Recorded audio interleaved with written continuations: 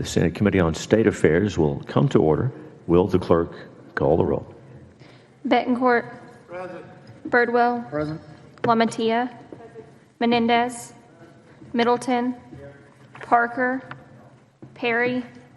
Schwartner. Saffarini. Paxton. Hughes. Here. Quorum is present. Senators and those participating, we have an aggressive agenda this morning. We hope we can get through all the bills before the floor session, but if not, it hopefully won't be too long if we have to come back. We do have pending business from last week, and it's our intent to vote at 1 o'clock. I know there are many meetings going on. Members are in and out. Finance is voting on the budget today, article by article, but we'll plan to gather at 1 o'clock to vote on pending business, including business from today.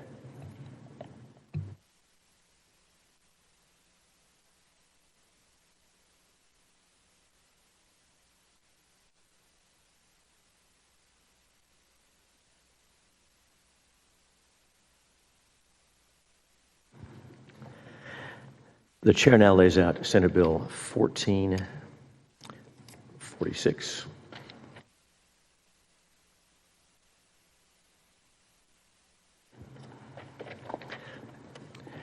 Senators, I have two bills on similar topics.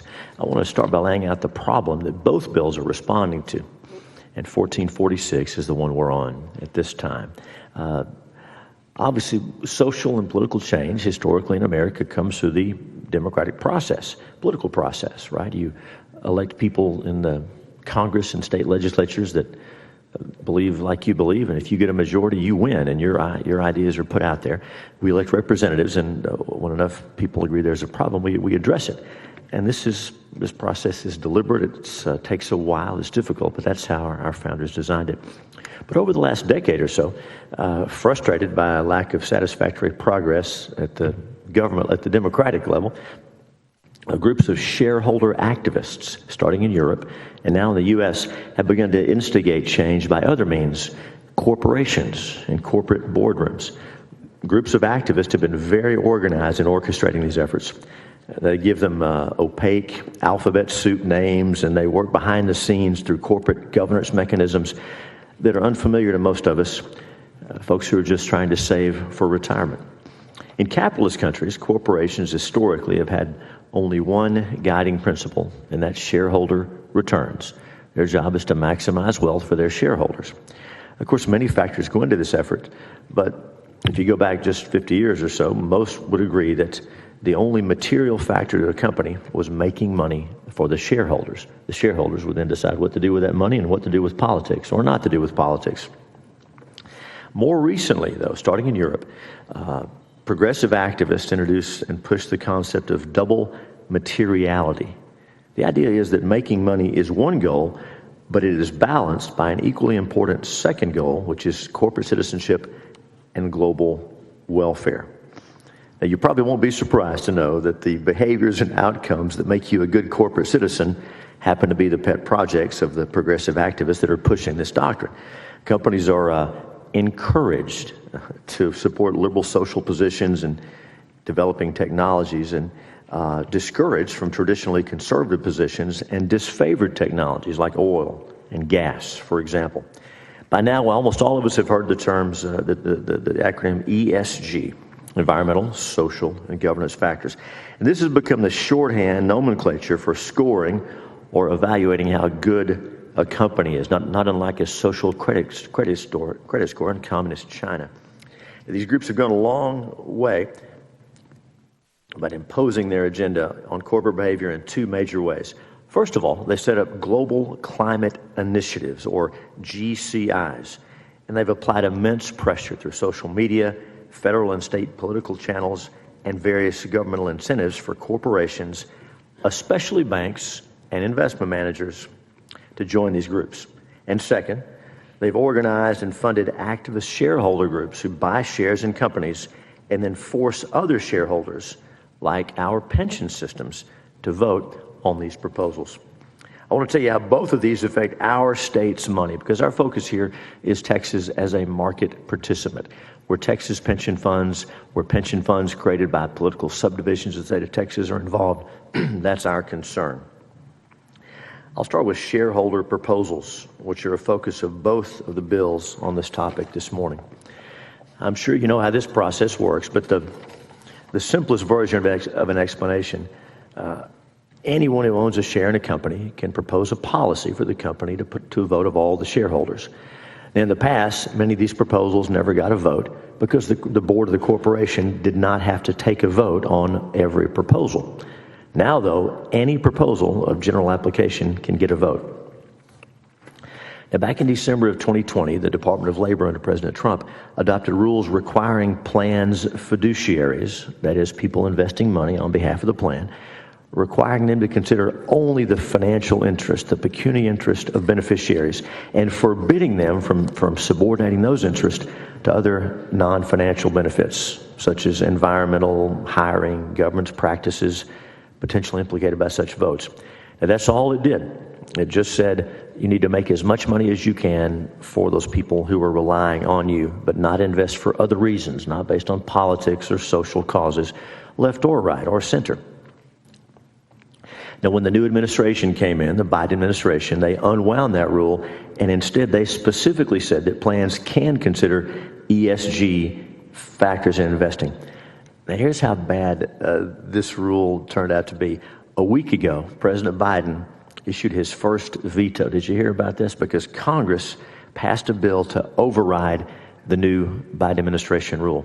Now, they can't agree on a budget or pass anything or agree on anything, but they did agree that you should invest people's retirement money to make those retirees money, not to pursue your political agenda. So that's how front and center this issue is. Under the current administration, these activist shareholder votes have really exploded. In the 2022 proxy season, 607 shareholder resolutions were filed on environmental, social, and governance issues, up 22% from the year before. And as of July of last year, 266 resolutions have been withdrawn following negotiations between shareholders and management, up from 223. A higher number of withdrawals tells us what? Well, that suggests that the shareholders, these activist shareholders, are getting more successful at pressuring companies to act without even having to take a vote. A leader of one of the activist groups says this, quote, "With the political dysfunction making it hard to get anything done, those who want things to happen go to actors who can, which is often large companies," unquote. So this is not what I'm saying about activist shareholders. This is what they say about themselves. That was Heidi Welsh, Executive Director of the Sustainable Investments Institute, part of the Proxy Preview Project. Now, pension systems like ours, teacher retirement system, employer retirement system, our state and our county and municipal retirement systems, they cast thousands of proxy votes every year. This volume makes it very difficult to do it in-house. So they hire proxy advising firms, which are really, there are only two of those in the U.S., and these firms make recommendations to investors on how they ought to vote on various proposals. As you will recall from previous hearings of this committee, our own systems have let their guard down and voted for some of these activist initiatives. ERS, Employee Retirement System, voted on a Bank of America proposal to limit lending for oil and gas exploration. So Employee Retirement System of Texas, shares belonging to that pension fund were voted in favor of a Bank of America resolution that said we want to limit future oil and gas exploration. And not long after that, Teacher Retirement System voted for a Lowe's proposal that had to do with the Texas heartbeat law and critical of states that had passed pro-life legislation. Again, we're not advocating that these companies should be taking conservative positions, but that they should stay out of politics. These shares being voted on behalf of the people of Texas. Insurance companies have also been a focus of these proposals. Proposals have been designed to force companies to limit or even refrain from insuring oil and gas businesses, to maintain data on the emissions of insured companies, or to have favored or unfavored certain insureds based on the social positions that they take. And that's going to be in the next bill that we'll talk about. Now, most of the time, these proposals are opposed by the company's boards because the boards are required by law to have the best interest of the company and the shareholders in mind rather than social or political considerations. And that's only part of the equation. Like-minded activists also push these large investment managers and banks to use their wealth to push a similar agenda. Now, the biggest three financial services firms, BlackRock, State Street, and Vanguard, control over $20 trillion in assets. Of course, that's other people's money. That's 401ks and state pension funds and other people who are trusting these firms to invest their money on their behalf. In fact, these three firms are the biggest shareholder in 90% of public companies in America, 90%.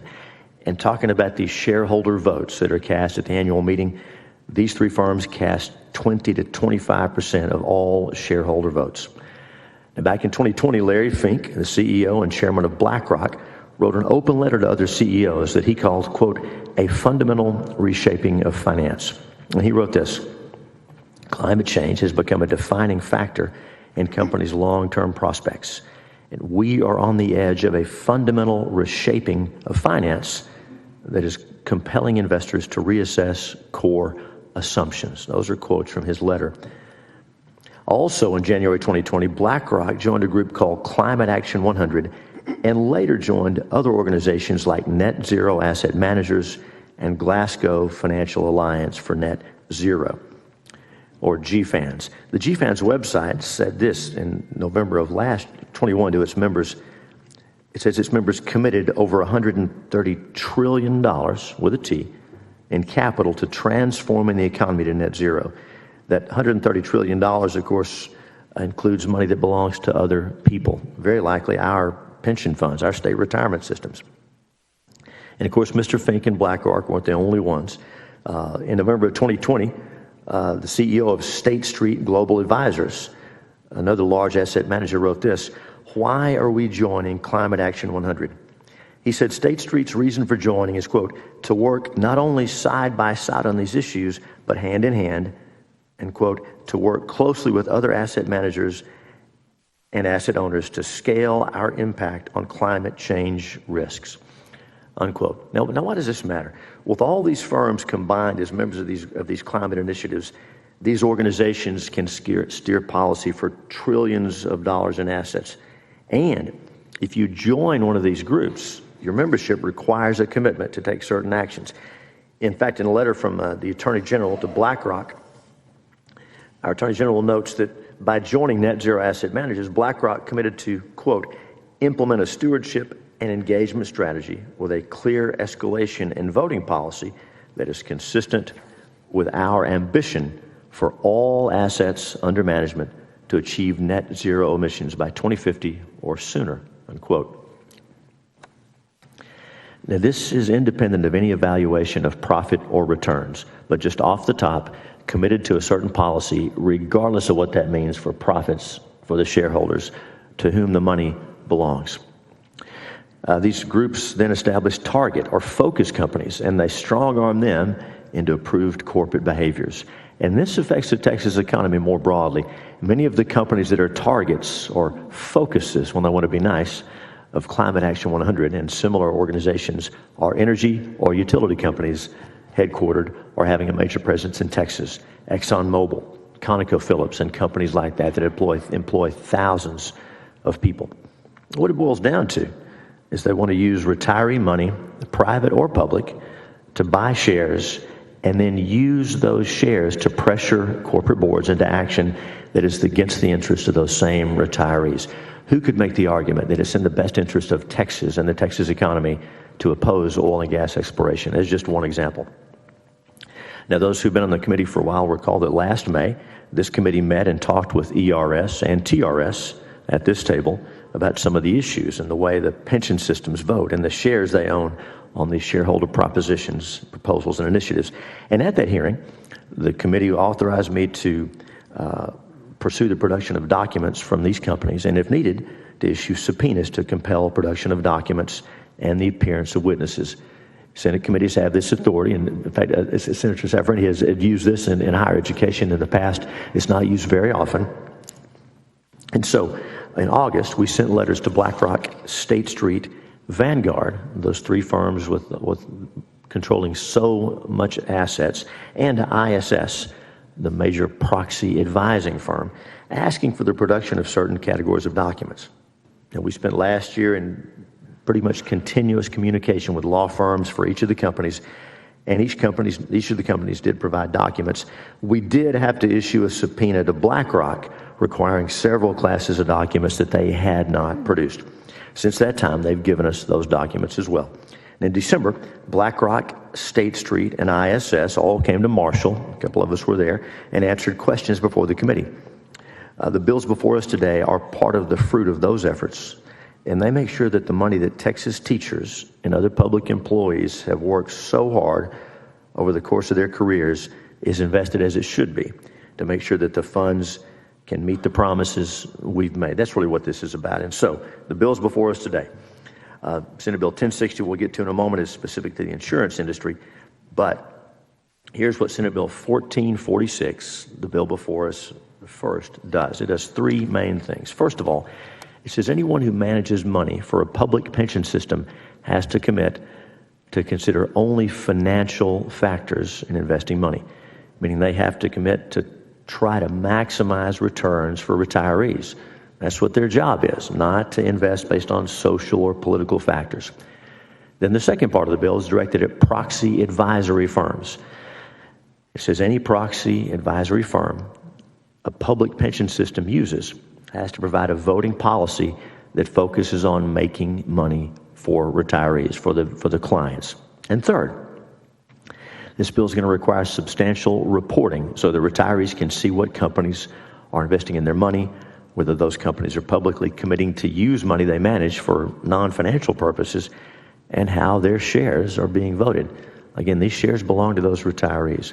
The bill applies only to contracts for services signed on or after the effective date of the act, as all of our legislation does. And so the systems have time to replace their service providers if necessary without incurring any penalties. I do have a substitute, which I'll now lay out, which makes a few changes. First of all, the substitute separates the way the bill treats investment managers versus proxy advisory firms, right? Investment managers, they have the money directly to invest. Proxy advising firms are the one that advise TRS and ERS how to vote shares that TRS and ERS hold. So those are separate roles, and the bill separates the way those are treated. And second, it makes several changes related to voting shares. It says that for a system to use a proxy advisory firm, the firm has to offer a policy that is focused on profit only, and that focus is carried out by defaulting to voting with the recommendation of the independent board of directors rather than the proxy advisory firm's opinion.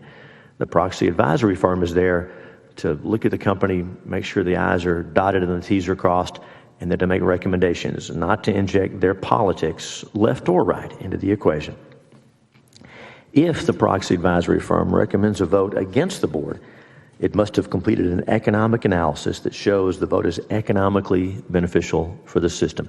As you'll note, the thread running through all this is returns for retirees and investors as opposed to politics. The substitute also says that public systems that do not use an advisor but instead have their investment managers vote their own shares must require the managers to vote the system shares with the independent boards of the companies. And if they don't, the manager has to complete an economic analysis showing the departure is beneficial financially. And third, the substitute strikes the portion of the bill that was changing the duty of care for various systems. This was a drafting change that was never requested to begin with, and the duty of care for each system has been in place for a long time, so we don't want to mess with that. This bill does not substantially alter the duty. It just clarifies that it must be implemented to maximize returns for retirees. And fourth, it says a pension system that has hired a manager that is not complying with their duty under the law can sue the manager to enforce the law. There are no damages, just an injunction with attorney's fees so that investment managers comply. Members, you're really familiar with this topic, but it can get complicated, so thank you for permitting me the long layout, and I will yield for your questions.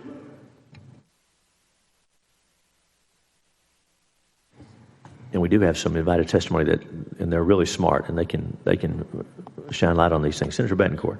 Mr. Chairman, thanks.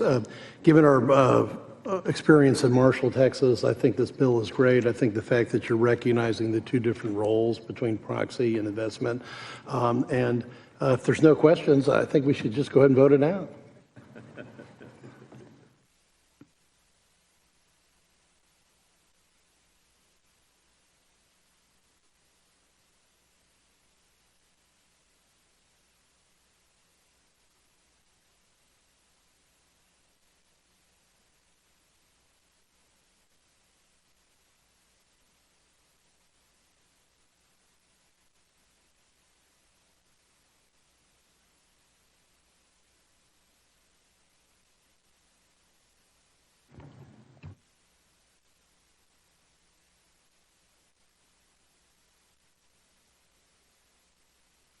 Senator, we have resource witnesses here from the Employee Retirement System of Texas, Teacher Retirement System of Texas, and the Pension Review Board. Let's call them at this time, and Senator Zafferini has some questions.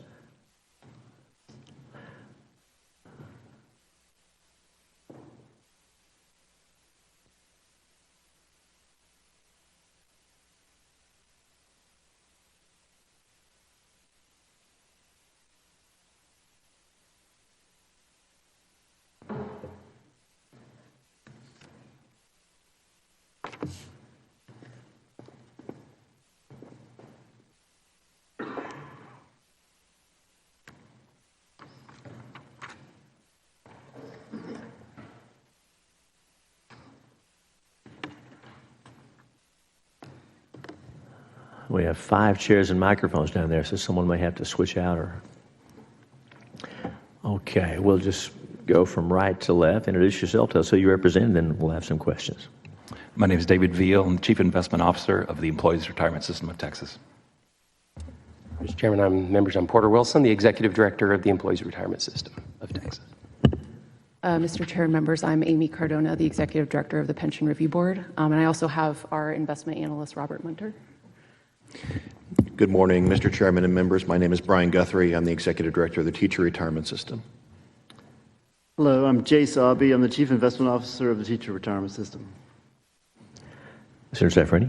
Thank you. I'll just ask the question and see who would like to answer. I have them for ERS and TRS, but if anybody else would like to answer, that's fine. To begin with, what qualifications, criteria, or experience do you consider when you hire an investment manager to help you manage investments on behalf of Texans?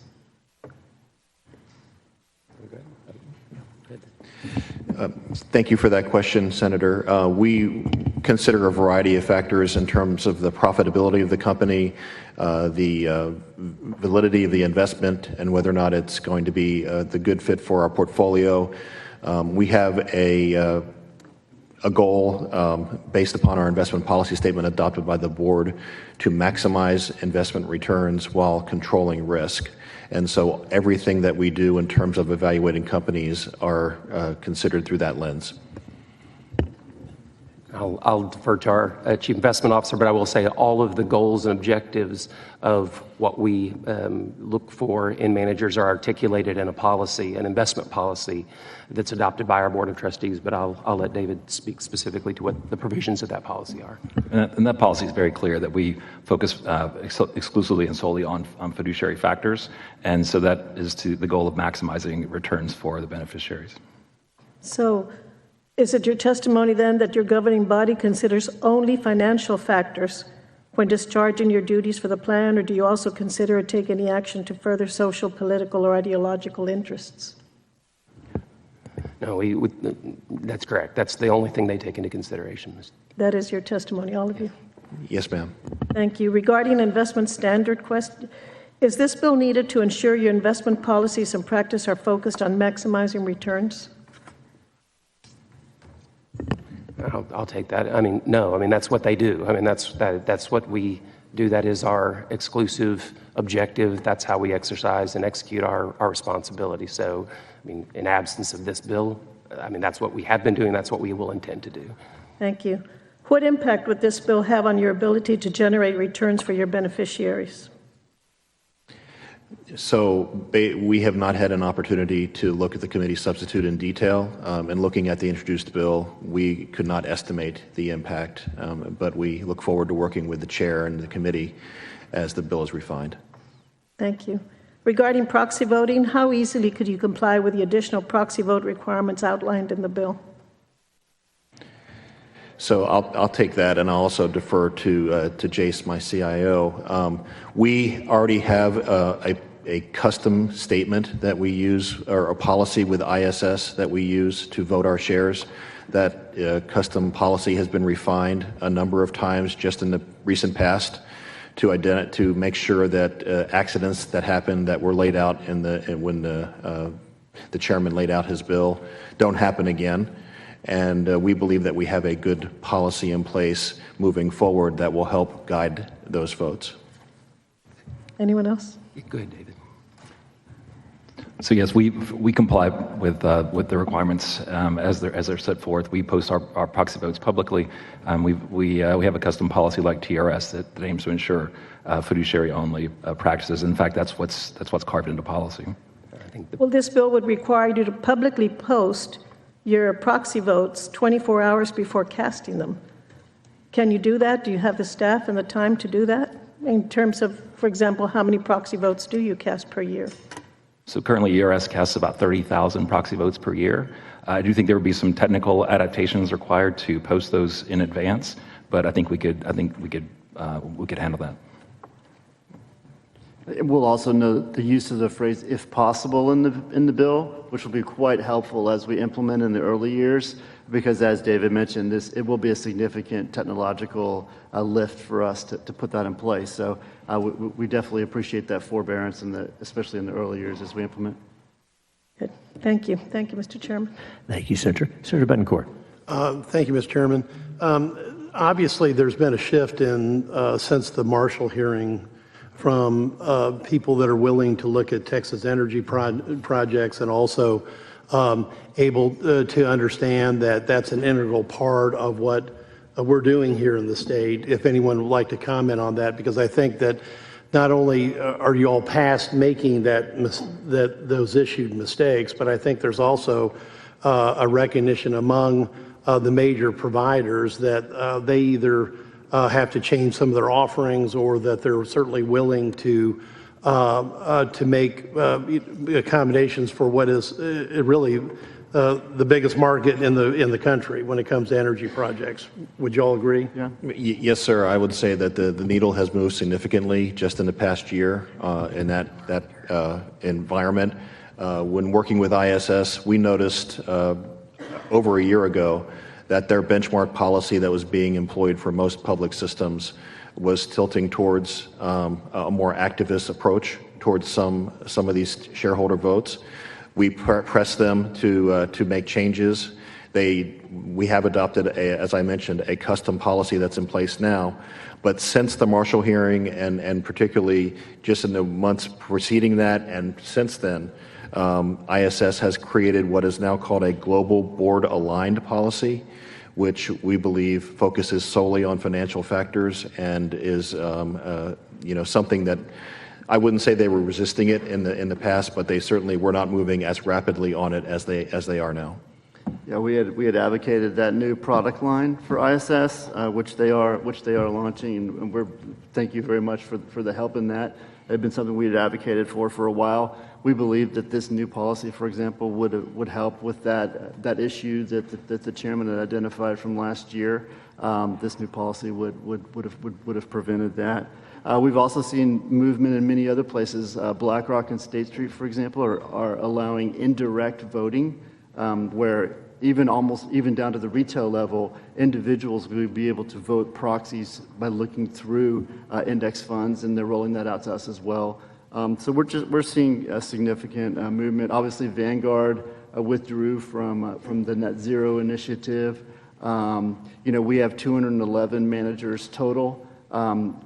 We took a look at them. The percentage of assets that we've managed that have signed the big three agreements. So, a Net Zero, the UN's Principles for Responsible Investment, and Climate Action 100+, 60% of our managers have signed at least one of those.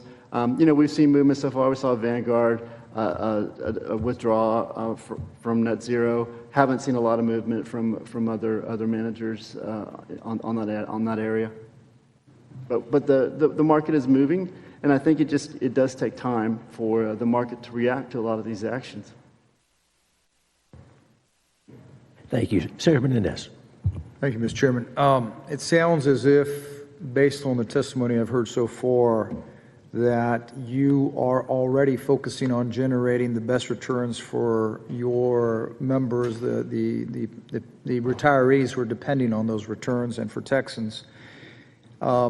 Thinking about that, is there a potential for any unintended consequences if this bill were not to be, and I know you just received the committee sub, so as you review it, that it be written carefully as you think about that? I sometimes think because the lawyers who draft this legislation sometimes have the best of intentions, but unfortunately, when you translate things into practice, it doesn't always work. So as I ask you to review it, I want you all to look at them and ask, whether there should be a prescriptive fashion or maybe something more principles-based in order to make sure that we don't create anything like the phrase in particular, when possible or if possible, that was helpful. But anything like that would allow you not to have any unintended consequences or cost in particular. If this is about maximizing the returns to the retirees, which I agree with, we need to make sure we don't, have any pitfalls. And so if you all please review those and get back to us on what we can do, because I know that you guys, being state employees aren't allowed to lobby, but we are asking for you for any potential pitfalls that you may encounter or see that might be something that we can improve the bill. Thank you. Thank you, Senator. Is there any other questions for our resource witnesses? Thank you each for being here and for continuing to work with us in this process. Thank you very much. Thank you. And Senator Saffarini, I'll say as we're preparing for our next witness, we are thankful that our ERS and TRS and our pension systems do have these goals.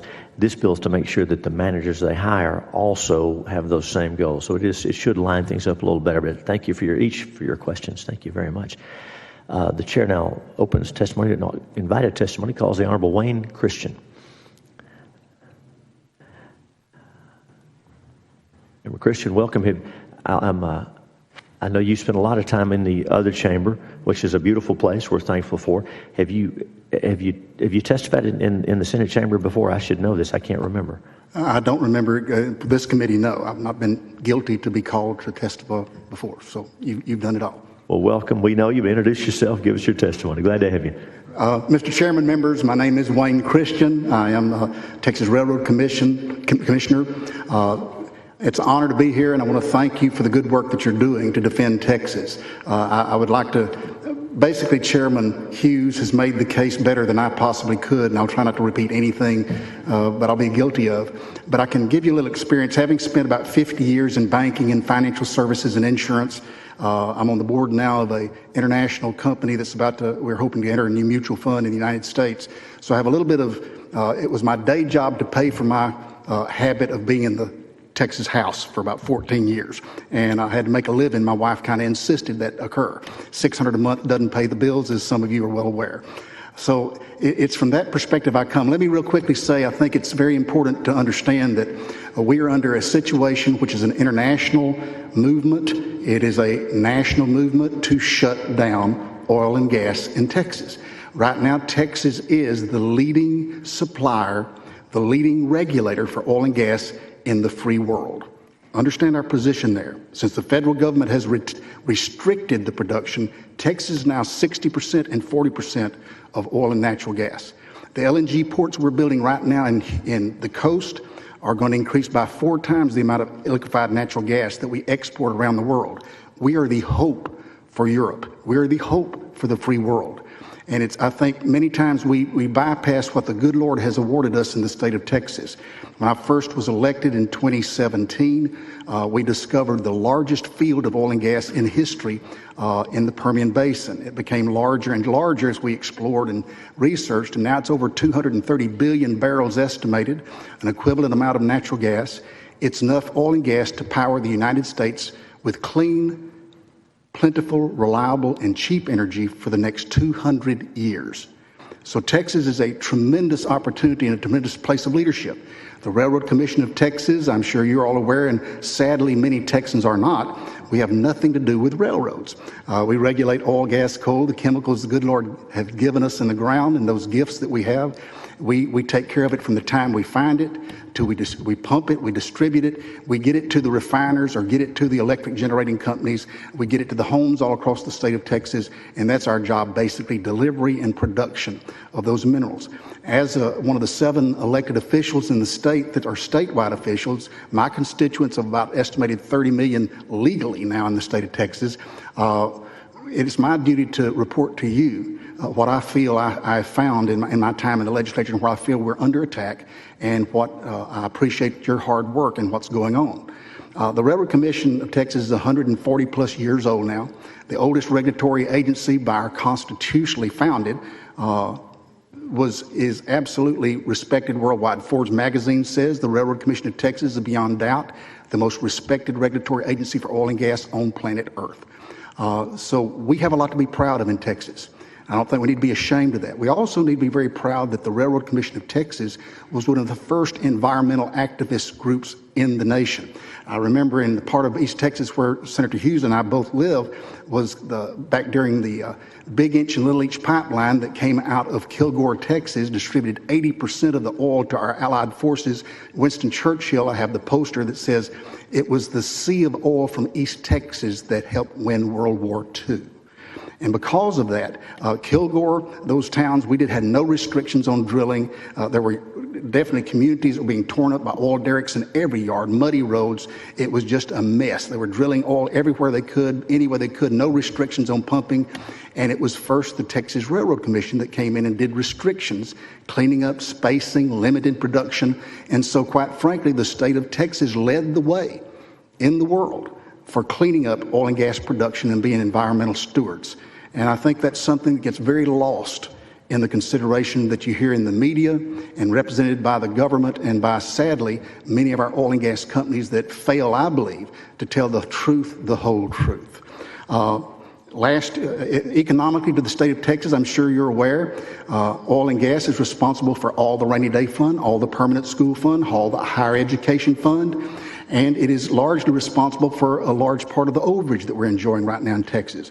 In fact, according to the Texas Oil and Gas Association, the industry provided a record $25 billion in taxes and royalties last year and over $200 billion over the last 15 years. So it's very important that we defend oil and gas in Texas. When I first came in as an old banker, I wanted to figure out, okay, what was it really paying the legislature? I'd served in a number of years. What were we really returning over time? And so they did a calculation for me, and for every dollar that the legislature funds the Railroad Commission, currently the state receives $78. When I first came in, it was about $56, so it's done quite well to increase that return. I called my friend, our friend, Glenn Hager, and I said, Hager, if the legislature don't want to make accommodations for that 1 to 72, 78 return, I said, we could do some state bonding situation, guarantee pretty good return to the investor and return it pretty clean. But I'm very proud of what Texas has done. We should all be. This is Texas, very different from any other state, really any other nation. And so real quickly, let me go pass away bragging on the Railroad Commission in Texas and let you know my big concern is the war on the state of Texas to shut down oil and gas production, period. It's undeniable. There's a group called the World Economic Forum that people that are not exactly friends, I believe, of us, including George Soros, Mr. Lawrence Fink, Larry Fink, that has been mentioned in Chairman Hughes' comments, and some of the others of the people who have testified, who is now currently the largest residential purchaser in their metropolitan areas with his BlackRock Financial. But they've started, and let me kind of, as an old businessman, kind of acquaint what's going on here and has been mentioned. Both the President of the United States and these folks have announced that their desire and the direction we're moving is called stakeholder capitalism. Right now we enjoy shareholder capitalism. We have free market capitalism.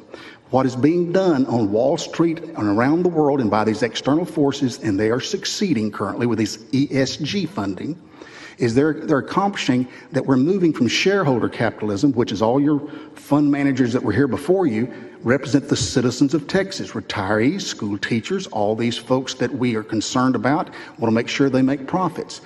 And that's the current shareholder capitalism. What they want, and the president has announced, is stakeholder capitalism, that the corporations no longer work for the shareholders directly. Primarily, they work for the stakeholders. The question then becomes, who are the stakeholders? And currently, the stakeholders are the political elitists, the financial elitists, and special interest organizations. Those thus far have been identified. But what that leaves out is the shareholder. It's been mentioned, okay, what about the profits that should go to the shareholders? I believe you'll take Mr. Fink and his organization raised about $40 to $50 million to purchase, technically, 3 to 4 seats on Exxon's board of directors.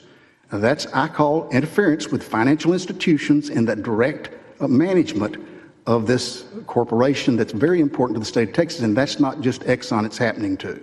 So there is a move of mixing government and corporate relationship. I think it's been titled the woke movement, and it's mixing corporate interest with governmental authority.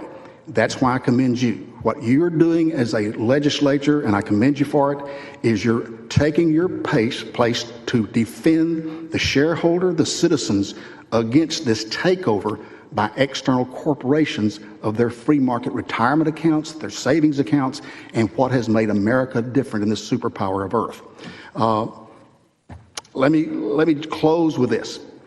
Both chambers in the United States Congress passed $372 billion, I believe, give or take a few dollars, a little package that is coming to us, whose intent is to shut down oil and gas. We haven't really suffered part of that. Understand this ESG history.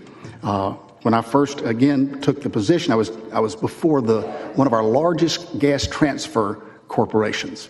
And that corporation had their annual meeting. They allowed me to speak to the board, but their Wall Street representative spoke to us. And this was back in 2020, I believe, or 2018, in that time period.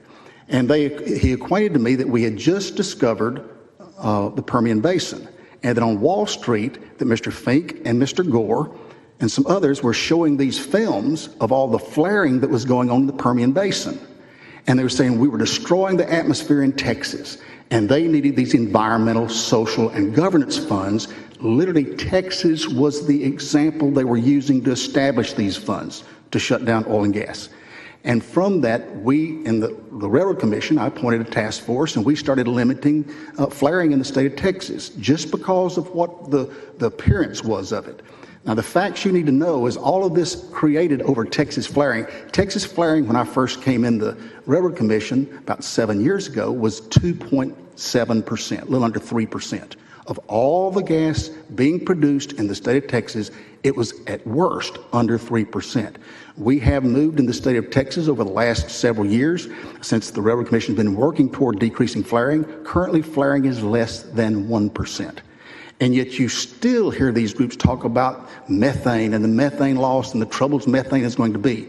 I challenge you in any business or any agency that you have in this state, if the problem is less than 1% in any area, you pretty well think there may be some other problems that might calculate your attention more than less than 1%. And frankly, it's not been the government that has fixed this. It's the private industry. And almost every time, sadly, and I'm a part of government, at any time we try to do things versus the free market sector, folks, it's not nearly as good, nearly as clean, nearly as cheap, and nearly as profitable. We face that same threat right now that many of our companies, many of our friends, and many of the people we talk with here are for a lower carbon future for oil and gas. That we need to lower the carbon. Carbon is a big threat. I would ask you to do some research. I'll be happy to provide you with some research that I've done on that carbon clean situation. And quite frankly, carbon dioxide is something that it takes for humans and plants to live. If plants don't have it, they can't breathe, they dry up, and you don't have food. The past 15 years, we've had a larger amount of CO2 than many times in history, and yet we've seen 1/3, 15% increase worldwide of greening, which means more food, more plants, more moisture than before. And yet we find ourselves, I believe, with a false scenario that carbon reduction is necessary for mankind to survive, or the world's going to blow up.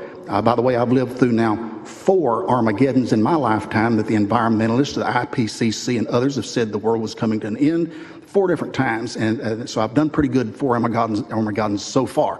But it's amazing that we now are looking at the news, our presidency, our entire government telling us that we can't do something that helps mankind. It's a new religion worshiping Mother Earth. BlackRock CEO Larry Fink, the company's lost around $4 billion in assets the last year or so. That's really sad, but you got to understand, at his best, when the market was up about 2 years ago, his wealth in those funds was $11 trillion with a T on it, dollars. And so when he came to Texas telling us that they were really friends to oil and gas, and they had, I forget how many $100 billion in oil and gas, You divide that into 10 trillion, it's not exactly a large percentage of his worth. The other problem is the fact that we're interfering with direct management of people's money. These fund managers that were sitting around the table here are very interested and understand their job is to make the most for their shareholders or for the people of the state of Texas and the teachers and all of this. They can do that, but they do not control how the funds are made up, how the investments are packaged. That's what's being attacked above our pay grade. What's happening is, for example, these ESG funds came an article just about 2 weeks ago. And the funds are being prepackaged, and there's about 1/3 of the fund themselves that are already identified as being, quote, ESG. Now, understand there's no official ESG definition, no such animal as ESG in legal reference, and the managers that are of these funds are supposed to be under fiduciary standards to work for the shareholders, for their investors. But all of a sudden, only 1/3 is ESG, which means every one of these funds, and I believe there was around 264 funds that claim to be ESG. Well, last week, they found that 1/3 of the funds being the same investment, it did away with the reason we have mutual funds to start with, is after the Great Depression, about I believe it was 31, the first mutual fund was created. And it was to diversify the investment. They guarantee that you can never have less than, I believe, 10% in any one company, in any mutual fund. It let diversification. It required professional management with fiduciary standards to work only for the shareholder, and it allowed those attributes. Well, if you have now in these ESG funds only 1/3 is in every one of those 364 basic funds, because those have been identified as the only ones they can identify, you have decreased diversification, increased risk, decreased safety to every investor. Then the returns that these fiduciary standards are supposed to take care of to the shareholders, we have reduced that. In fact, the research shows in the last 10 to 15 years, had there been these ESG standards, it would have been a 20 to 40% less return on these investments. So in every angle, I support Senator Hughes's bill, the other fights that you're having here for defending Texas. And again, I remind you that this is one great part that we enjoy. Lastly, a lot of the argument we've done this last couple of years has been because of Storm Uri and the electric generation. I want you to be very careful to understand that gas is important in the state of Texas. We regulate the natural gas. But we need to also understand that gas is just 11% of the natural gas being produced in Texas goes to generate electricity. That means 89% on average of natural gas is to other purposes of the citizens of Texas, and none of the oil, which represents over 6,000 products and all inflation, gasoline inclusive. So this bill, I think, is important. I commend Senator Hughes and your work at this. And from the Railroad Commission, know that we're available to your offices for research. We do research for nationwide for people, and we certainly want to do it for you as senators and those that are here in this. Thank you for letting me speak on this, and I am for this amendment. Thank you for your testimony, Commissioner. Senators, any questions for Commissioner Christian? Thanks for your work, and thank you for being here. Thank you very much.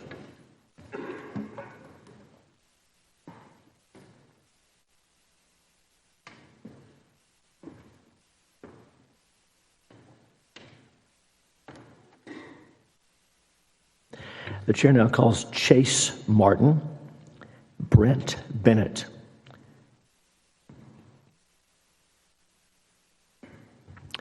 Chase Martin and Brent Bennett.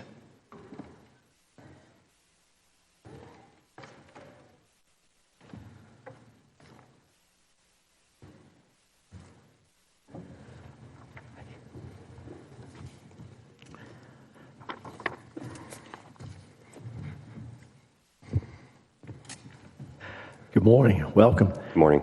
Introduce yourself. Give us your testimony, please. Thank you, Mr. Chairman. Brent Bennett with the Texas Public Policy Foundation. Mr. Chairman, I think your layout pretty much said most of what I had intended to say, but I'll just add a couple of figures and graphics to it. In the testimony that's being passed out, there's just a graph that kind of explains in a flowchart form kind of what the chairman laid out in terms of how there are collusive entities that are gathering together different market participants to try and collaborate and essentially enforce political agendas on the market. And so that is essentially the core of the problem, and then that agenda gets forced on public companies, and then through public companies, even through private companies, through vendor relationships and so on. So this is really a market-wide problem that we're trying to address, and we really commend the work of this committee over the past year, to get to the heart of what's going on, what is happening, what isn't happening, how are our pensions being involved in this. I think that, clearly, and as the second figure in my written testimony shows, there's been, because of our pensions have been using ISS policies, and they've actually been voting for more of these shareholder resolutions, or at least as many of the investment firms that Senate Bill 13 sought to point out as being, energy boycotters. So, again, this is just a function of getting our investments and our proxy voting in the state aligned properly, and we really commend the pensions over the past, from what we just heard there and what we've observed. I think they've been doing a good job of trying to make sure that what they're doing is aligned with the will of the legislature and Texas voters, and also that that there's basically, keeping things in check with their investments and proxy voting. The last two things I'll say is that I think this bill, as we read it, really kind of codifies what's in process and being done, and ensures that it's applied consistently. There's over 100 different pension systems in the state, so we want to ensure that the policies are applied consistently, and also that the reporting provisions we think are very important, because it's important that the state has transparency into the people of Texas have transparency into this. A lot of the investments that we have with a lot of firms like BlackRock and other firms that either are on the SB 13 list or should be on it are in illiquid investments, and often we're not able to divest from them. So we have to make sure that we are managing that money properly, that there's transparency into how it's being used, and so on. So we think this bill does a good job of taking care of all those issues. So thank you. Thank you for your testimony. Welcome. Introduce yourself. Give us your testimony. Thank you. Chairman Hughes, I thought you did an amazing job explaining and laying out the bill. But I'd like to thank you for the opportunity to testify today in support of this bill. My name is Chase Martin. I work with the Opportunity Solutions Project. It's a nonprofit, nonpartisan organization that seeks to enhance individuals' paths to self-sufficiency. So we heard from the retirement folks about the people that have their money in the Texas retirement system. These are teachers, police officers, and firefighters who, after a career of public service to Texas citizens, have more than earned their financial security. I know we have a limited amount of time, so I want to just jump ahead a little bit. ESG investing typically yields lower returns, and it does not achieve its stated goals. A recent study demonstrated that out of 20,000 mutual funds representing over $8 trillion, regular funds outperformed ESG funds every time. Time and time again, ESG funds underperform the S&P 500, and ESG money managers typically charge 40% more in fees to their clients. So the bottom line is the financial futures of Texas teachers, firefighters, and police officers are not slush funds for political activists.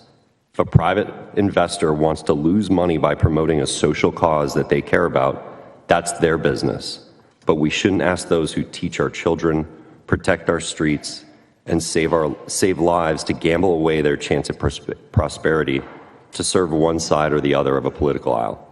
So with that, thank you very much, and I'll take any questions. Thank you for your testimony. Senator, any questions for our witnesses? Senator Middleton. I did. Hey, thank you, Chairman.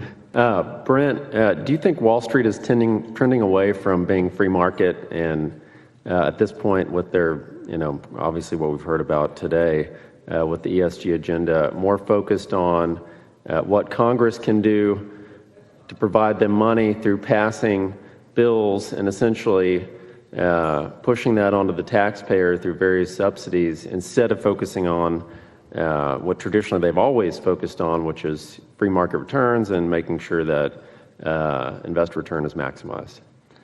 Thank you, Senator, for that question. Yes, I think that there's a real danger in the level of market concentration that we're seeing in a lot of sectors of finance. I think a lot of that is due to just the heavy regulatory environment being imposed on the industry. And that in turn, leads companies to seek further market advantage, and it also creates a lobbying constituency for whenever there are government handouts being made. It kind of facilitates more of that, right? As companies start to get more subsidies for X, Y, or Z activity, then they are going to become dependent on that and want more. And when there's market concentration, that also allows for companies to have a more kind of vested interest in seeking, their own benefit. We call it rent seeking, right? Versus, having a really competitive market. And so there's, especially I think, in the energy industry, that's a concern, where there's going to be companies that are becoming more reliant on, government handouts, especially with the Inflation Reduction Act that was just passed, and that's going to lead to, therefore, more of this kind of rent-seeking activity, and ESG is kind of in line with that, right? It's basically companies that are, it's investment firms lobbying companies to,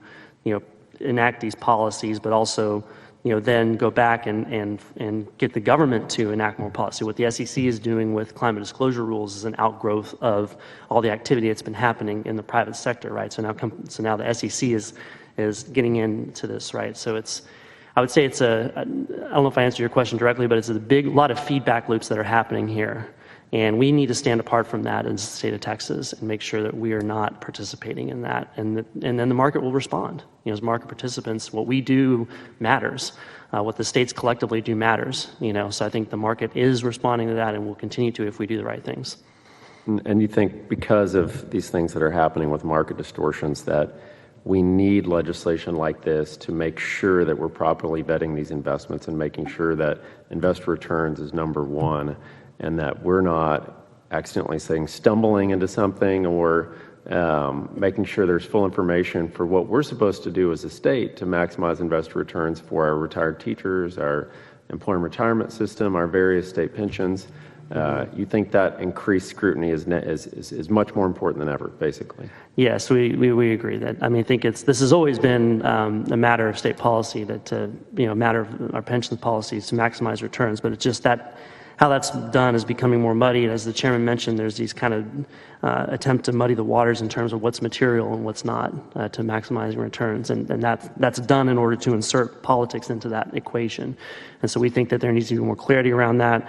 And that's why this is necessary now, because it's something that we need to make sure that we are, especially in our relationships with our outside managers and our advisors and consultants, that we're being clear about what we want. Thank you. Yeah, just really quickly, I would say that it's good policy to focus on the fiduciary interests, but it's great law, to solidify it. I agree. Thank you. Thank you. Thank you, Senator. Senators, any other questions for our witnesses? Thank you for being here. Thank you. Appreciate it. We'll open public testimony, and the chair calls Tom Glass, Robert Green, Stephen Gassenberger, Tyler Grossman, Gregory Porter. I see we have Tom Glass, Robert Green, Stephen Gassenberger, Tyler Grossman, Gregory Porter.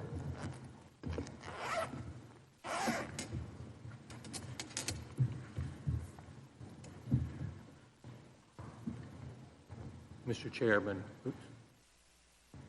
Hold on one second.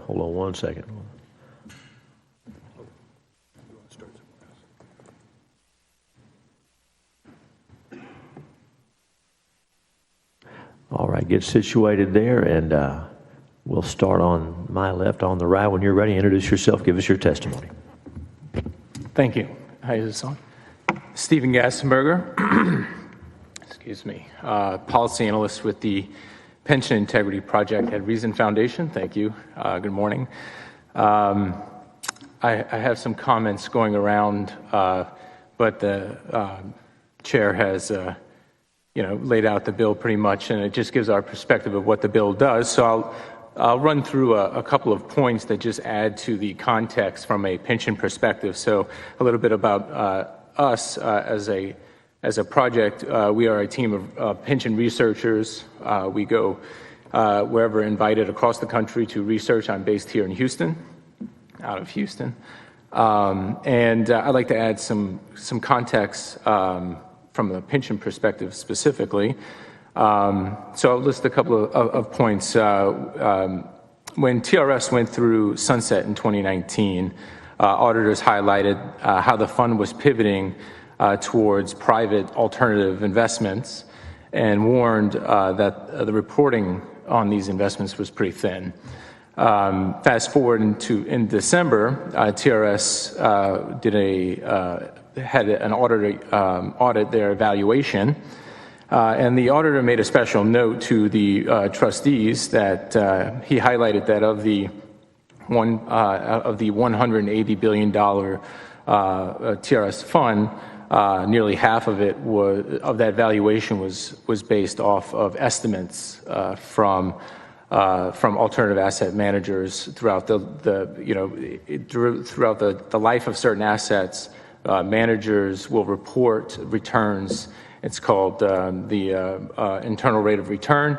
That's an estimate that they offer, and that's folded into the evaluation. So we wanted to highlight that statement by the auditor. And this trend is highlighted in the handout I just. You can finish your thought. Go ahead. Thanks. Sorry. We'll probably have questions this as well. trend is highlighted in the handout I just passed around. The two images show the asset allocations of the two major systems in Texas. It shows how 20 years ago, they were comprised mostly of public equities and bonds, and today they are heavily invested into these alternative assets. It's just to highlight the new times we are in, and I don't want to highlight TRS and ERS specifically. This is just the times that we're in. Of the 100 plus PRB reporting systems, they all kind of reflect this trend. And SB 1446, we believe, is a reasonable reaction to this new trend. It updates already established law to accommodate these new assets. You can say the same thing about the proxy reporting requirements. The proxy votes have exploded over the last few years. The complexity of these votes have changed over the last few years as according to the testimony given in Marshall by ISS, these shareholder resolutions have changed significantly over the last few years. So this updated guidance from the legislature we find to be reasonable and appropriate. I'll pause there. Thank you for your testimony, and you answered a question I was going to ask you. I want to make sure I'm clear. So we know that you study pensions. It's your role, and you mentioned this move to private assets, alternative assets, I guess limited partnerships, things like that. Yes, sir. And I think you said this is not unique to TRS, ERS. Tell me, is this a trend in pensions broadly, or is it just here? Tell us about that. It is TRS and ERS. Those graphics in the handout reflect public pensions across the country. It is not unique to those two systems. It's not unique to Texas. It's just the asset allocation has changed significantly since 2000. You can see it escalate after 2008. There's nothing inherently wrong with these assets per se. These have provided good returns initially for these systems. We feel like the added reporting in 1446 would just kind of highlight those limited partner relationships in the fund. Thank you. Senator Menendez. Thank you, Mr. President. So as you study pensions around the country, would you find, or has it been your experience that the diversity of investments has been driven by the interest in higher returns from the pensions around the country? Because I'm assuming that the managers of these pensions are compensated based on the returns, and so it's in their best interest to drive the highest returns for the pensioners. Is that not correct? Mr. Chair, Senator, absolutely. You can pretty much look at the Treasury rates and the trend in the Treasury rates to see a kind of a correlation away from those fixed income assets and public equities to more private alternative assets, because those fixed assets were not returning you can get 12% return in the 90s on a 30-year Treasury bond. That's just not in the cards today. So asset managers have to diversify, and it is in our interest as researchers that all be transparent. Okay. Thank you. Thank you, Mr. Chairman. Thank you, Senator. Thanks for your testimony. Mr. Green, welcome. Introduce yourself. Give us your testimony. Thank you, Mr. Chairman.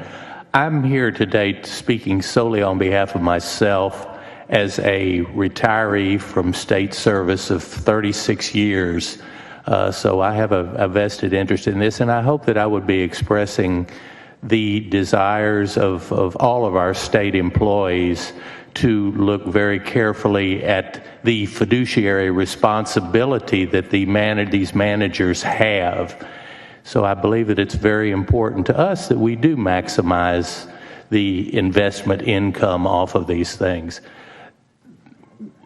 I won't take much longer, but I think this is a good bill, and I think it's something that we needed here, and I hope that this bill is passed out of this committee and on to with a recommendation that it do pass. Thank you. Thank you for your testimony. Sir, is there any questions, Mr. Green? Thank you. Mr. Glass, welcome. Introduce yourself. Give us your testimony. My name is Tom Glass. I represent Texas Constitutional Enforcement and myself, and we're in favor of this bill. I'd like to go today to kind of the fundamentals of what America's built on. Our organization's motto is "Let Texans Run Texas." Over on the Zavala Library, we have Article 1, Section 2 of the Texas Constitution that says all political power is inherent in the people and all free governments instituted for their benefit and under their authority. And we think that is the core idea of what Texas is and what the United States was created. If you think about what the framers did, when they created our republic in the early days, they were getting away from where the elites ran everything. They called it the ancient regime, where the aristocracy and the wealthy ran everything through global corporations that were chartered by the crown. And what they did then was a revolutionary idea, and it's one that has benefited the world and the people that live here ever since. The World Economic Forum's Great Reset Initiative in the implementation of ESG is seditious to the founding principles of America, which is self-government. And they want the elites to come back. They want to bring back that ancient regime back to run our lives. If you want to characterize it, you could say America was founded on that we want citizen-directed government. Of course, the opposite of that might be government-directed citizens, but even worse than government-directed citizens is global corporate-directed citizens. When I think about George Washington and John Hancock, two of the wealthiest men in the United States when the revolution started, they realized that as long as this ancient regime, where the center of the universe, London, controlled their lives, they would never be as free as they wanted to be. And that's what we're facing once again, is what they fought for. Thank you, Mr. Glass. Senators, any questions for any of our witnesses so far? All right, thank you. Go ahead, introduce yourself, give us your testimony. Thank you, sir. My name is Tyler Grossman, and thank you, Chairman and the committee. I'm the Executive Director and Chief Investment Officer of the El Paso Firemen and Policemen's Pension Fund. We currently have around $1.7 billion under management and represent 4,000 active and retired members, first responders. And so today I'm here to testify on the bill. On behalf of my trustees and obviously the members, we take our fiduciary responsibility to extreme point. We're here to make money for our members. We are 100% committed to doing so and adhering to those fiduciary responsibilities. But I want to make sure that you understand that we do not take into account ideological or cultural or any of those items when it comes to our investment process. Our process is the same as the Teachers Retirement System, ERS, and all the state funds. We definitely do our due diligence on our managers to make sure that they understand that that's our process. 10 years ago, ESG used to be asked of that question. I said, I'm from Texas. That's not an issue for us. We were not interested in any of that way of investing, I guess you used to say.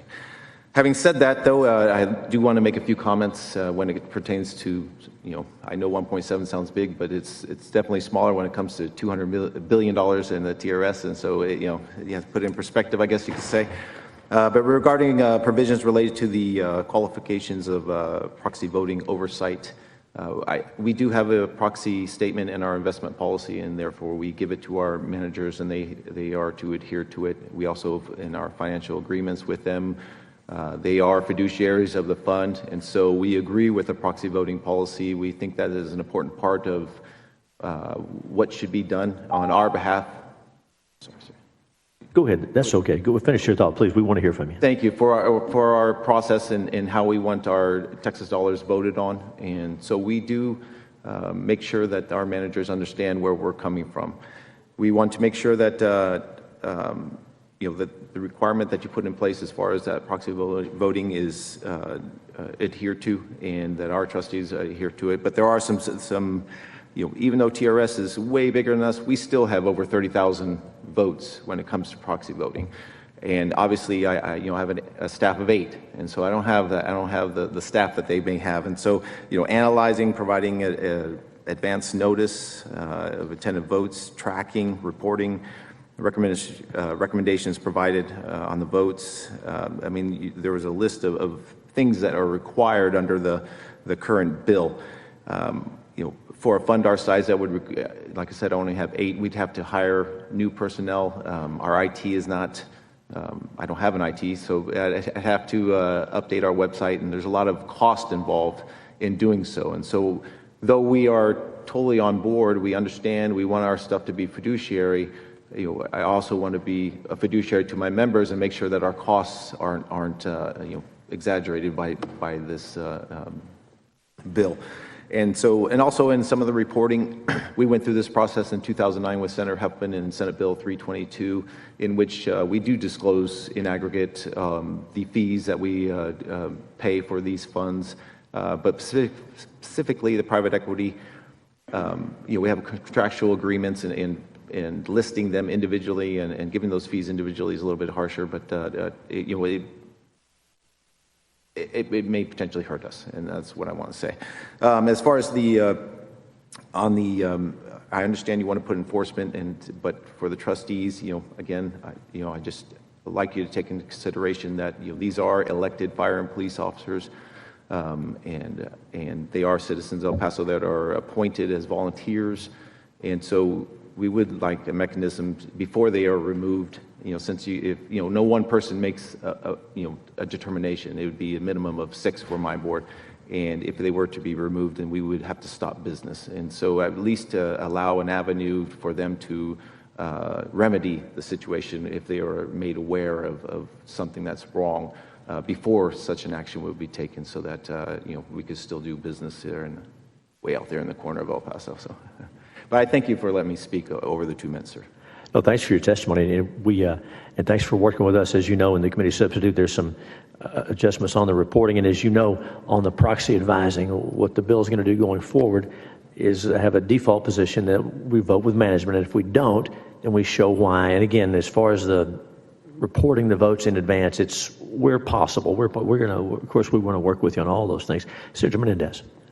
Thank you, Mr. Chairman. I want to thank the gentleman from El Paso. I'm sure there are quite a few other fire and police pension funds around the state. I know City of San Antonio has one, and others that might be in the same situation that you're in.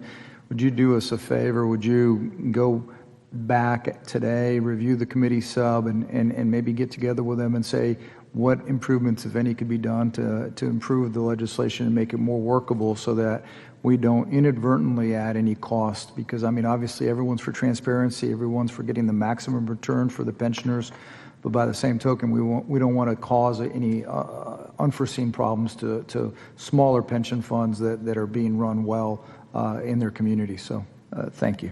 Definitely, sir. Thank you. Thank you, Mr. Chairman. Thanks for your testimony. Members, any questions for any of our witnesses? Thank you each for being here. The chair now calls David Carter, Rayford Brown. Chair calls David Carter and Rayford Brown.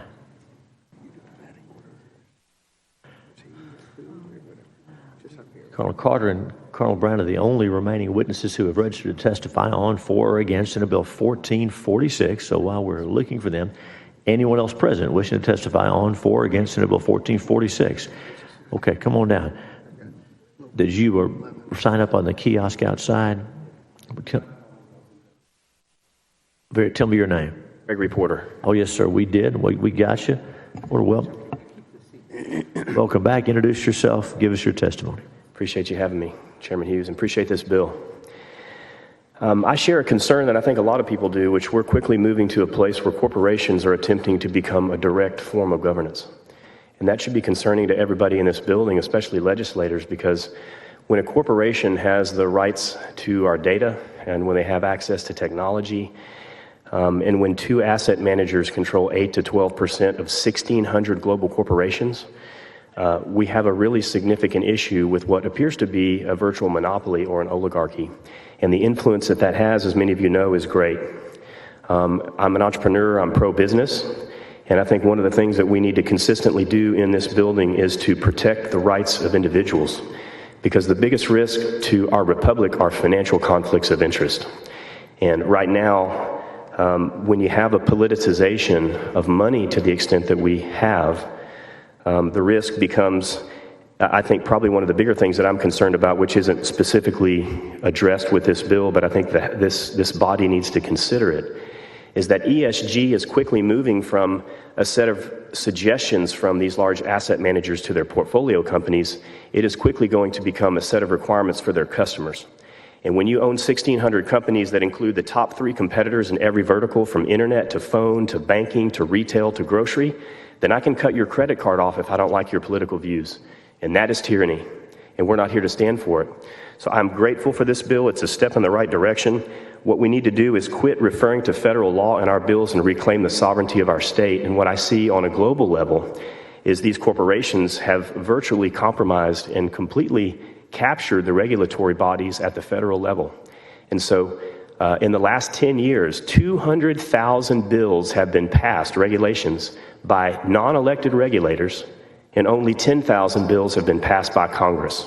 So we live in a country now that is run by regulators that are captured by these large corporations. And I'll wrap with this. Again, the biggest risk to our republic are financial conflicts of interest, and the thing that we need to do is to really battle financial conflicts of interest that we can't control at the federal level by empowering the individual and taking the pro-liberty stance that we have to regulate business, because businesses do not have the right to violate our constitutional rights and the basic human right of privacy. Thank you. Thank you for your testimony. Members, any questions for the witness? Thanks for being here. Thanks for carrying this bill. Appreciate it. The chair now calls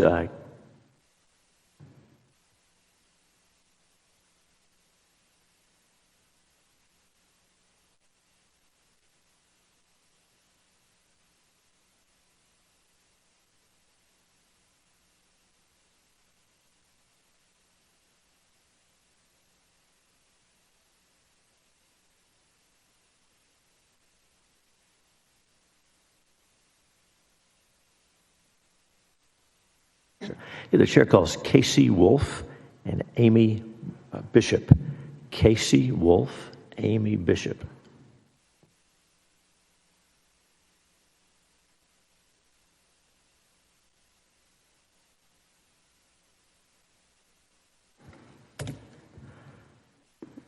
Welcome. Introduce yourself. Give us your testimony, Bishop. Good morning, Chairman Hughes and Senators. My name is Amy Bishop, and I'm the Executive Director of the Texas County and District Retirement System, and I'm here with Casey Wolf, our Chief Investment Officer. As a starting point, please know that at TCDRS, we don't receive any funding from the state of Texas. We partner with 830 counties and governmental districts to provide retirement benefits to over 345,000 hardworking Texans. We manage about $45 billion in assets, and we've been doing that for over 55 years successfully. In all that time, our fund has never had an ESG policy. We don't intend to have an ESG policy. Our stated objective is to maximize the returns for our members and beneficiaries. This bill, as filed, and of course we haven't had a chance to look at the substitute yet, but as filed, we have concerns that it could impair our ability to maximize our returns and have financial impact on our employers. We're worried that conflicts in the bill would keep us from partnering with some of the best investment managers in the world over issues such as violation of fiduciary duty and protecting competitive advantage. Over 70% of our portfolio is in private market asset classes, and without any exception in the bill for private markets, the proposed legislation may prevent us from working with these managers. If we had to adjust our asset allocation, we estimate it could cost us over $6 billion over the next 10 years, and this would cause our employers' costs to more than double. I appreciate you listening to our concerns. I'd be happy to answer any questions, and I look forward to working with your office on any revisions. Mr. Wolf. Yes, sir. Introduce yourself, give us your testimony. My name is Casey Wolf. Get a little closer to the microphone. Oh, sorry. My name is Casey Wolf. I'm the Chief Investment Officer of Texas County and District Retirement System, and I'm just here in support of Ms. Bishop in case there are any questions from the committee. Thank you. Members, any questions? Thanks for being here. Thank you. And as they're departing, I'll note that we're thankful that TCDRS does not do ESG. But if they hire managers that do, that will not be allowed. Let's be clear about that. If they're hiring managers who have pledged to use all assets to push political agendas, that will be affected by this bill, and it must be. Thank you. Thank you.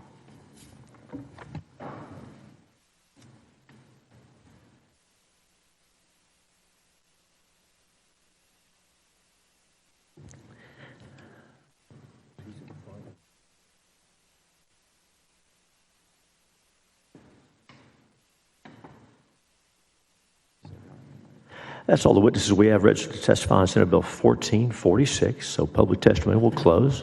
Bill's left pending at this time.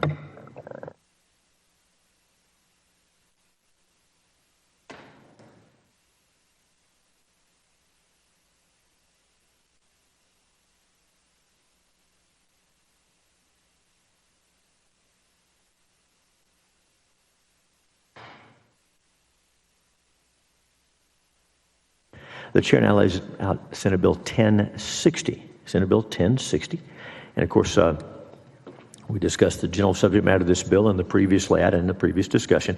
This bill is getting at the same problem we just described, but it's specific to the insurance companies. Many insurance-specific cases of these activist shareholders trying to impose, again, a political agenda on an insurance company for purposes outside of business objectives. There's a group called As You Sow, and here's what their website says. Our mission is to promote environmental and social corporate responsibility through shareholder advocacy, coalition building, and innovative legal strategies. Corporations are responsible for most of the pressing social and environmental problems we face today. We believe corporations must be a willing part of the solutions. We make that happen. As shareholder advocates, we directly engage corporate CEOs, senior management, and institutional investors to change corporations from the inside out. End quote. I think the theme is apparent through their own words, through the witnesses and other statements we've read from groups like this. This is an attempt to circumvent the democratic process and make changes forced via corporate boardroom. This group, As You Sow, as one example, last year proposed resolutions at multiple insurance companies to require the insurers to track greenhouse gas emissions at the oil and gas companies they insure. And remember, many of these activist proposals weren't even getting put to a vote, but now they are. Knowing this information does not serve a business purpose and may hamper their ability to provide objective, risk-based insurance to a certain class of companies. These companies went to the SEC and said, can we forego voting on these resolutions? But the SEC, under the current administration, told them no, forcing a vote on activist resolutions like this, which do not affect the returns of the insurance company or the benefits of their shareholders. These practices have real consequences. Energy is obviously a critical part of our economy. We all realize that. It affects the price of every item we purchase, every service we purchase. And of course, we're talking about good paying jobs for Texans.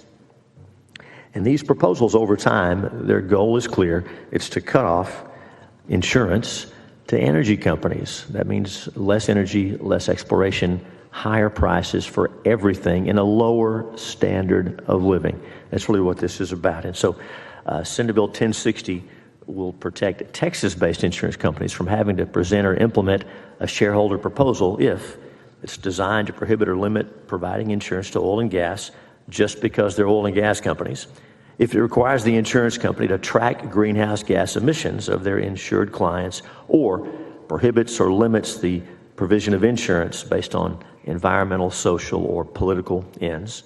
And there's a committee substitute. The substitute simply tailors item 1 to say that the proposal can't limit insurance companies insuring energy producers solely because they're energy producers. Of course, if an energy producer has a bad safety record, if there are other reasons to not insure them, they don't have to insure them. But they cannot be forced to deny them insurance just because they're an energy company. That's what the bill does, and I will yield for your questions. Senator Lamatia, go ahead, thanks. Excuse me, thank you. My question is, many insurance companies do business in Texas but are domiciled elsewhere, like in the Caymans or Hawaii. Would this bill cover them as well? No, it would not. Got it. And reinsurance market rates continue to increase, and it creates insurance costs to go up, which has a big effect on small and large businesses throughout Texas.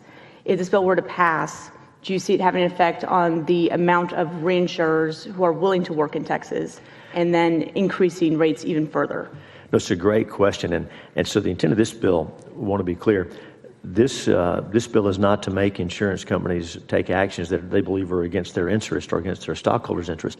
This is to prevent activist shareholders from limiting what they can do. So if an insurance company wants to offer insurance to an oil and gas company or wants to offer insurance to any business, this is to make sure that activist investors don't keep them from doing that. So it's a great question. So the answer to your question is no, it would not. Thank you for bringing it up. That's important.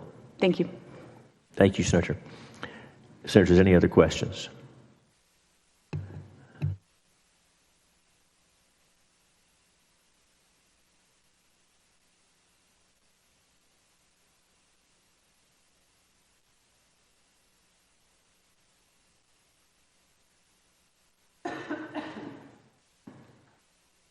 And the chair calls Chase Martin.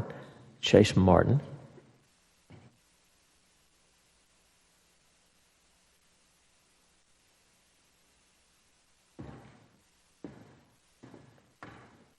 And the chair calls Brent Bennett.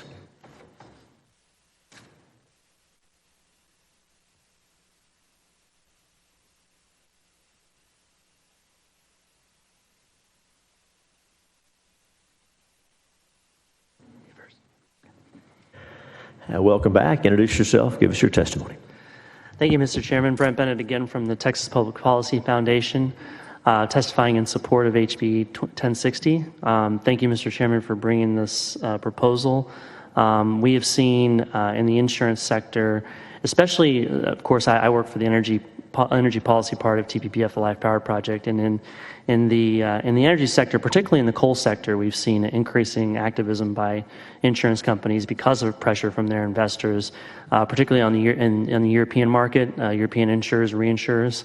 Over 50 companies, there's actually a report from the North Dakota Insurance Commission found over 50 companies that have coal exit policies, 50 insurance companies. And so we think that this is definitely a nice step to make sure that there is something coming from Texas that says insurance companies should not be engaging in this kind of activity. Of course, Chairman Alverson has his bill that he's working on in the House as well. One important part of the bill, we think it might not be possible to actually limit whether shareholder proposals can be introduced in a proxy statement. That's usually the domain of the SEC.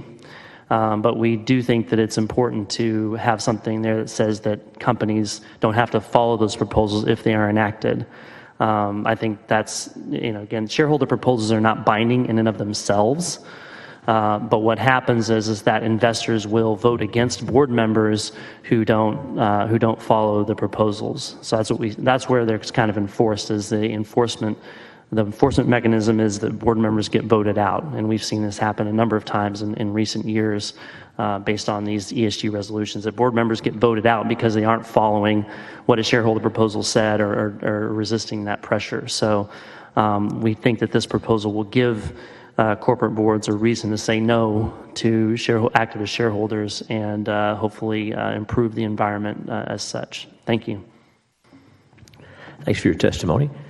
Welcome. Introduce yourself again and go ahead and give your testimony. Thank you, Chairman Hughes. I'm Chase Martin with the Opportunity Solutions Project. Testifying in support of this bill, we think it's an amazing bill that will hope to essentially push back against discrimination of Texas companies and Texas oil and gas. I thought the Texas Railroad Commissioner did a great job of summarizing all the things Texas has to be proud of and in that industry, and this would help to fight back against those types of proposals by shareholders that are, like you said, they're just activists. So in 2022, in the U.S. proxy season, it yielded 607 shareholder resolutions on ESG issues, which was a 22% increase from 2021. What that says is that they're seeing that there's value in doing this, and it'll only increase. So this bill's necessary and timely, and we thank you for hearing it. And thank you both for your testimony. Senators, any questions for either of our witnesses? Thank you for being here. Thank you.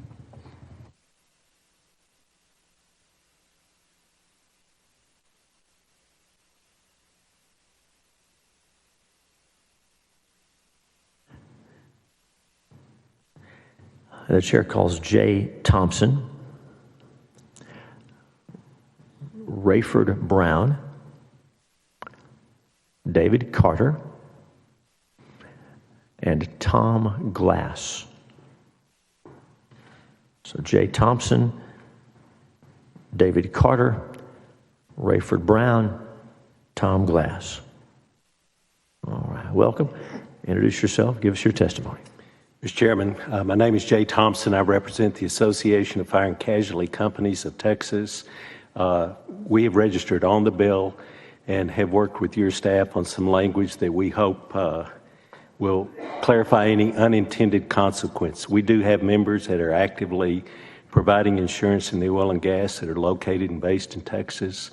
I have a daughter, lives in Tyler, works in the oil and gas industry, and I called her and she said, yeah, they just got insurance. So we want to keep that. I want to keep her employed. We've suggested some language both to your staff to avoid some possible unintended consequences, because insurance, as you noted in your background, the business of insurance is based on sound actuarial underwriting and solvency requirements for the business of insurance. And we want to make sure that we can continue to use those and there won't be the unintended consequences with the use of the word, for example, indirectly in the bill. I don't know how you indirectly may violate something. So we've suggested those. It sounds like one of the amendments in the substitute that you described would be one we do support. And we will continue to work with you and members of the Senate to find legislation that works for all concerned. Thank you. Thank you for your testimony. Any questions, members? Very good. Thank you. Mr. Glass, introduce yourself. Give us your testimony. My name is Tom Glass. I represent Texas Constitutional Enforcement and myself. We're in favor of this bill. I'm back for this bill. You might say, why do we have to have so many bills on this topic? And my answer to that is, if someone who's deep-pocketed and very powerful, a group of someone's is doing that to try to make you into a serf and take away everything you hold dear, you need to be as relentless and creative in your response to that as they are in trying to take your freedom. And since we know that the ESG, World Economic Forum people are trying lots of different avenues to run our lives through financial power, we have to devise lots of different solutions to stop them in Texas law. And so I wholeheartedly support this approach amongst many others that have been filed in this session and hopefully will do in the future. I congratulate this body on the fact, snapping to this last session and starting this battle, but we've got a long journey because they're a very determined foe. I read a book along the way in trying to understand this stuff called Woke Inc. by Vivek Ramaswamy, who's running for president now. There's two theses that he had. The biggest one was one I tried to say a minute ago, which is that this effort on the part of World Economic Forum is fundamentally undemocratic to the degree that democracy means the people rule. The other thing he pointed out from his boardroom experience is that this is a lot of people talk about woke, go woke, go broke, that sort of thing, and kind of focus on the wokeness of this stuff. But his thesis is that the corporate boardrooms in the globalists are using the woke toward their special interest needs, and they have co-opted them. So that's pretty much what I have to say. On this one, there'll be more. Thanks. Thanks, Mr. Glass. Members, any questions for either of our witnesses? Thank you both for being here. Thank you. The chair calls Gregory Porter, Rayford Brown, David Carter. And those are the last witnesses we have registered on for or against Senate Bill 1060. If anyone else wishes to testify, please sign up on the kiosk outside. Ms. Porter, welcome back. When you get situated there, introduce yourself, give us your testimony. You bet. I'm Gregory Porter. Grateful to be able to speak, grateful for this bill and for the members of this committee to hear this bill and to host this thoughtful conversation. Again, I've already testified, but I just wanted to reiterate that I think that what we really need to do as a body and as a state is to think very conscientiously about the nature of the nationalization that's happening at the federal level and be very clear that we're creating sovereignty at the state level, because at the federal level, our constitutional rights are being violated at every turn. And I believe that that's happening as a result of the influence of this money and some of the political ideas associated with that. So I just really appreciate the fact that even, and I want to say this out loud, and I do, that I was a liberal for most of my life. I have changed a lot over the last few years in terms of really taking an honest look at my personal values. And I candidly think that both liberals and conservatives actually share a lot of values that we're not being led to believe. But the violation of our privacy, the idea that these political ideas you might think that they're in alignment with your values, but when they're motivated by profit, when the winds change, they could discriminate against you. And again, I'm speaking on a broader level about ESG being applied to the consumer, which is coming down the pipe. But I really sincerely appreciate that we're able to look at regulating business and making sure that business is operating within the boundaries of constitutional rights. And I think that that's the most important thing that we can do to prevent these financial conflicts of interest, because we can't control what's happening at the federal level, but we can empower the individual in Texas. And we could reclaim our sovereignty by moving away from referring to all these federal laws and stopping the idea of adopting this globalized ideas and speak and create legislation that is on behalf of the values of Texans. And thank you. Thank you for your testimony. Senators, any questions for the witness? Thank you for being here. My pleasure. Thank you. And that's all the witnesses we have on Senate Bill 1060. So public testimony is closed. Bill's left pending at this time.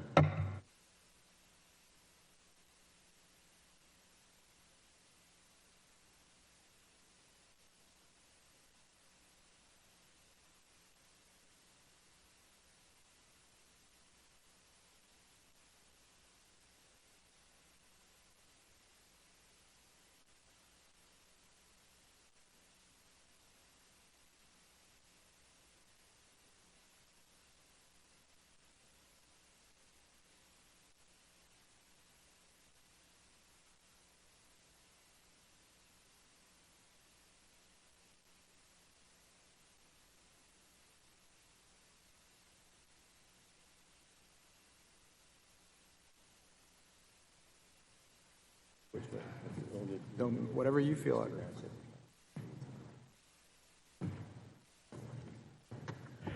The chair lays out Senate Bill 975, and recognizes its author, Senator Menendez, to explain the bill. Senator. Thank you, Mr. Chairman. Members, Senate Bill 975 is a simple bill that aims to help our older Texans who wish to vote. Currently, under Texas law, if you're 79 years of age or older, you're required to renew your driver's license in person, and you're asked to successfully pass a test. And in some cases, you're subjected to multiple tests in order to renew your license. If you do not pass the test, your driver's license must be surrendered at that time. In these cases, these older adults are issued a personal identification card as their form of identification. Unfortunately, this is a frequent issue during election season.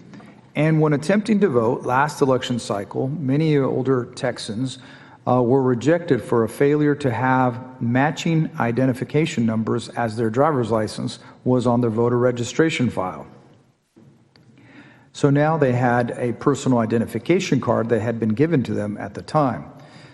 This problem was brought to our attention by a constituent who also serves as an alternate judge of the mail ballot board, Ms. Karen Marshall.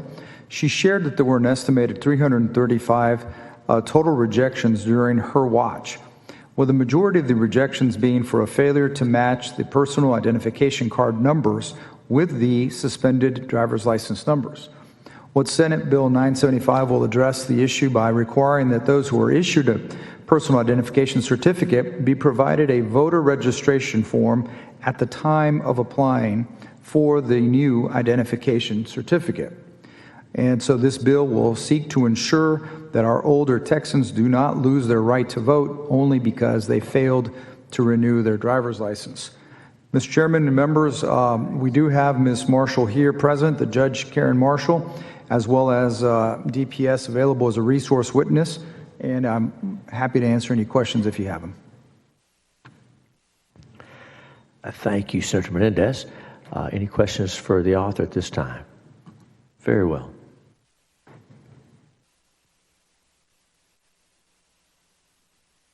The chair calls Karen Marshall. There she is. Ms. Marshall, come on down.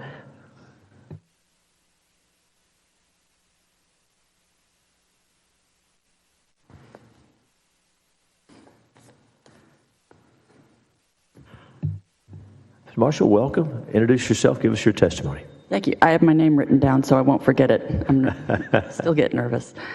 Hello, my name is Karen Marshall, and I live in San Antonio. And to give you some context, I'm not a judge, I was the alternate judge of the Bexar County Early Voting Ballot Board for the November 2022 election. We convened the ballot board on Monday, October 31st, and finished on Wednesday, November 16th at about 3:30 p.m. So I was there every day. About a week into processing what wound up being over 31,000 mail ballots delivered to Bexar elections, we picked up on a pattern. Many of the ID numbers we were finding that did not match voters' records began with the number 4. Then we found out that many of the numbers on the new Texas identification certificates begin with the number 4. As we worked in teams, it reached the point where we took turns groaning when we saw the number 4, because it inevitably meant that we would be rejecting the ballot and we would need to contact the voter. When we called these voters with ID number discrepancies to alert them that they would need to take action before we could process their ballots, we found that these were seniors, many over 80, who could not drive. I can pretty much count on one hand the number of people with this issue who I saw made it into the Bexar Elections Office within the 6-day period allotted to verify their IDs.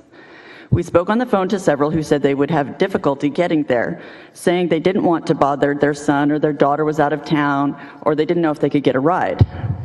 One lady said, "I don't have my driver's license anymore. The government gave me this new card. You work for the government. Don't you have the number?"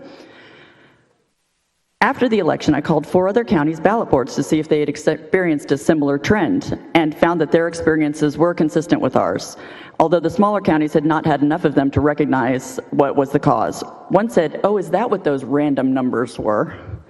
We couldn't figure out what those numbers were because they weren't VUIDs or phone numbers. Senator Menendez's SB 975 will, by and large, help elderly voters who have been voting for years, have not moved, registered to vote many years ago, and will not be able to drive as they surrender their driver's license already. It will also help all the members of ballot boards averse to rejecting these voters' ballots. Please make the number 4 insignificant again. by passing SB 975. Thank you for your testimony and for working with Senator Menendez on this. Senator, is there any questions for the witness? And by the way, he calls you judge. You know, around here, when one of us gets a title, we hang on to it for life. So you should embrace that. That's all right. Senator Menendez, you have a question? I just wanted to thank Ms. Marshall for bringing this issue to our attention. I was very thoughtful of you all to look into the reason why and to identify and to be so concerned. And it may not sound like a large number, but it's a big deal to people who've been voting for a long time not to have their vote counted. So I appreciate it. Thank you. Most definitely. And thank you and to your staff for being so receptive to it. Thank you very much, Ms. Marshall. We appreciate you. The chair will now calls Susana Carranza, Dr. Susana Carranza, and Alan Vera.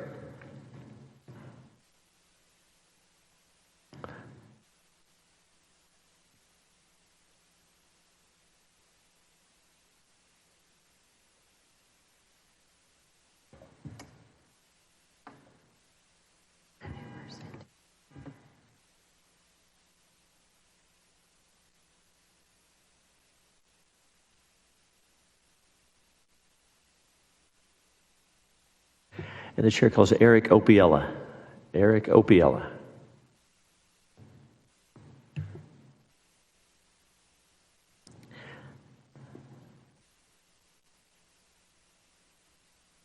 All right. So, I think Ms. Carranza is on her way down. Mr. Opiella, you go ahead and get started. Introduce yourself. Give us your testimony. Thank you so much, Mr. Chairman, members. Eric Opiella, board-certified legislative and campaign attorney, testifying for this bill. Happy to support Senator Menendez's bill, not only for the reasons that were stated by the previous witnesses, but also because it has the opportunity to reduce the amount of fraud that occurs in elections. If we allow the registered voters, the senior citizens who get these certificates, to update their voter registration with their new addresses, it avoids ballots being mailed to old addresses where they might no longer reside. A lot of people move into assisted living or other facilities, and their mail ballots would still be going to places other than where they currently reside. And when their addresses are updated in the voter record, that then would cause those ballots to be sent to the appropriate location in more recent data. And so I think it's very important that we give more opportunities for our senior citizens to be able to vote. And I appreciate this bill by Senator Menendez. Thanks for your testimony. Mr. Vera, welcome. Introduce yourself. Give us your testimony. Alan Vera, Chairman, Harris County Republican Party Ballot Security Committee, testifying on the bill. We would be for the bill, Senator, with one little parenthetical addition. In section M4, if the phrase was added, must require that a person issued a personal ID certificate if that person still meets the qualifications to be a registered voter in the state, be provided a voter registration form. We add that, we're in good shape. We just don't want to unintentionally lead unqualified people to committing a violation by continuing. And since DPS already has a standardized process for qualifying voters to vote, to register online, we think adding that phrase would do nothing to reduce the effectiveness of the bill. Thanks for the time. Thanks, Ms. Farrer. Dr. Carranza, welcome. Introduce yourself. Give us your testimony. Hi, I'm Dr. Susana Carranza. I'm testifying on my own behalf in favor of this bill. I support the intent of the bill, which is why I registered for. However, I think it could be improved. The DPS should be able to electronically send this ID number data to the SOS without the voter having to complete an additional form and paperwork, as it's already done by the DPS when a voter applies for a driver's license. And that's also required by the National Voter Registration Act. I would hope that DPS and SOS can work together, solve this problem through just a slight process tweak to apply that instead of really forcing the voter to go through this. It's like they're changing an ID already, so why not make that part of the process? They're already voters, everything's checked. So support the intent. Tweaking would be awesome. Thank you. Thank you for your testimony. Senators, any questions? Senator Menendez. No, I appreciate both, all of the witnesses, the both that had the constructive criticism, that'd be great, and we'll look into it. I want to see if DPS is available to see if it's possible to streamline, because I do agree with you that if we can streamline it and they continue to be eligible, they should be able to check off the box at the time. So thank you. Thank you, Mr. Chairman. Very good. Any other questions for these witnesses? Very good. Thank you each for being here. And we do have Rebecca Hibbs here from the Department of Public Safety. We'll call her at this time as a resource.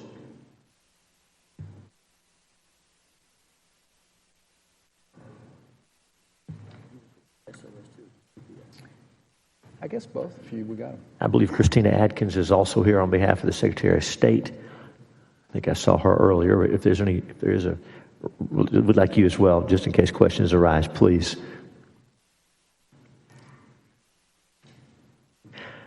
And those are the only witnesses we have registered on for or against Senate Bill 975. If anyone else wishes to testify, please register at the kiosk outside.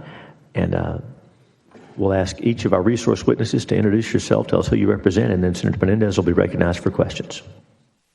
Good morning. My name is Rebecca Hibbs. I'm with the Texas Department of Public Safety Driver License Division. Good morning, and my name is Christina Adkins, and I'm with the Texas Secretary of State. Senator Menendez. Thank you, Mr. Chairman. I think you may have had a chance to overhear the layout of the bill and then the two questions that came up in terms of improving the bill. I am 100% for making this as easy as possible for our seniors who, let's say they show up and they may have failed the vision exam, or for whatever reason they have to surrender their driver's license and they're going to be issued a new certificate. Have you had an opportunity to see the bill and review the contents? Because if you had, I would love for you to help us if there's a way to, instead of making them fill out a new form, for them to check a box off as when we do get a new license. That would be great. So is that possibility there? And if so, can you help us make it happen? Yes, so we have had an opportunity to look at the bill, and yes, that is the current process. So when a person comes in to either get a first-time applicant, renew, or change a deal to an ID, they all fill out the same application form. That form already has the voter registration questions on it, so they're given the opportunity to complete that at the same time. One of the things that we do with our staff is try to remind them that when a person's changing from a deal to an ID, that they need to recommend that they go ahead and complete the voter registration questions as yes, so that that information will go to the Secretary of State's office. So the possibility exists that someone may not have been told, the person that was filling the form, because they may have thought, well, I'm already registered to vote. I don't need to register to vote again. Correct. Okay. And so we do try to make sure that they understand that that happens. And if, for example, like one of the examples they gave is if a person moves and they need their new address. So besides sending the voter registration every night, we also send a file of updates. So if the person chooses not to register to vote on that form, right? Mm-hmm. We've given them the opportunity. We've explained it to them. They've still said no. If they change their name, their date of birth, their address, that information also goes in a daily file to the Secretary of State's office. So they'll get notified of the address change, even if the person doesn't select the voter registration. Okay, so we do send both. Very good. And for the Secretary of State's office, is there any way to help the counties correct when these new numbers, the numbers that where the person was registered under their driver's license number, but now they have a personal identification certificate, is there any way to get the computers to correlate that, to match the two? If the person, for whatever reason they haven't, is there any way that we can help the county so we can allow legal citizens who have a right to vote and who voted, probably for decades, for their vote not be counted, for it to be counted as it has been? Absolutely. We can definitely do that. It's a pretty seamless process right now as far as getting those changes electronically submitted to the counties so that they can make sure that their local systems are updated. Our counties do have an obligation to make sure that for those counties that are offline, we call offline counties, so they don't directly use the statewide voter registration system, they use a third-party vendor. Those counties have an obligation to make sure that they are, syncing and sending us the information daily. And as long as they're fulfilling those obligations to do that on a daily basis and do these larger syncs that they're required to do, they're going to have the information they need. Okay. Thank you very much. Thank you, Mr. Chairman. Thank you, Senator. Senators, any other questions for our resource witnesses? Thank you each for being here. Thanks for your testimony. That is all the witnesses we have registered on for or against Senate Bill 975. So public testimony will close. Bills left pending at this time.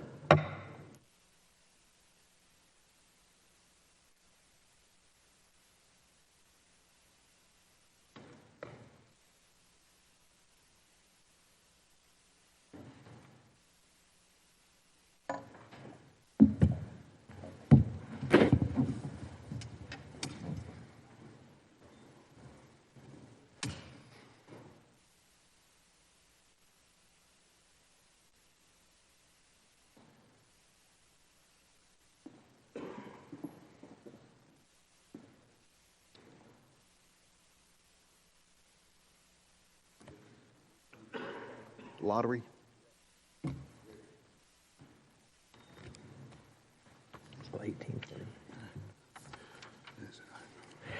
The chair lays out Senate Bill 1820, and recognizes its author, Senator Hall, to explain the measure. Senator? Thank you, Mr. Chairman and members. When the Texas Lottery was originally approved by the legislature, the statute was carefully crafted to require an individual to go to a licensed retailer to purchase a ticket. The original lottery statute specifically prohibited the sale of tickets by telephone. Over the past 8 years, the Lottery Commission has made incremental rule changes to purposely circumvent legislative intent that have enabled independent third-party couriers to enter the state and offer novel ways to play the lottery by facilitating the purchase of games via an internet application, often on a mobile device or a telephone. These couriers claim that because they send a person to purchase a ticket in person, it is not purchased using a telephone. However, in a recent Finance Committee hearing, several legislators seriously questioned this practice. The questioning was bipartisan. The original legislation intent was not being followed. Senate Bill 1820 prohibits the order, purchase, or sale of a lottery game digitally by mobile device, including a facilitation of a game via mobile application or website by an independent third-party courier. This bill directs the Lottery Commission to adopt rules to enforce these prohibitions. This bill simply puts into effect what the Lottery Commission has tried to circumvent by creative activities. Mr. Chairman, I do have a substitute. The committee substitute makes the bill a legislative council draft and makes clear the prohibition of the sale of lottery tickets via the internet. With that, I'm happy to take any questions. The chair sends up the committee's substitute, which is now before us. And members, any questions for Senator Hall on the substitute? Very good. Thank you. We'll call your witnesses. The chair calls Rob Kohler. Oh, yeah. The chair calls Rob Kohler.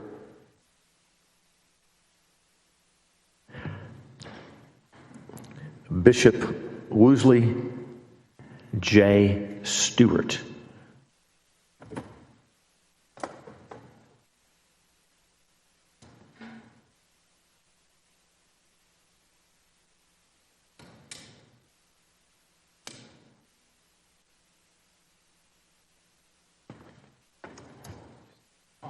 Okay, sorry.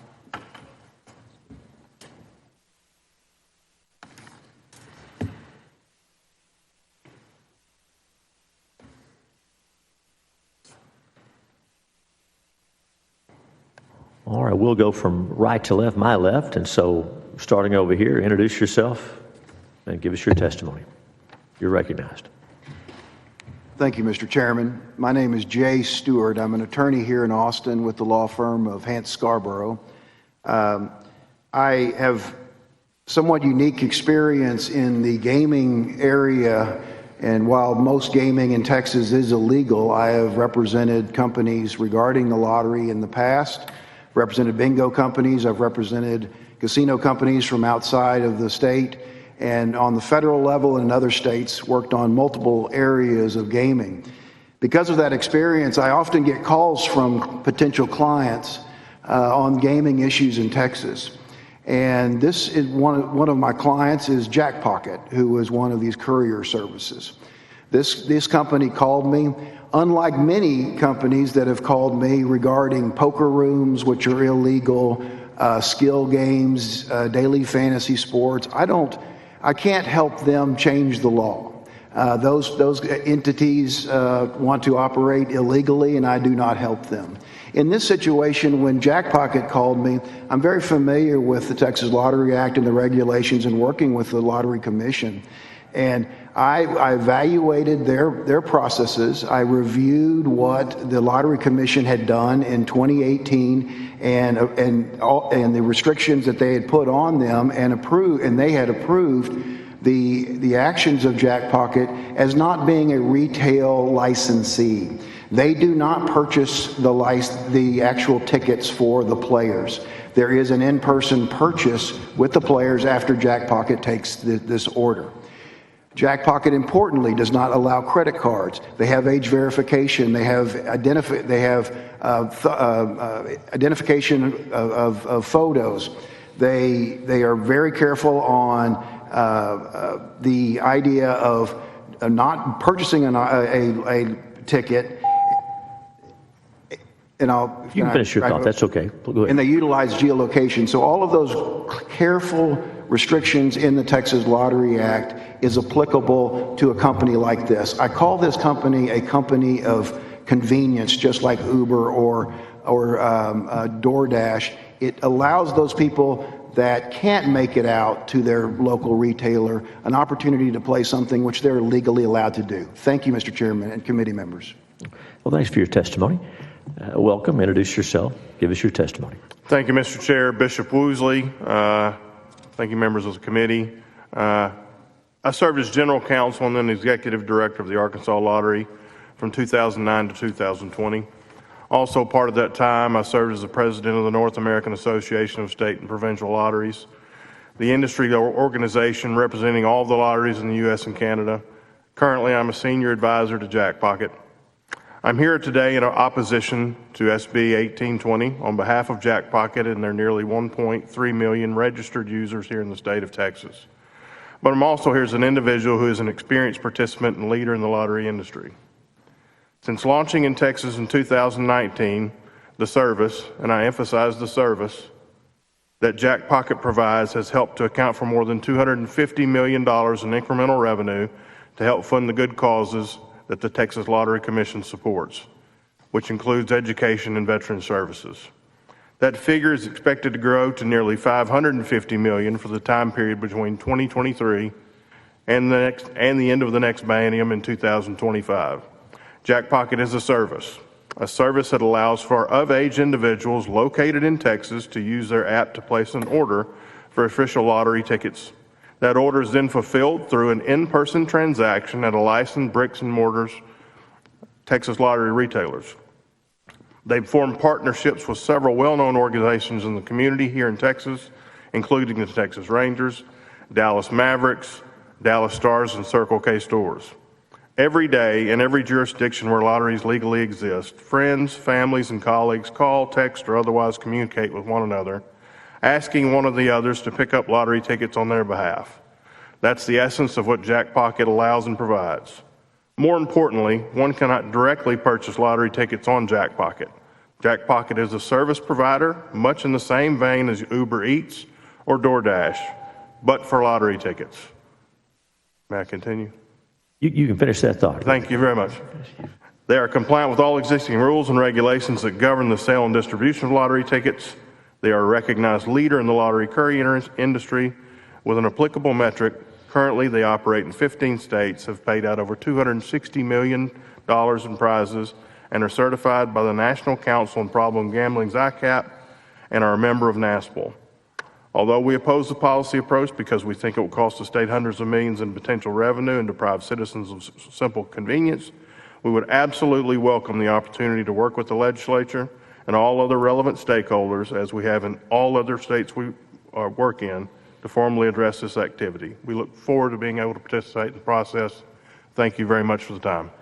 Thanks for your testimony. Mr. Kohler, introduce yourself. Give us your testimony. Good morning. Thank you for having me. My name is Rob Kohler. I'm here representing in favor of SB 1820. I've been involved in the gambling question in the state over 30 years. Spent 12 of my first years at the Texas Lottery. Left there, became a consultant, and for the last little over 20 years, I've provided consultant services on gaming issues for the Christian Life Commission. As we speak right now, Senators, the Texas Lottery is allowing offshore, unregulated, unlicensed gambling internet companies to sell its tickets on the internet. These companies are using separate proprietary random number generators. It's very important that are providing an unequal playing opportunity for the players in this state when they play quick pick. The only reason this is possible is because the Texas Lottery went through rulemaking and changed what it meant to sell a lottery ticket in this state. From the start of the Texas Lottery to August of 20, it was a face-to-face enterprise. Individual went to a convenience store, ordered the ticket, paid them, got the ticket, went about their business. But that changed and started to change starting in 2015. Went through rulemaking, the Texas Lottery amended the method of play. Traditionally, the method of play was an every draw game, and it encompassed the filling out of the ticket, the terminal processing the ticket, as well as the ticket printing out. They broke that processing of the ticket of the terminal out and created two processes where there had always been just one, entry of play and processing of the ticket. This is very similar that if you look at the arguments the Seminole tribe are making in Florida, where they recently got the opportunity to allow sports betting statewide. They argue that because even though a player is sitting in Tallahassee and placing a wager, that wager actually doesn't happen until it gets on that server on the reservation. Likewise, these new rules and the Texas Lottery maintain that actual wager does not happen, even though it's being placed on a phone going over to the internet until it hits right there at that terminal. We think the Seminole tribes is questionable, their argument with sports wagering, and we equally think what the Texas Lottery is not what the legislation intended. Thank you for your testimony. Senators, any questions? Senator Hall? Yes. Let me ask you, is what you're doing, does that increase the number of lottery tickets sold? Is it increasing the number? Yes, we believe so. Okay.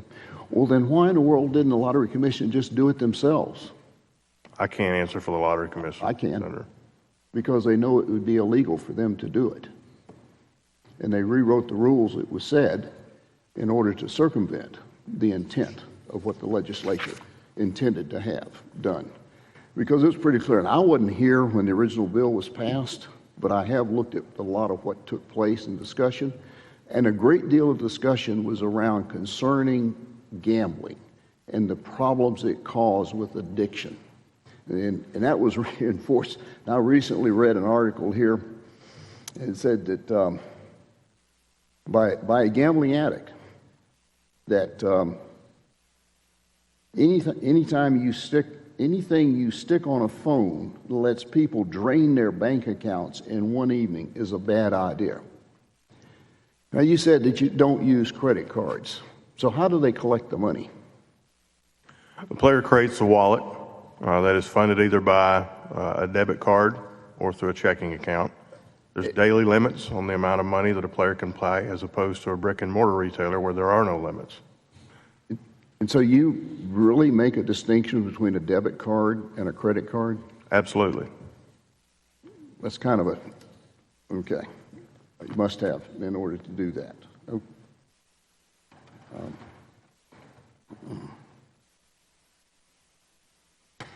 Sir, may I comment that the Lottery Commission also allows debit cards for payment, and some retailers allow checks. In person. Yeah, in person, yes, sir. In person, not electronically. Senator, may I add something to that? Now, can you tell me, how do we gone from a player buying a lottery ticket face to face, which original legislation made that rock solid clear? It wasn't ambiguous. At a retail physical location to now where the Lottery Commission is allowing players to purchase them with their phones on the internet. Well, Senator, as I mentioned, it was through rulemaking. You know, this issue has been bubbling up, and like everybody, you know, we're moving fast. And last session, actually, on a bill that was in front of Senator Hughes' committee, that we were discussing the raffles, the cowboy raffle, and the raffle part ended up getting pulled out of it. But during that process, I reached out to the Lottery Commission because you know, this courier, I hadn't sat down and studied it. And it wasn't until I was dealing with that raffle, and that's a form of Class 3 gaming, and the electronic facsimile of a game of chance, which that's exactly what this is also a form of Class 3 gaming. But it truly wasn't until walking into the session, whenever an entity was coming into the state offering this, that was affiliated with the Cowboys and all these other different sports organizations, which also just happened to be you know, the groups that was pushing for sports wagering.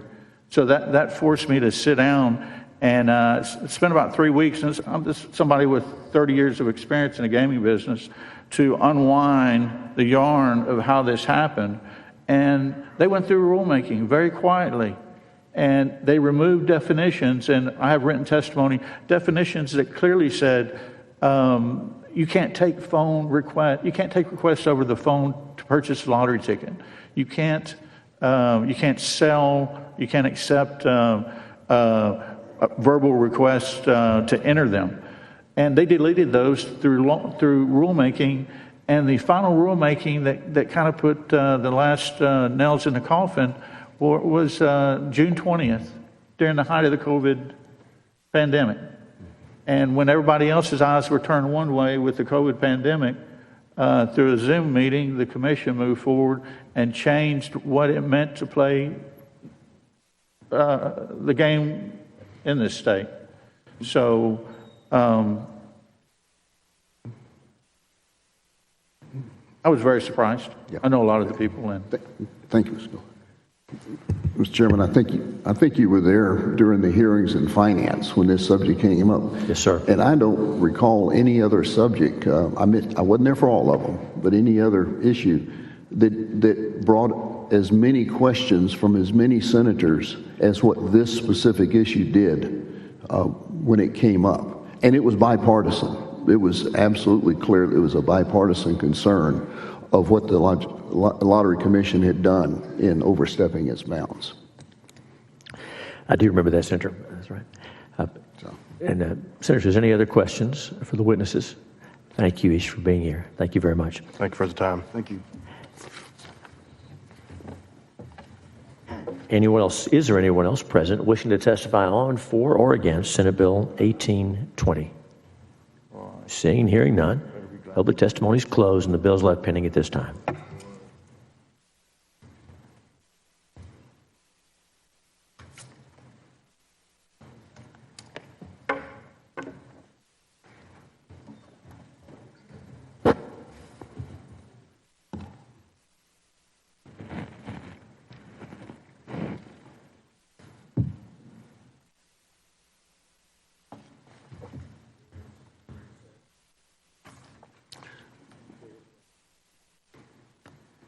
Go 990.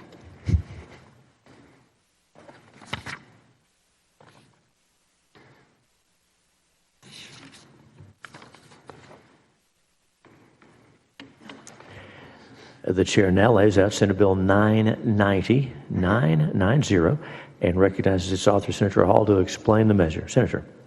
I thank you, Mr. Chairman and members. In 2008, a pilot program for a countywide polling place program was established to permit counties to conduct elections at countywide voting locations instead of by precinct. Early on, participation was limited to counties that exclusively used electronic voting systems and maintained computerized and linked registration lists at polling places. The program has expanded each year since its inception to include over 90 counties. To participate in the program, a county first must hold a public hearing and solicit input.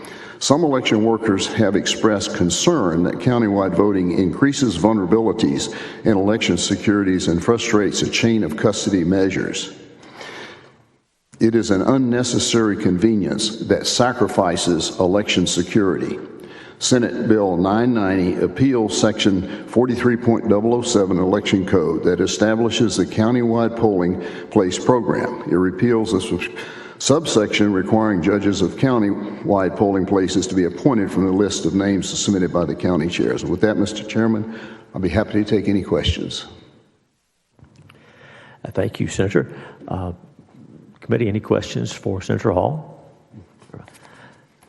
Very well. We'll open testimony. Senator Hall, do you want the resource witness up for this, or just go ahead and start hearing public testimony? Do you have any questions for the resource witness? We have Ms. Adkins from the Secretary of State's office is here, but we don't. Unless there's a question, we won't call her. We'll just begin with witnesses. It's up to you. Very well. We'll open public testimony, and the chair calls Alan Vera, Amber Mills, Robert Green, Veronica Warms, Jamila English. We have Mr. Vera. The chair calls Amber Mills, Robert Green, Veronica Warms, Jamila English.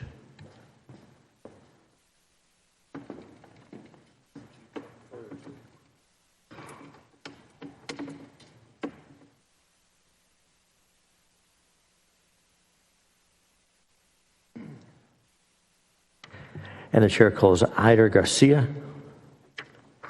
Ida Garcia. And Ed Johnson. Ida Garcia, Ed Johnson. All right. You bet. Come on down. Either one of those two seats are fine. You just make yourself at home. There you go. Mr. Johnson, we got a seat left for you, it looks like.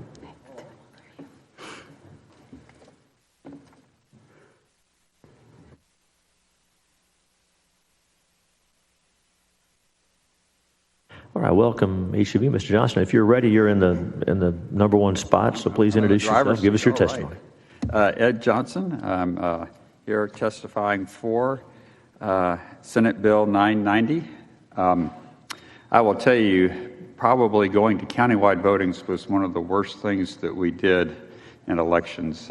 We just took and threw all the rules out the window of how you allocate polling locations, who is the election judge on election day, you know, what you do when you have a poll that closes, so you just don't open up another one.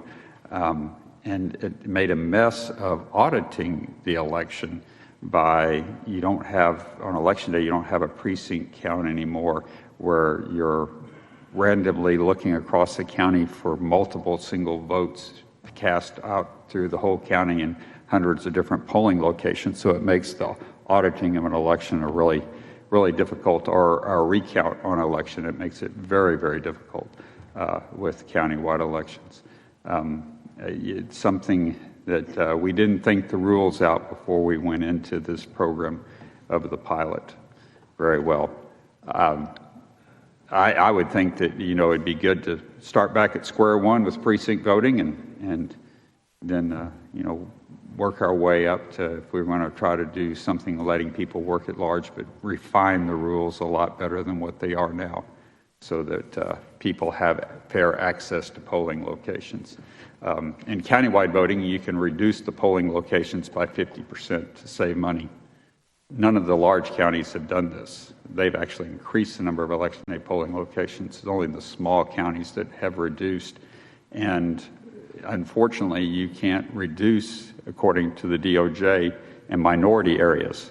So none of the minority area polling locations are ever removed. It's only in non-minority areas that polling locations get removed. So it's not equal and balanced. Thank you. Thanks for your testimony. Welcome. Introduce yourself. Give us your testimony. Good morning. My name is Haider Garcia. I'm here to testify on behalf of the Texas Association of Elections Administrators and myself, and we are against this bill. May I? Go ahead. There are four main reasons that bring us here today. The first one is we believe that this is policy that does no harm to voters but does a lot of good. We don't see the harm in implementing this program. In Tarrant County, I can tell you that we have gotten rid of all provisional ballots for being at the wrong precinct. These are ballot voters who have better service and ballots that don't have to be counted after Election Day. The way we see it, we already do vote centers for 2 weeks during early voting without voters to go anywhere. So we already have all the technology and all the resources we need to do the program. We do it for 2 weeks. This is just allowing us to do for one more day what we already do for 2 weeks. So there are no compromises in security or chain of custody or anything to implement this program. Otherwise, we wouldn't be able to do early voting in a successful way. A lot of counties are already doing it, and a fact that I would like to highlight is that the 4 counties that went through the forensic audit of the Secretary of State's office last year, Tarrant, Dallas, Harris, and Collin, are all vote centers counties. And nowhere in that report is it mentioned that the audit couldn't be done because of vote centers. There are no recommendations related to it. So it doesn't seem that being vote centers played any role in allowing the state to successfully complete that audit. In the last part, undoing it, there are some concerns from some counties. Closing the program and undoing this might cause a lot of work to roll back. Some counties have downsized the number of locations they have. So they might even have to purchase additional equipment and invest in more, expanding their infrastructure again after shrinking it over a number of years. And that's all I have. Thank you for your testimony. Welcome. Introduce yourself and give us your testimony. Sure thing. My name is Veronica Worms, and I'm here representing the Texas Civil Rights Project against the bill. Countywide polling is overwhelmingly popular in Texas. Less than 3 weeks ago, Chambers County Clerk Heather Hawthorne told the House Elections Committee that they moved to countywide voting in 2021, and I quote, "Our voters love it." Without countywide polling, she said, one car accident on the Trinity River Bridge could separate thousands of Chambers County voters from their right to vote on Election Day.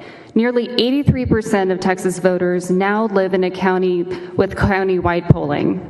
Under SB 990, 14.2 million Texans would instantly lose their right to vote in the county of their choice on Election Day. Thousands of otherwise eligible votes would be thrown out statewide. We know this because this was the norm not so long ago. Before countywide polling, thousands of people across the state lost their right to vote when they cast a provisional ballot on Election Day in the wrong precinct in a county with precinct-only voting. Over 4,000 people in Texas's 5 largest counties had their provisional ballots rejected in November 2018 for this reason. TCRP estimated that as many as 10,000 voters statewide may have suffered a similar problem. Countywide voting solves the wrong precinct problem for those would-be voters. It makes voters' lives easier by allowing them to choose the polling place that works best for them, rather than having to hunt down the correct precinct in an already busy election day. It allows voters to leave a polling place with a long line in favor of a more convenient location. It alleviates pressure on poll workers who routinely advise voters in long lines to go to shorter ones nearby. And it makes no sense to prevent these benefits of countywide polling on Election Day, especially when voters in all 254 counties have access to it during early voting.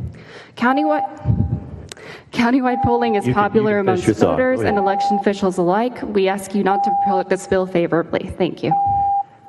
Thanks for your testimony. Mr. Vera, introduce yourself. Give us your testimony. Alan Vera, Chairman, Harris County Republican Party Ballot Security Committee, testifying in favor of Senate Bill 990. I'm going to focus on one small section of the write-up.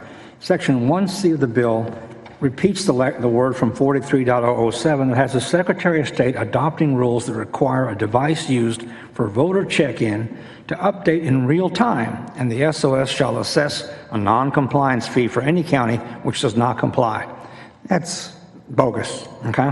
What's not in there is it doesn't say the SOS will specify the minimum time allotted for updates to the method of measuring measuring compliance. It says that the assumption is these electronic poll books will automatically update fast enough that nobody can drive to 2 or more polling places and vote in 2 places. Not true. When we last had our election judges conduct a test of the updated timing in Harris County, we found that the minimum update time for the voter check-in across the system was 20 minutes.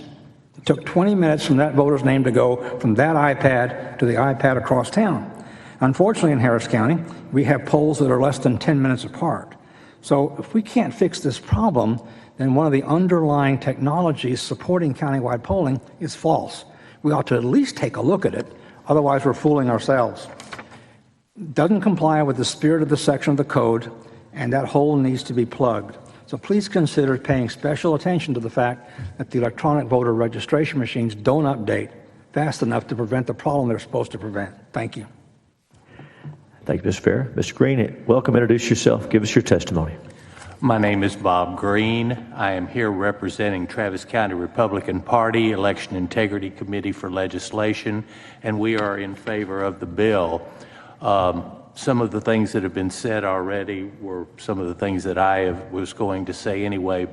And there apparently is one other bill that is on the schedule today that would permit some precincts to join together that might be close together and that would be convenient for people. But countywide voting does seem to create pathways for irregularities, and I'll just put it that way, that can create situations where votes can't get to where they're going.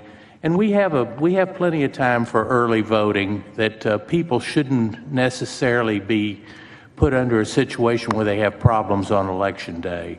So I'm definitely in favor of the bill, as we are as a committee, and probably also as a Travis County party as well. Thank you. Thanks for your testimony.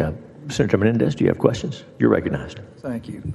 There's a gentleman, you represent the counties, or who exactly do you represent? I work for Tarrant County. I'm the Tarrant County Elections Administrator, but today I'm here as a member of the Board of Directors of the TAEA. So you've heard the testimony, and my experience over the last 20 years has been that at times precincts have been changed or their new precincts have been added, and so people will show up to the school to vote where they've always voted, and they're told, no, you no longer vote here, and they're redirected.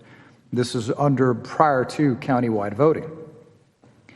Many times these are folks who are running, they just have just the amount of time dropping off children, going to work, and they've unfortunately maybe waited to the last day, Election Day, to vote. Under countywide voting, that person could vote anywhere in the county. You've heard the fear of fraud in terms of, let's say, that person deciding while they're going to work, they might vote under countywide voting at their child's school, then drive somewhere closer to work and vote again. Isn't there a way that you can check to see if there have been multiple votes cast by the same person? I'm sorry, can you repeat the last one? Is there not a way for you to check whether someone has cast a vote twice? Yes, there is. Even if you use electronic poll books, it's no different than paper. The person has to show ID, be verified by the election judge, and then leave a signature where they're signing under penalty of perjury that they haven't voted anywhere else. Right. So even if there was a gap long enough for someone to go from one place to the next and that check-in hasn't propagated down to the next poll book, that person would still be leaving written evidence that they lied under oath and voted twice. So it's a straightforward shot to saying, here's a signature, and there's 2 judges who verified the ID to ensure that that was the person, because these are in-person voters, what we're talking about. Yes. So there's no way to not go back and see the evidence of it. Yes, thank you. Thank you very much. Sir, you testified a second ago. You mentioned the number of, or the location of where polls could be removed or not removed, and you said something about the Department of Justice wouldn't allow for polling sites to be removed from minority communities. Did I hear you correctly? Yes, it's actually in the election code where you talk about that you cannot, minority communities are protected under the Equal Rights Voting Act. So to remove from polling locations from minority areas, according to the DOJ, is not feasible or legal to do. So you'll find out that there, in countywide voting areas, a lot more voting locations in minority areas than there are in others. So the question that I have is, you used an adjective before you said that. You said unfortunately, and I didn't understand what the unfortunate part of that was. Well, I think everybody should have the same equal rights to a polling location. I agree completely. I think everybody should, polling locations should be spread across the county in a fair, equal manner according to wherever the population is. Yes. Precinct voting does that. You have a precinct, you have county commissioners that draw a precinct, and they can't be larger than 5,000 voters, and they're spread out across the county by commissioner precincts. So it's commissioner precincts are equally divided among the voting population. So by putting polling locations in precincts, you ensure that every voter, or at least every 5,000 voters, has a polling location. Has it not been your experience? It's been my experience. Have you experienced this where in a fast-growth part of a county or a city where they start to combine precincts or separate precincts, and sometimes it's caused a confusion with voters? That's actually probably how we ended up in countywide voting to begin with, is the election code needs to be changed on, one suggestion to your bill, the election code needs to be changed on combos, combining precincts together. It's a section in the voting under precinct. It says counties over 250,000 in population cannot combine precincts together, and they cannot exceed 750 voters in a combination, where a maximum size of a precinct is 5,000. So you can't add, a precinct that you have 30 voters into, a precinct that already has 1,000 voters, because you would exceed the 750 limit. So it really makes combinations on large counties almost impossible. That needs to be changed. If it was just written to where you had the ability to combine precincts together as long as they don't exceed the 5,000 number, then you would be able to reduce the money the county has to spend on these small precincts, so putting polling locations in. You would actually almost get to the same numbers that they are currently using under countywide voting, because they would be able to combine up their small precincts together. I understand. So it would be your goal, and I'm assuming this is a question for the whole panel. Is it not our goal to get as many people in Texas who have the legal right to vote? Isn't that the... Yes, sir. And to that regard, this is a concern I didn't have a chance to mention in my 2 minutes, but if you go back and look at Texas Election Code 43.007, which is the countywide polling, okay? You remember all the articles over the last few years about Texas has cut so many polls and Texas is reducing voter access? Well, 43.007 allows a county in countywide polling to reduce the number of polling places 35% in the first year and 50% in the next year. And all of our decline in polling locations began with countywide polling. And that's a concern for us because it's allowed. We've actually codified the reduction of polling locations. And that's 43.007. Yeah. Well, that's something we need to address. I just don't agree with removing the convenience from people who, in many families, may have one car, may have ride the bus to vote. Many people have difficulties, and so countywide provides them a certain convenience. You put your finger right on the difficult algorithm.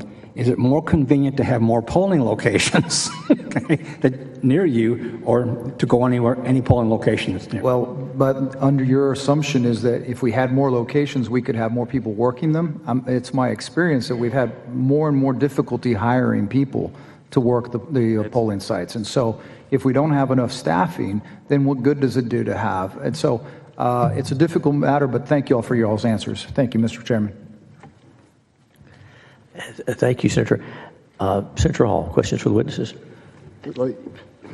You made a statement that if we go to precinct voting, get away from countywide voting, that thousands of people would lose their eligibility to vote. In the county or in any polling location. You said they would in the lose their eligibility to vote, did you not? I said that they would lose their right to choose their own polling place on Election Day. But you also said they would lose their eligibility. So I made a note of it as you said it, because I believe eligibility is established 30 days before election starts. Is that not correct? That is correct. But, correct. Yes. Okay. So if eligibility is established 30 days before the election starts, then whether there's countywide voting or not has nothing to do with their losing their eligibility. Would you agree? Their eligibility to vote, correct. Yes. What I am saying is that they would lose their right to choose the polling place of their choice in their county on Election Day under this bill. But I don't believe that's a right that's codified anywhere. But anyway, thank you. As you go through making decisions about elections, we got two things that often come up as trade-offs with each other. One is convenience, and the other is security. Correct. In that, which of those two is most important to the outcome of the election? Security and integrity, absolutely. Security, absolutely. I mean, there's almost no comparison. No doubt there, yes. Okay. And so when you think about the difference between what you're able to do with security with countywide voting versus precinct voting, which greatly simplifies the voting process. And simplicity and complexity go hand in hand. More complex things are, generally the less secure they are. Not necessarily a direct relationship. Okay. So here we're talking about a situation where we're talking about simplifying to improve security. I disagree with that statement, sir. Okay. I don't think that this program, and that's what I said in my testimony, we don't believe as an association that this program creates any vulnerabilities, because otherwise we would have a huge 2-week problem with early voting. We can do early voting securely. We're just doing the same thing for one more day. Okay. Thank you. Thank you, Senators. Any other questions for this panel of witnesses? Thank you each for being here. Thank you very much. And before we call the next panel, Senator Birdwell has a question for you, Senator Hall. He missed your layout, and so, Senator Birdwell, you're recognized with the questions for the author. Thank you, Mr. Chairman. Senator Hall, one of the questions I would have asked on your bill, had I been here, as we're all running around in various places, many of my rural counties for early voting do a consolidated. Does this bill impact early voting periods or just election day periods? No, I believe that the countywide voting is election day. That's what we're trying to address. It's not going to affect polling locations, which quite often some of the smaller counties will put precincts, multiple precincts in a single location. Right. That doesn't touch that. What this moves to do is to get everyone voting in a precinct, right, voting in the same place, not spread out all over the place where you have to then go gather votes from all over the county to put them together to figure out what the precinct vote was. Right, right. It's to simplify it. So it doesn't impact the early voting period, which many of my home county, many of my counties, I mean, the expense of operating multiple locations during the early voting period, it doesn't affect the early voting period. They can use a consolidated location during early voting, or as many as they might desire, and then for election day, it's as you've described. Right. Okay. Yes. Thank you. Thank you, Mr. Chairman. Thank you, Senators. The chair now calls the following witnesses: Amber Mills. Well, after you Senator Menendez, please. Oh, I was just going to say, you can call them up, and I just have a question for the author once you've called. Oh, thank you. Very good. That's wise. I'll get the witnesses on the way, then we'll recognize you to question the author. Thank you. The chair calls Amber Mills, Jamila English, Rayford Brown, Rosemary Clouston, Louise Joy, Thomas Corkmas, Marcia Strickler. Again, the chair calls Amber Mills, Jamila English, Rayford Brown, Rosemary Clouston, Louise Joy, Thomas Corkmas, Marcia Strickler.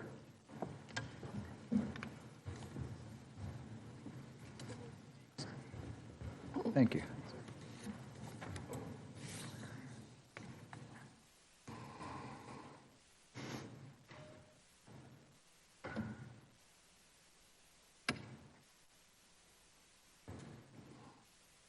And the chair calls James Keller, Andre Lemke.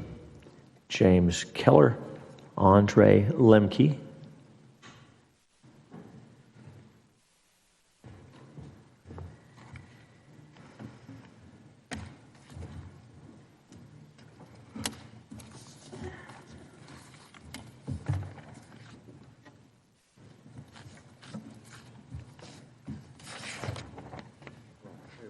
Very good. Let's get started. So we'll start on my left, your right. So introduce yourself. Give us your testimony. Hello. Thank you, Chairman. My name's Marcia Strickler. I'm Williamson County. I am for the bill. Thank you, Senator Hall, for this good bill. I appreciate you always fighting for election integrity. And although countywide voting may be more convenient for some, protecting our vote is more important. By returning to precinct-level voting, we will be able to have more transparency for our audit logs, and it will be much easier to detect electronic hacking and vote tabulation fraud. We will also be able to identify when more voters are voting in a precinct than the total amount of registered voters in that precinct, which has occurred in Williamson County in the past. Please consider adding an addendum to this bill to include that the results tape include precinct by precinct results as well, as today it does not in Williamson County. Thank you, Senator Hall. Thank you for your testimony. Welcome. Introduce yourself. Give us your testimony. You're recognized.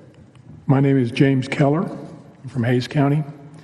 If you go back 15 years, we may remember a time when we had precinct results coming in on election day. People would watch the results and they go, oh, we got results from this precinct or that precinct.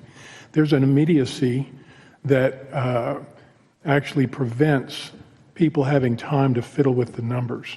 Precinct results could be accessed immediately because they didn't have to be teased out of all of the voting locations weeks after the election. The numbers are a hairball as it is. Countywide voting necessitates a long delay in seeing precinct results, and this allows a would-be election hacker a long opportunity to massage numbers and hide inconsistencies. Countywide voting makes the printing of results tapes an important memorialization of early results take immensely longer because they would have to be printed out, one printout for every precinct in the county. I believe Harris has over 1,000 precincts, and I remember at the 2018, I think it was, Republican convention, that some individuals from Harris that were poll workers said they used this as an excuse for why they didn't have to or shouldn't have to print county precinct by precinct results tapes. So I do believe that we are essentially, with the existing system, trading credibility of the results for convenience. And in most cases, voters have to travel further from home to reach a countywide voting location than they would if they just voted at the precinct, which in my case is just, down the street. So it's, or has been, thank you very much. Thanks for your testimony. Welcome. Introduce yourself. Give us your testimony. Thank you. My name is Andre Lemke, and I really appreciate the efforts of all of you senators. Thank you, Senator Hall, for this bill. I am speaking on behalf of Hays County citizen Laura Nunn, who had to be called away on an emergency, and then I have a few brief comments of my own. The largest recount in Texas history is still taking place after the 2020 general election for the criminal DA race in Hays County, Texas. Many citizens who support election integrity attended the recount as watchers and/or counters. What we witnessed was horrible. Due to the countywide polling place program, every single ballot bag contained ballots from as many as 79 voting precincts, plus the ballots by mail. The recount remains incomplete. The chain of custody was ripped to shreds. To date, we still lack documentation for the chain of custody of all ballot bags. The county has delayed responding to our public information request for that documentation, with no explanation for why the number of ballot bags from various locations don't match. This problem is not unprecedented in Texas, as I'm sure you know. Hays County Judge Ruben Becerra violated Texas Election Code 212.134 during the recount by forbidding talliers from recording the polling location on the tally sheets, insisting that the precinct number printed on the ballot be the only identifier. Further, he and a lawyer who was present threatened counters with expulsion for recording that information on the sheets. Discrepancies in the counts could not be trusted without the chain of custody for where those ballots were cast. The countywide polling place program is responsible for this mishandling of election records.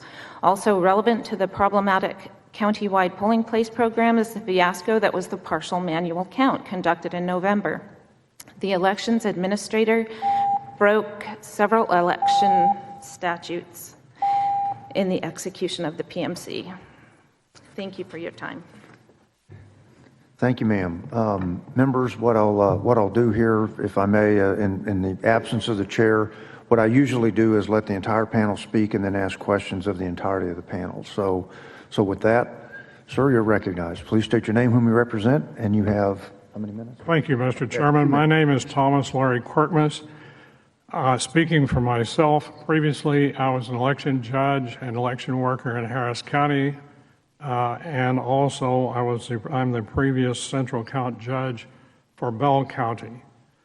In 2019, I've got this resolution passed by the Harris County Republican Committee that would do away with countywide voting in its entirety. This went without any modifications. It was a unanimous vote. And as anyone can see in Harris County, since this did not happen for a number of reasons, but since this didn't happen, you see the status right now of Harris County.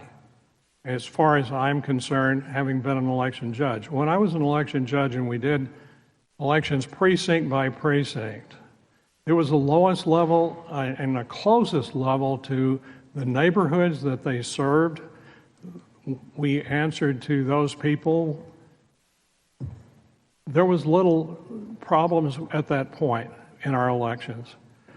Yes, it's true, you have to find workers to do the elections, and in a place like Harris County, it was very, very difficult, but not always that difficult. We could do it, and we did do it. But it puts the election as close to the people as you can possibly get it. And for that reason, I am for this bill, and I would ask you to pass this bill. It is probably one of the most important pieces of legislation I see here today. Thank you very much. Okay. Thank you. Thank you, Mr. Quirkmas. Ma'am, you are recognized. Please state your name, whom you represent. Good afternoon. My name is Amber Mills, and I am testifying on behalf of Move Texas Action Fund against the bill.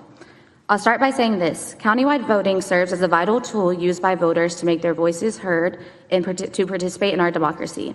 If SB 990 were passed and the countywide polling place program were to be eliminated, Texas would be opening up our elections to chaos, confusion, and an even lower voter turnout.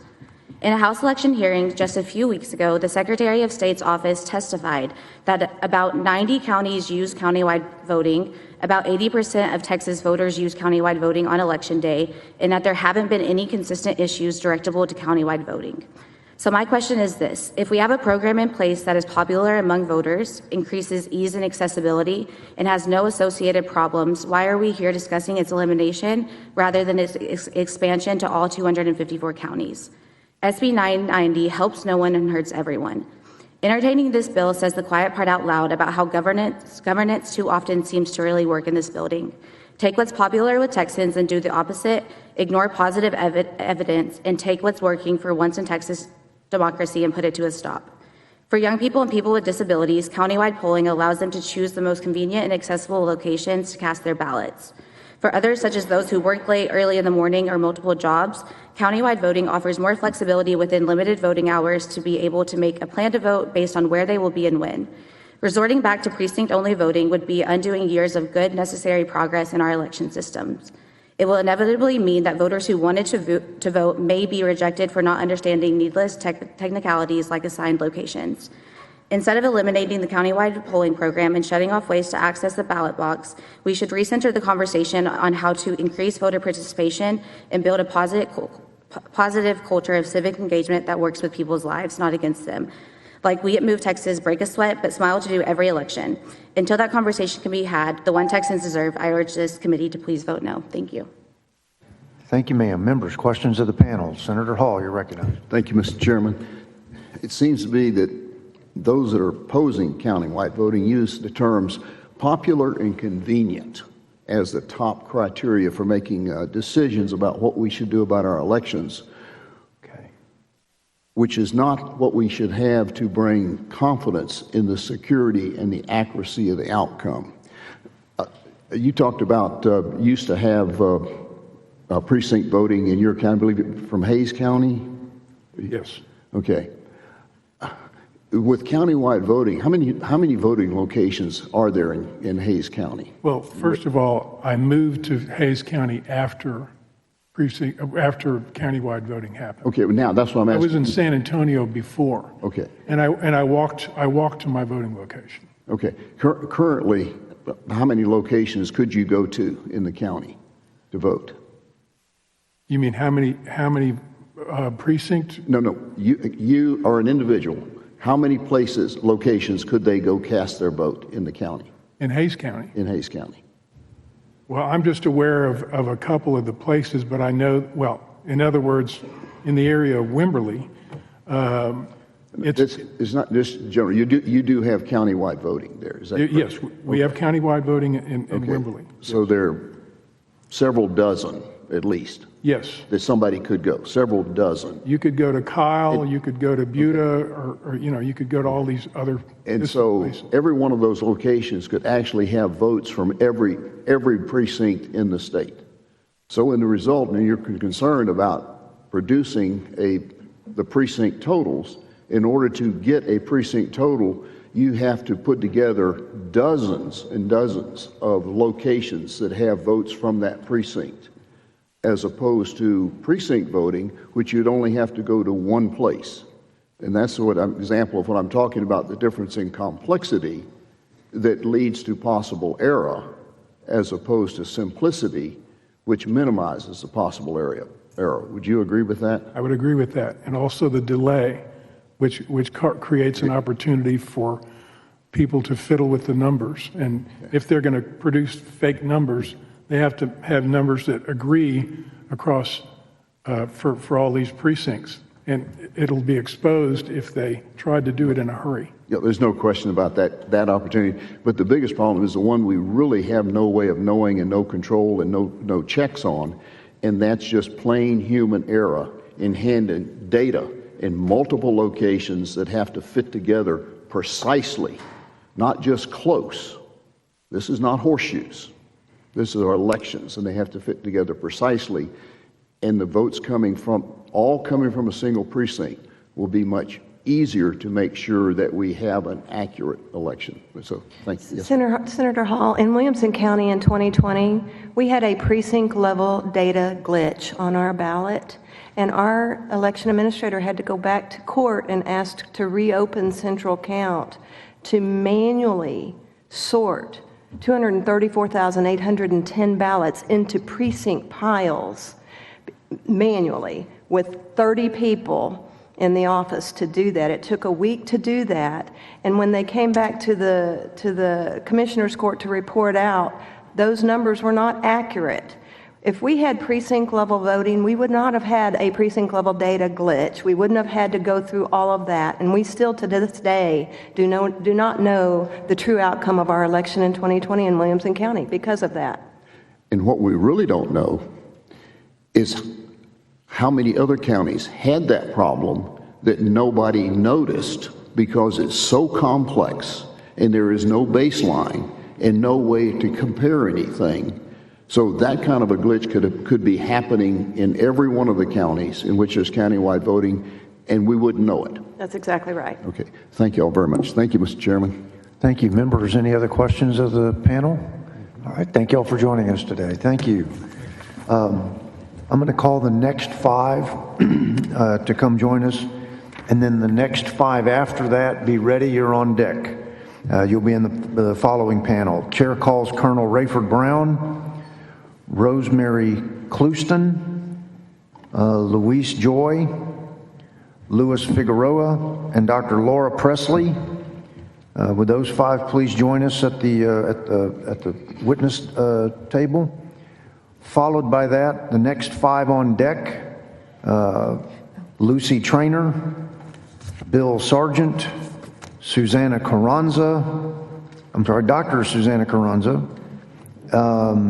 Valerie DeBille, and Jack Finger.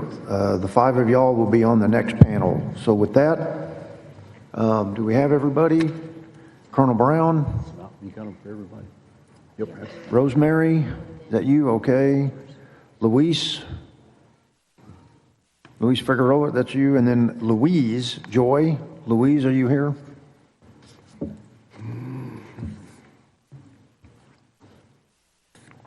All right.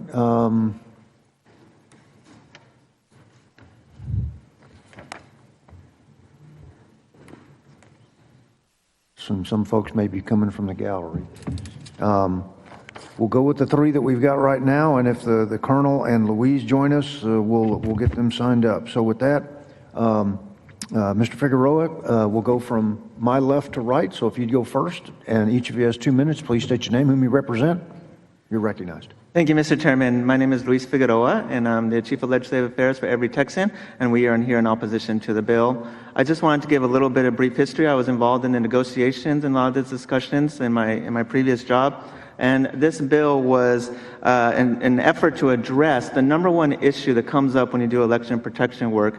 When I was doing election protection work from 2004 to 2015, the #1 issue was I don't know where to vote, and they would have to call either the county or a civic organization like ourselves and try to figure out where their precinct was. Back in the days, we had to look up their precinct number based on the newspaper, right? The newspaper would print all the precincts and where the locations were. We'd have to find their precinct number on their voter registration card and try to get them to the right place. Obviously, some of that can be done online now, but the fact remains it was a very confusing and problematic process where people were showing up at the wrong precincts and attempting to vote at the wrong precinct, which I think leads to more fraud and confusion for the county election officials and the voters. So this program was actually implemented very smartly by our former senator from Lubbock, who started it as a pilot program, grew it out to counties, put limitations on it, and made sure that there was not going to be any fraud or confusion. As a result, it's been in place since 2008 with limited problems, has really solved the voter confusion and reduced fraud, and essentially been implemented very effectively in all these years without any indications.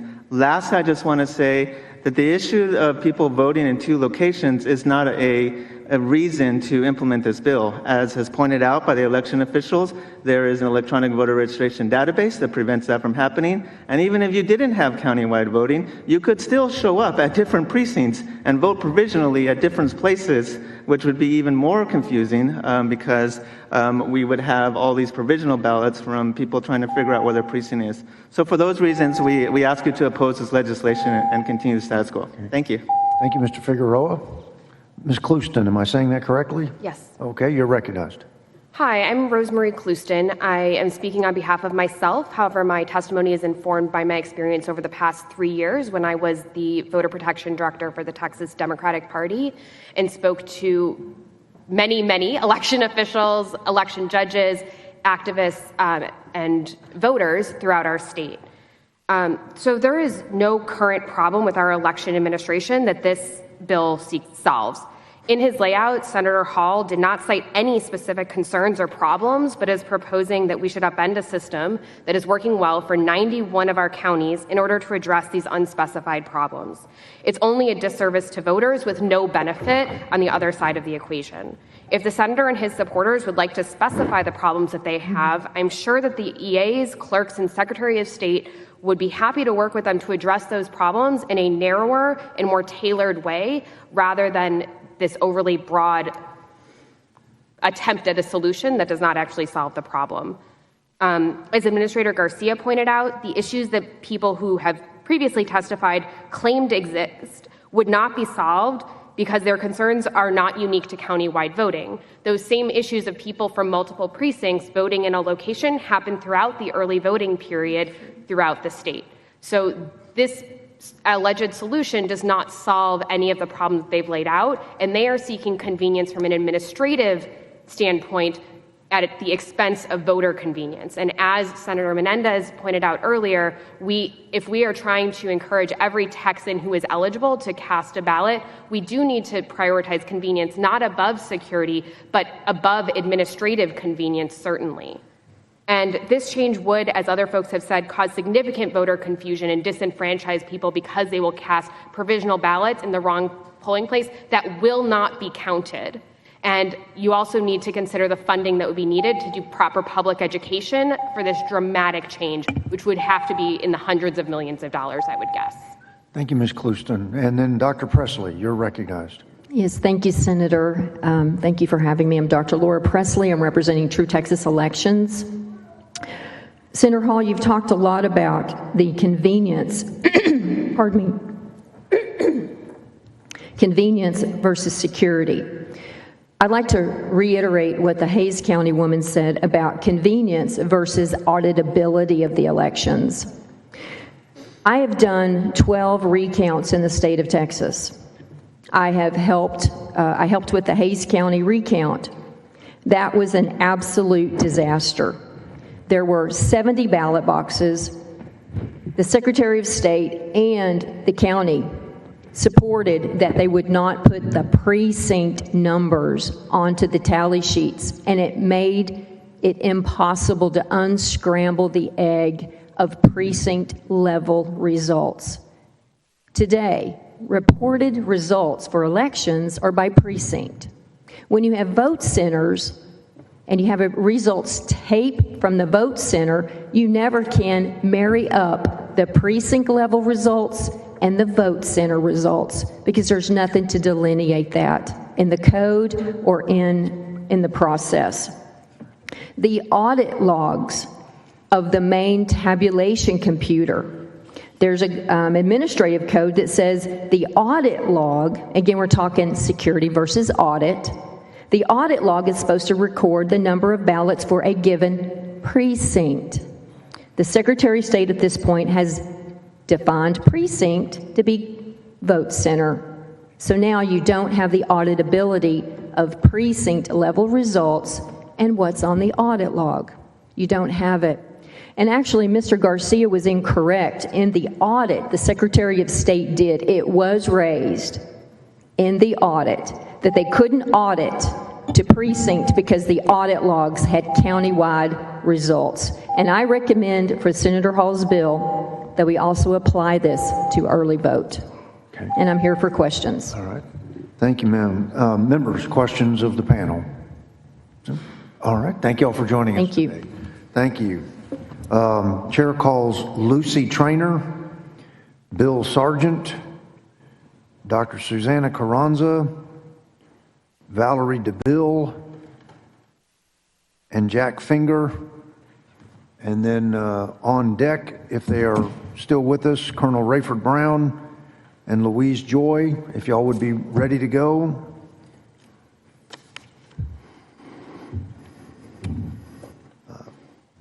So with that, we'll go left to right. So ma'am, if you would, each of you has 2 minutes. Please state your name, whom you represent, and you are recognized. Hi, I'm Dr. Susanna Carranza. I'm representing myself. I oppose Senate Bill 990. Well, as mentioned earlier, early voting is already countywide, and please do not even consider eliminating that during early voting, because you essentially are going to destroy the entire system and have everybody uprooting, their election systems and cost a lot of money and create chaos. But counties already have the tools and procedures to do countywide voting, because they have been doing that during early voting for many, many, many years successfully. In fact, every county does that, right? It's like all counties have that ability to do that during early voting. Election day is no different. In fact, I would argue that switching from countywide on early voting to precinct specific on election day causes more confusion, because the counties need 2 different systems. The training is different for election day or early voting. So there are a lot of more confusion by having 2 systems. It's much better to have countywide throughout. Also, a few of the bill supporters said that countywide polling might increase irregularities because you do not have all the voters for a given precinct in a single place. Again, I think you're wrong. I would argue that polling places make it much harder for anyone to interfere with the results of any precinct, since the voters would be spread out amongst multiple sites. I hear over and over again that Texas doesn't want to get, a universal system everywhere, because by having different systems in different counties, it makes it harder for tampering. Well, if voters for a precinct are voting everywhere, there is no way to try to tip the election for, let's say, a local election like a city or something like that, because the votes are spread out. Thank you. Thank you, ma'am. Thank you. Ma'am, you're next. You're recognized. Good afternoon, Senator Birdwell. Thank you, members, for having us. My name is Lucy Traynor, and I'm the Election Integrity Director for the Republican Party of Texas. The party supports fully the return of precinct-based voting for all of our counties under Senate Bill 990. We believe this would be an excellent reform and adds a critical component to the foundational security of our elections overall. Precinct-based voting protects against voter fraud by knowing who is coming in and out of any given polling location in our local neighborhoods. We have ultimately, just like Senator Hall had said previously, traded security for convenience when we can vote anywhere depending on our personal schedule. If voting is truly important, then it should be safeguarded with the utmost security and ever vigilant watchfulness with who is legally voting. We firmly believe a return to precinct-based voting is in the best interest of all our 254 counties and Texas as a whole. This bill was approved by the SREC Elections Integrity Committee. Moreover, election integrity is our #1 legislative priority. At our most recent state convention, precinct-based voting is a critical component to detecting fraud while also restoring confidence in our elections, and it has the full support of the Republican Party of Texas. Thank you. Thank you. Thank you. Sir, you're recognized. Hoorah. Hoorah. Yes, sir. I'm Bill Sargent. I'm the former Chief Deputy Clerk for Elections from Galveston County. I've had boots on the ground, so I understand how it works and how this all works. And if Senator Mendez or others would like to ask me some questions about how it does work, I'll be happy to do that after my testimony. Countywide vote centers work the same way as early voting does. In Galveston County, we use them since 2011 without any major issues, no chain of custody problems either. Additionally, the voters love them, and especially if they're not near their home precinct on election night and they want to get to the polls and they're running late. That said, there are some issues, especially in the state of Harris, if I may use that term. In Harris County, there's so much data being transferred because you have so many people voting, coming out to vote, and so you've got all these data package going back and forth, and it just clogs up the system. And in some cases, you've had as much as 30 to 45-minute lag time from the time the person signs in until you actually get that information populated to all the polling places, which means you could have a person vote in two different locations and have that vote count. That is an issue.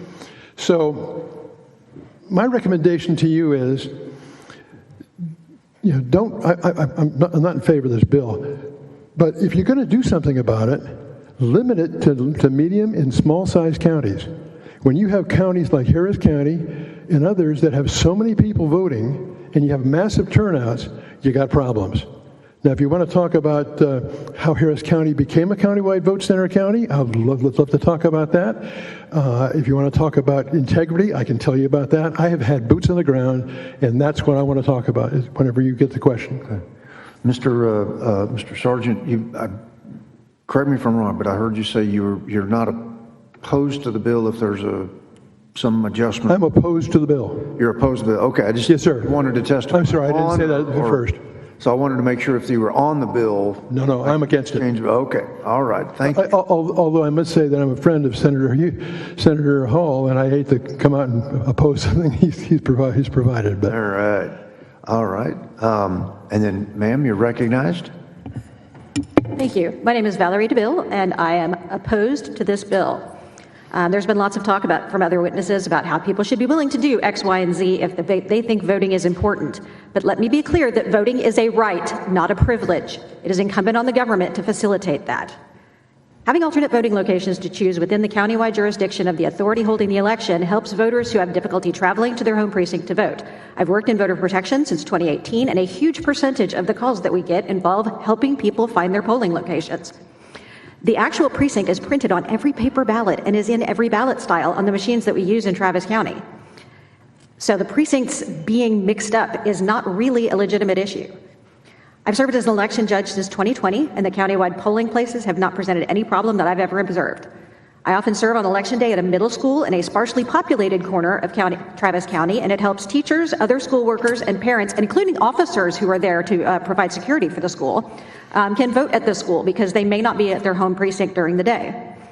We have never had definitive day of results. What the news media does on election day is predicting based on estimates, predicting based on returns. That's why we have close elections that get called weeks and days later. That's why we have mandatory recount thresholds. That's why all of the stories today have been ultimately resolved for the most part. Losing doesn't mean somebody cheated. We need to stop making laws based on conspiracy theories and start basing them in reality. Thank you, ma'am. And Mr. Finger, I believe you are last, so you're recognized.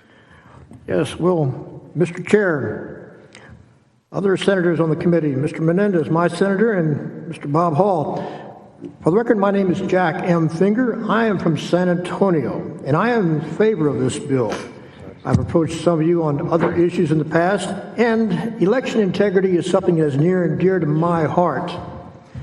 Why this is a good one? Well, simply because we have, in my county, we have had some very shady dealings dealing with election integrity. The election administrator has stopped poll watchers from doing their job. And so consequently, why the electronic fraud can make a 60% winner look like a 40% loser. I don't like that. And this issue about the need for convenience, I'm sorry, that does not wash with me either. Oh, my God, we have convenience already. I mean, look at the number of weeks we have for early voting. And a person cannot come to I'm sorry, but I think the fact that they can't find their election precinct, I think that's a rare exception. They should be able to find it easily. No, I'm sorry. There's really no excuse why it has to be countywide. I think this is a good bill because it helps make election fraud a lot harder. Thank you. Thanks for your testimony. Senator Menendez, any questions? Senator Hall, you're recognized. Thank you, Mr. Chairman. You say you are from Dallas County, right? I'm from Galveston County, sir. I'm sorry? Galveston County. Galveston County. Okay. Yes, sir. Okay, never mind. I misunderstood you. I was confused by it. No, that's good. I'm good. Senators, any questions for any of our witnesses? Thank you each for being here. Thank you very much. Okay. I had a thought I wanted to mention, but if there are no questions, I won't. Senator Menendez, you're recognized. Mr. Chairman, may I ask the gentleman in the blazer a question? Well, please do.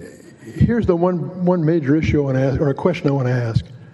If there really is a problem with election integrity over countywide vote centers, it's the same as early voting.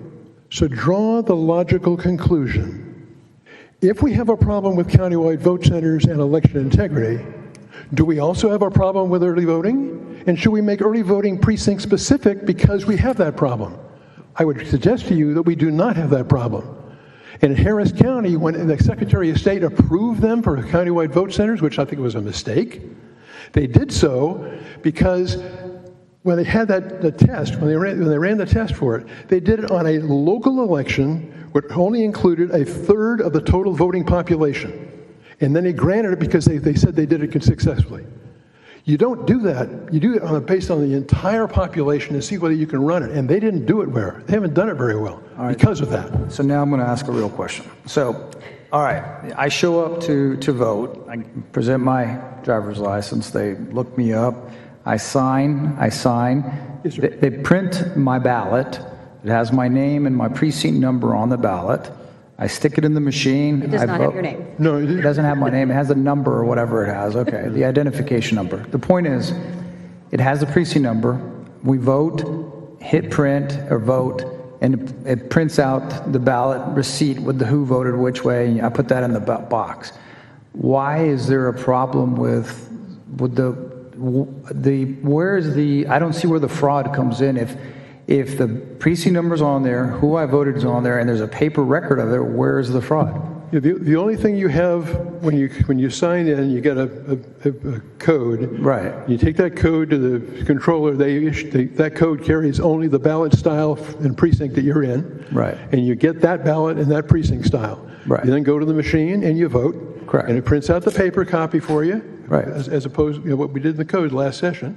And you take it over to the scanner and you scan it, all right? Right. At that point, you have a paper copy and you also have the electronic version of it. And the only problem I see is when you have a large county and you end up with a situation where it takes so long for that information about somebody signing in to populate across all the polling locations that a person could vote twice. That's why I say, if you're going to do this, take counties like Harris County and say, you can't do it. You're too big. Thank you. Thank you, Mr. Chairman. Thanks, Senator. Thank you to each of our witnesses. Thanks for your testimony. You're welcome, sir. Thanks for being here. I'll be back. Is that a threat or a promise? The chair calls Rayford Brown, Louise Joy. Rayford Brown and Louise Joy.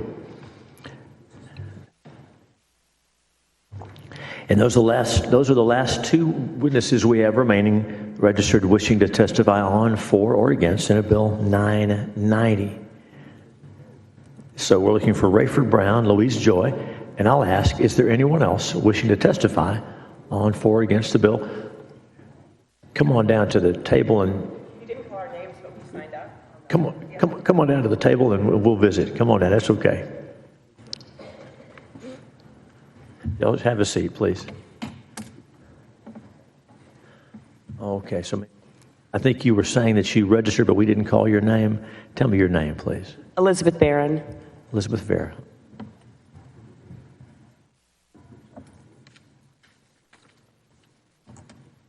And Clyde Neal as well. So I'll ask you both. So of course, we want to hear from you. Will you do me a favor? And will you go to the kiosk and just register again after you testify, just to make sure that we have all your information? Sure. Very well. Okay, thanks. And we'll start over here on your right, my left, and please introduce yourself and give us your testimony. Welcome. Thank you, Chairman, and thank you to the committee. Can you hear me okay? Can you get a little closer to the microphone? We don't want to miss your testimony. Let's see. Let's scooch. And I am registered, and I was called earlier and just made it. Lean in just a little more. I'm sorry, so we can. Okay. There you go. We got There we you. go. Okay. Give us your name and introduce yourself. Give us your testimony. My name is Jamila English, and I'm the Legislative Director for Engage Texas. We uplift the political voice of the Muslim voter, and we work for pluralistic democracy at home and abroad. And we are opposed to SB 990. Election poll workers have told us that there used to be a lot of complaints that they had to turn away hundreds of voters on election day because they were simply at the wrong polling location. Disenfranchising voters through administrative obstacles such as requiring precinct voting also throws doubt on the credibility of results.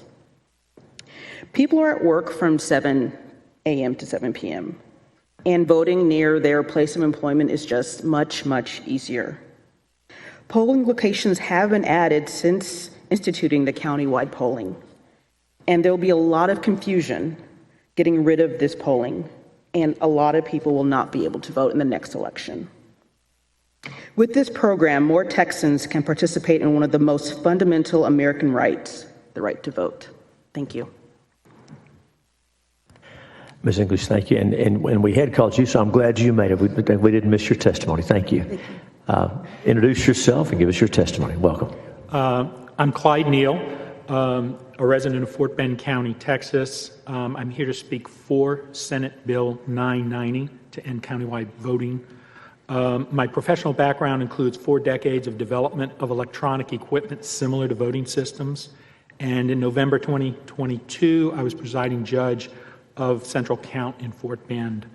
Countywide voting makes elections less transparent, much more vulnerable to error or misdeed, and more difficult to verify, as many of the other witnesses have talked about. I want to just focus on a couple of points. If you will, let's look at what countywide voting does to the inherent limit of vulnerability of the number of votes that can be affected, okay?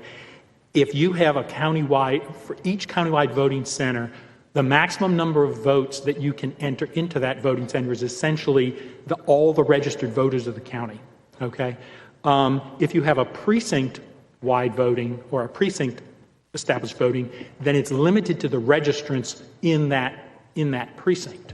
So, what happens is, if you then sum up the total of that, each countywide voting location can be, in our case, 500,000 votes times, let's say, 60 to 80 voting centers, okay? Whereas precinct-wise, you would have 1/60th of that for each one. So the opportunity for an error or a misdeed or a hack, okay, is almost limitless with countywide voting. You only have to hit one and you can make a very large difference. With precinct level voting, you have to hit, you would have to go to many, many, many in order to get the same effect. Thank you for your testimony. And introduce yourself again. Give us your testimony. Sure. My name is Elizabeth Barron, and I'm a resident of Travis County. I'm here representing myself, but also Texas First, which is a group of grassroots across the state that have been working on election integrity. My background is as a management consultant for Accenture in Booz Allen Hamilton. I analyze complex problems and develop solutions, and we've been applying that acumen to looking at our elections. I'm wanted to speak on just from a basic systems perspective. Countywide voting magnifies vulnerabilities and reduces transparency, much as Clyde talked about some of that. But Failures at countywide centers, whether nefarious or mismanagement, impact a far greater number of voters and thus have higher potential for altering race outcomes. Countywide voting is a gift to bad actors. They only need to focus on a few targets to game the system. Additionally, and the main point of what I want to talk about today is countywide voting requires the electronic poll books, and those are needed to update real time so that people can't vote at multiple locations. To provide that data, the electronic poll books must be networked. And we all know that any network is vulnerable. Even what we would consider our most secure networks, that the DOJ and the SolarWinds hack have brought all of that into question. In our most recent election, a member of our own Texas First team witnessed their electronic poll books suddenly checking in hundreds of voters above and beyond the number of voters who had showed up to vote that day. I've attached there some affidavits from that to what I submitted, and then I have a whole bunch more that I just don't want to copy that many. But so the problem is with the countywide requires e-poll books. E-poll books are severely vulnerable, and people say nothing has happened. We have no problem. Here are the affidavits to prove it. And thank you for your testimony. Thank you. Welcome. Introduce yourself and give us your Melinda testimony. Roberts. I registered, but my name wasn't called.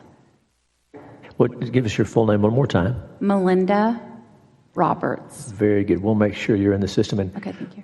will you check in with our lawyer over there at the table? Just Mr. Mess, you have to leave to make sure we got you in there. Okay. Thank you. We're not fussing at y'all for technical. We just want to make sure we have everything in there correctly. So go introduce yourself again. Give us your testimony. Thank you. Hey, Melinda Roberts. I'm here on behalf of myself as well as Bexar County Election Integrity.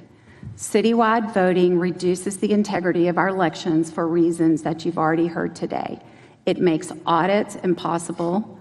I personally live within 4 minutes of 3 voting centers. If we took all 3 of them away, I would live within 4.5 to 5 minutes. Via Bus offers free rides to the voting center and back.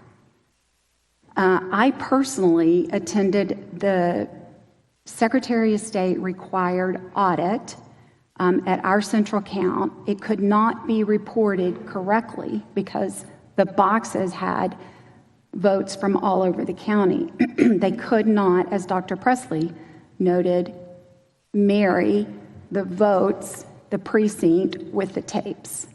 So it was basically a fake audit is what it was. Depending on the election, Bexar County has around 300 voting centers that can't be fully staffed. Our EA has to call a temporary service to get extra workers to staff these voting centers. Our team has a list of every voting center in the county, and we had a data analysis guy look at it, and he calculated how far the next nearest voting center was. It was 0.3 miles, it was a half a mile, the next one was another half a mile, the next one might be 1 mile, might be 3 miles. They're everywhere.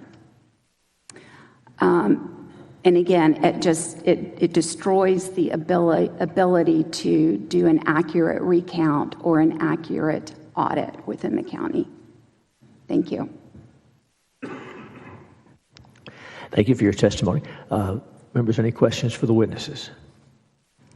Thank you each for being here. Thank you very much. Is there anyone else present wishing to testify on, for, or against Senate Bill 990? All right, go ahead and have a seat.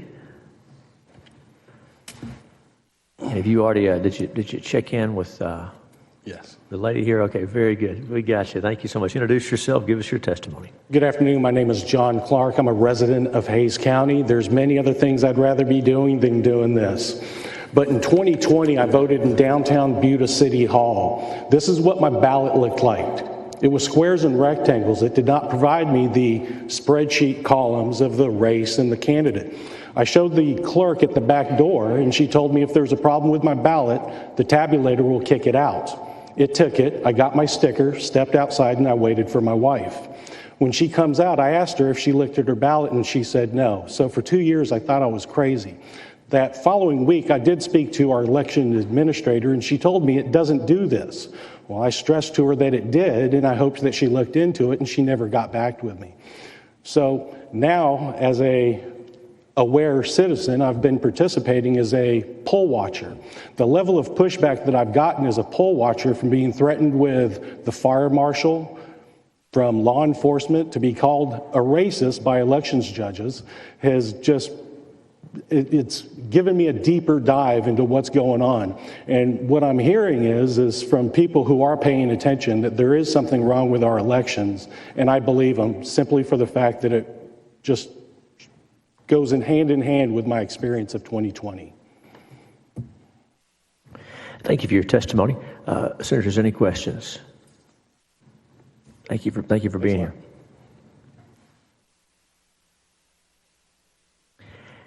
Anyone else present wishing to testify on, for, or against Senate Bill 990? Seeing and hearing none, public testimony is closed. Bill's left pending at this time.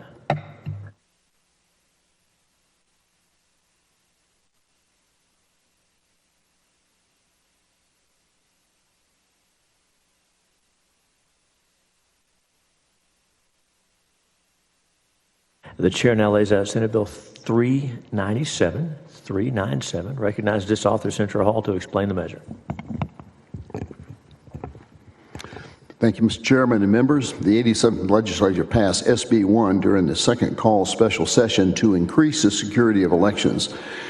The legislation added the requirement to print results tapes immediately after the closing of polls on Election Day, with each election judge or alternate judge required to sign the printed tapes.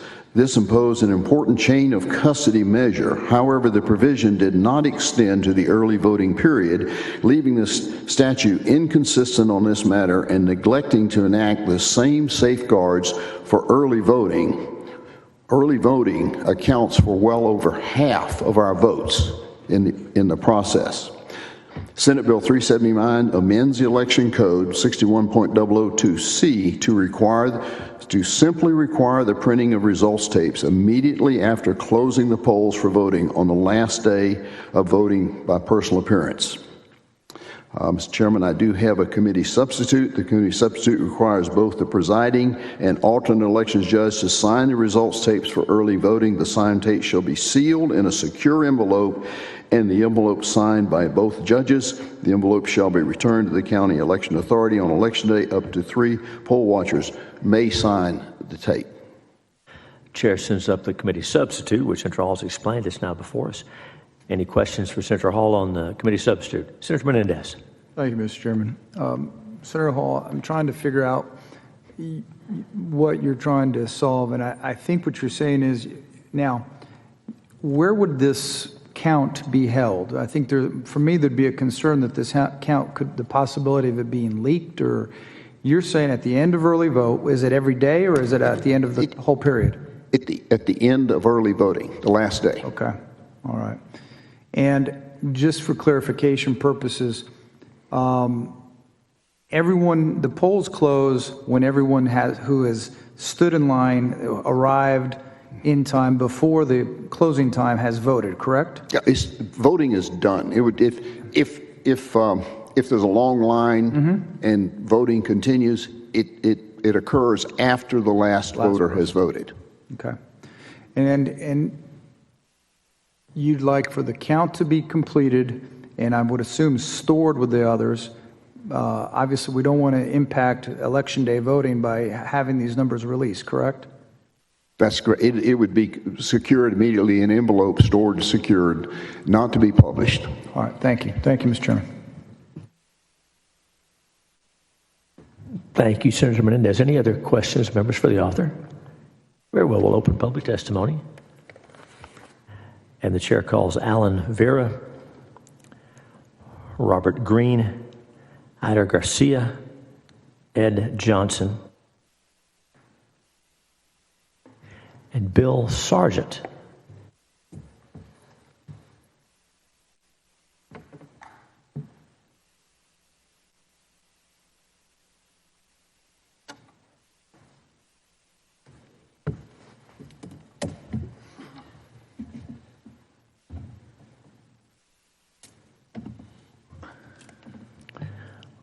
Welcome to each. I think welcome back to each of you. And good to see you again, Mr. Garcia. I don't want to rush you, but if you're ready to go, you're in first position. So introduce yourself. Give us your testimony.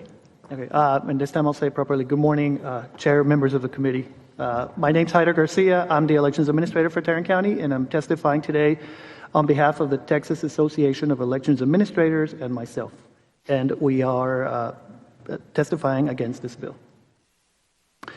So there are three main reasons why we are registering our position against this bill.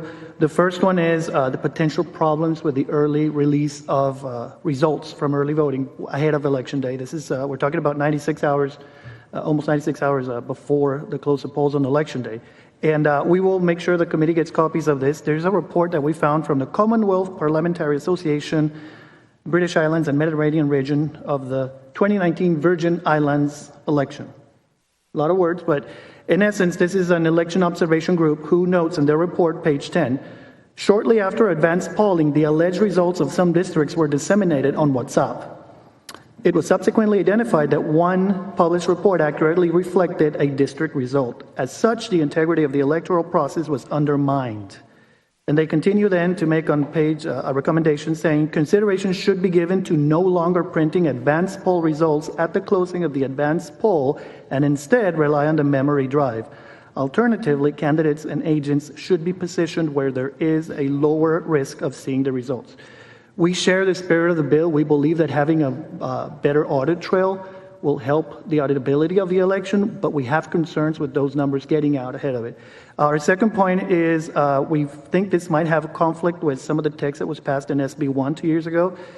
Section 33.056, subsection C of the Texas Elections Code right now says, a watcher is entitled to inspect the returns and other records prepared by the elections officers at the location at which the watcher is serving, which means as elections administrator and election judges, we would not be able to prevent those results from being shared with watchers. We're mandated to share them.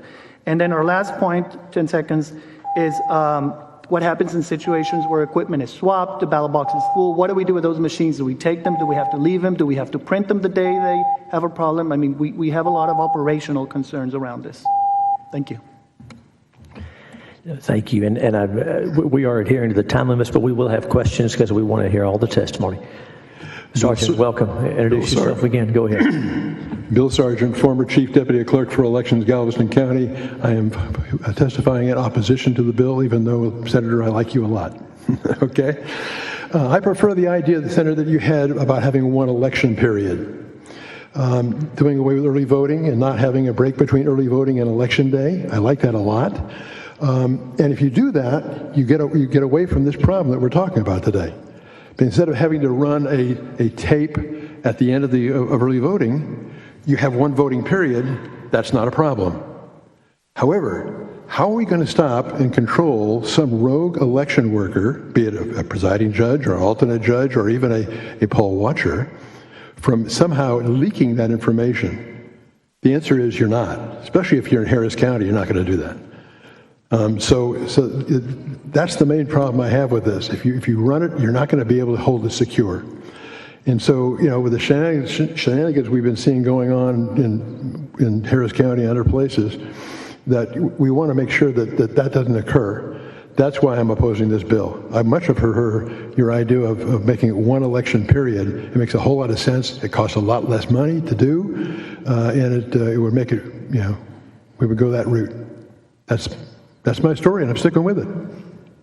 Thanks for your testimony. And I'm going to pause before we go on with the testimony, and I'm going to ask Senator Hall a question. Senator Hall, your originally filed bill was just added this process for early voting, but then your committee substitute, I think it was intended to address this problem of the release of the early voting results. Is that right? Can you make sure, tell us about that? Yes, make sure we don't, that is correct. And we are looking. And I'll say, and the witnesses probably haven't seen the substitute, so we're not fussing at you. I want to give Senator Hall a chance to explain it. Yeah, not to elicit, and we're looking into putting a penalty on that if it is released. So that is recognized, and we do want to keep it. But the other part about it is, I believe, I mean, just to ask So a question. go ahead. When can you actually start actually print that tape? What's the soonest you can print the tapes? After right now today, after the polls close, you can print the tape starting the next morning, right? Well, we with early voting, we go ahead and print a tape, which gives us a list of how many people voted, but it doesn't say how they voted. So we already do that in early voting. We run that, and we know exactly how many votes we cast. But before election is over, you can start printing those results, right? Well, it depends on how the equipment is set up. If you program the equipment to do that, you can do that. We typically do not do that because we don't want to have information going out. But I believe the technical answer to your question is at any point that we program the system to allow to do it. Procedurally, it depends on when the county has a policy of printing those tapes. Right, but so you can actually print those tapes before election day is done. It is technically possible, yes. So Mr. Chairman, what we're talking about is printing these tapes at the precinct before the equipment is moved, which is just a few hours before they can actually print them back at the headquarters where anybody could release them out there. So there's no real increase in security, but just a few hours because the polls were being open for days afterwards in there. So, but Senator, I'm having a hard time hearing you. Are you saying that the equipment stays where we're at the early voting location until election day, or what? No. I'm just saying what I'm talking about are the tapes are printed at the precinct before the equipment is moved, before the memory card is removed. That you can then, if the memory card is taken back to Central County, you can start printing those tapes before the polls close on election day. And so the only difference we're talking is a few hours difference when those tapes could be printed. The problem still exists, though, about how do you make sure somebody doesn't give it to a candidate or a campaign or a party? Yeah.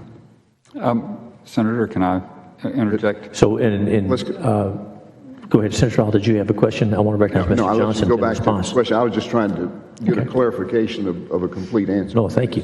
So I'll tell you what, Mr. Johnson, if you want to answer the question, and then we'll let you testify, or whichever order you want to do it in. Go ahead. I'm here for the bill. Okay. But the answer is you're not allowed to, legally, you're not allowed to start printing those tapes until election day, when Central Count and the ballot board have reviewed this equipment and started that procedure. Now, it is possible that people are not following the law and printing them, but legally they should be waiting till election day. And it's actually a felony offense if you release these numbers. Correct, and that's what changes. They can do it now. There's nothing to prevent it from happening now. We'll have the same penalties on it. So. But there is also another solution to it we can talk about later. Thank you, Senator. And Mr. Okay, so Ed Johnson, I'm here in support of the bill. And one of the things that I would think to try to help this, because you have poll watchers that aren't under that federal guidelines. Back when we first started the verifiable paper trail and election equipment was experimenting with it, the first version that came out of it was a cash register receipt. It was a printer that printed printed on a tape, and it was reeled up with inside the printer. They actually made some of them where you couldn't see the vote, no one could see the vote, so that they could be audited after the election means. If we had a printer like this, one that you could not see, you could hook it up and you could print the results, but the people printing it could not see it. It was locked and sealed and all those good things.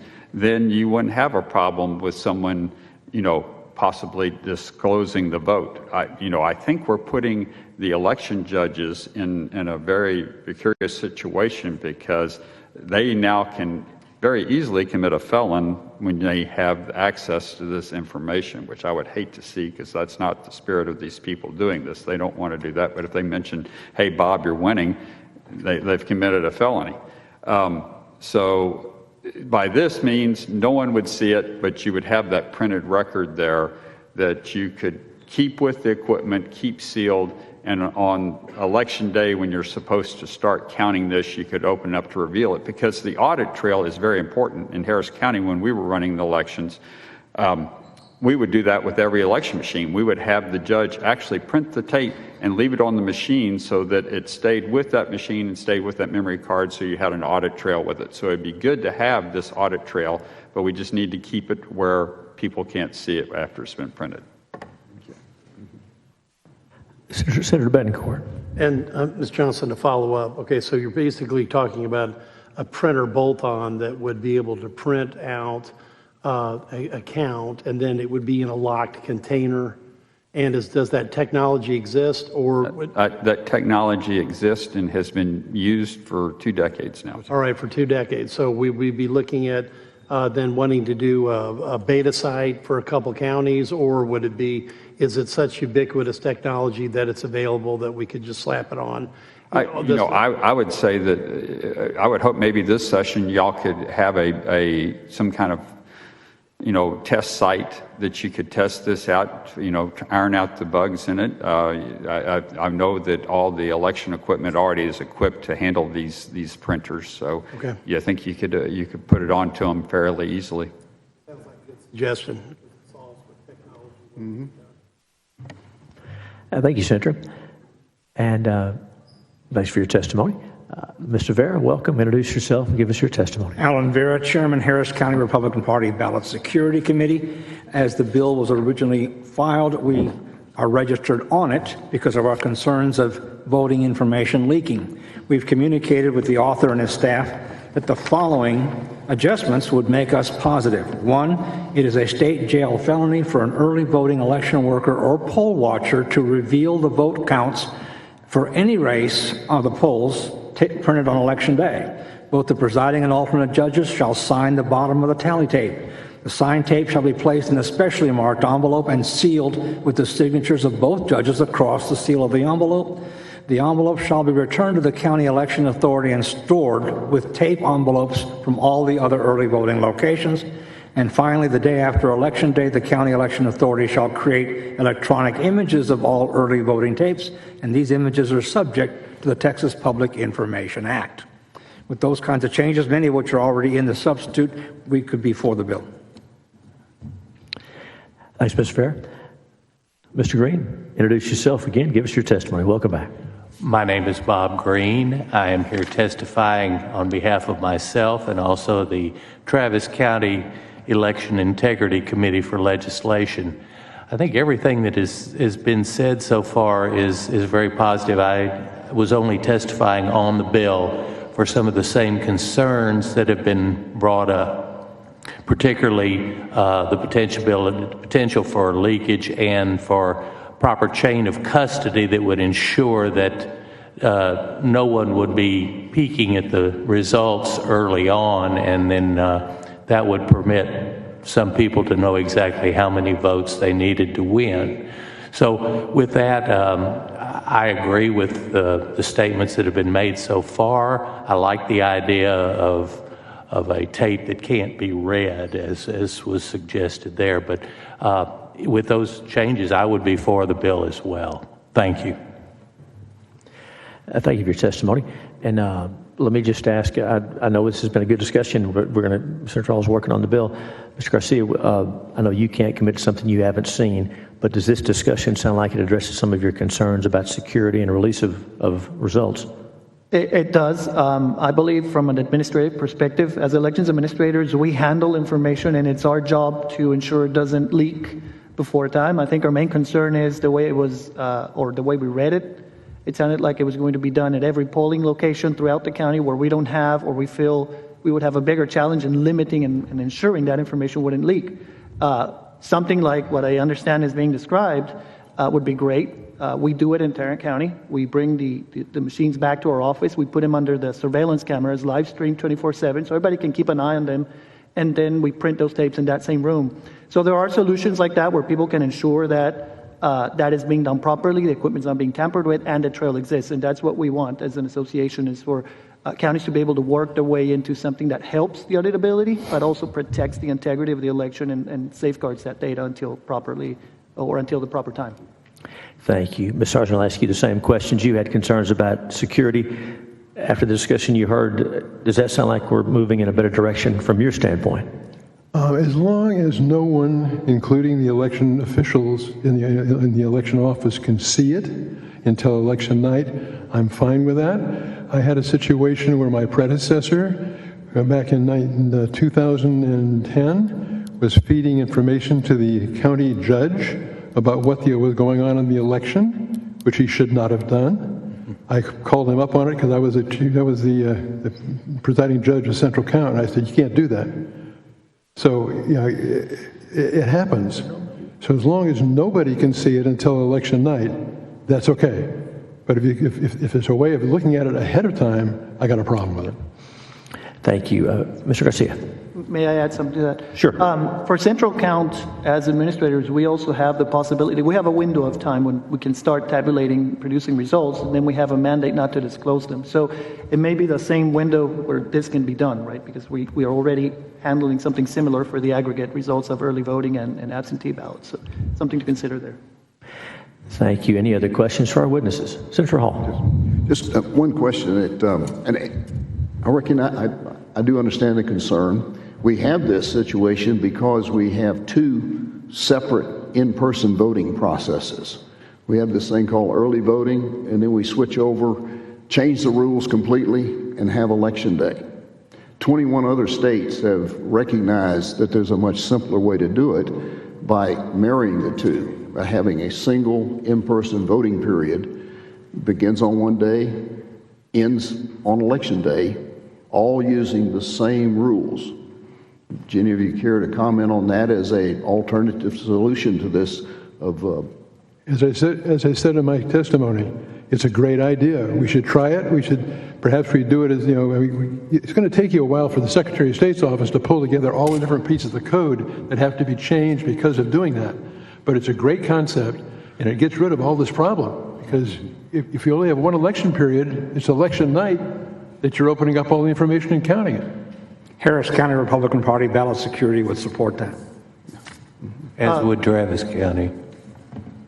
Go ahead. No, I was just going to say anything's possible. Just make sure you take a deep dive into the implications of it. So I think, for example, in Tarrant County, I could speak for our voters are used to seeing at 700 everything that was voted on early voting. That wouldn't happen because then those votes would have to wait till what is the now timeline of election, right? So people could go on to 9, 10, with 10, 20, 50% of the vote only on the website, and it's not good, it's not bad, it's different, and that would be my only caution to changing the model that drastically makes sure that people understand how different it's going to be.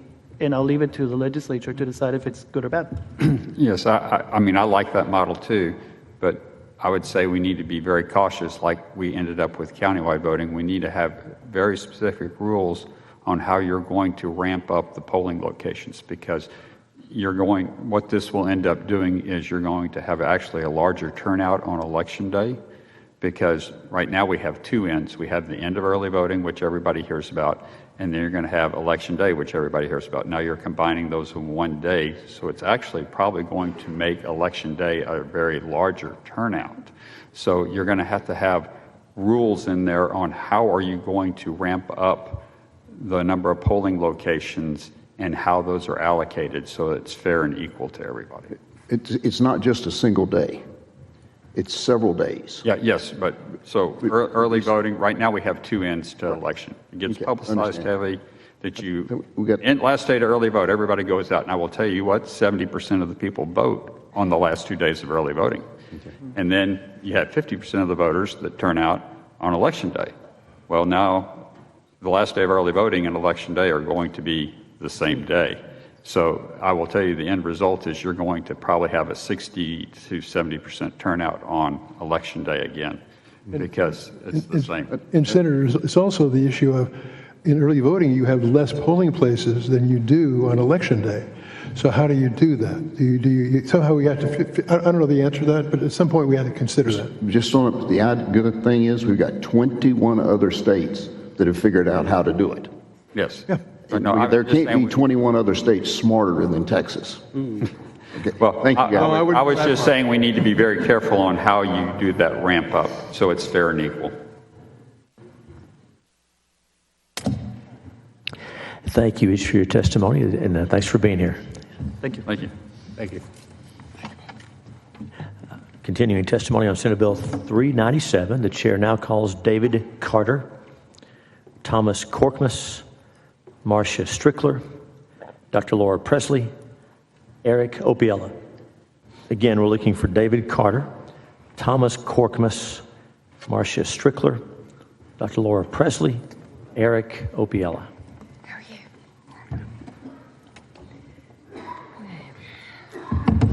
You don't want to sit by me, Eric? I can move over. David. It's a good crowd. Yeah. They call my name. Yes, sir. It's about 30 seconds behind. All right, welcome. We'll begin over here. Again, on my left, your right. Introduce yourself again. Give us your testimony. Thank you, Mr. Chairman. My name is Marcia Strickler. I'm in Williamson County Precinct Chair, Delegate, as well as a former election alt judge, and worked in the election department, tech support in the field. So I am for this bill, Senator Hall. Thank you so much for writing this bill. I appreciate Senator Hall, Senator Hughes, Senator Betancourt, all of you that have submitted bills on election integrity. This is a great bill for furthering the protection and protecting citizens' votes.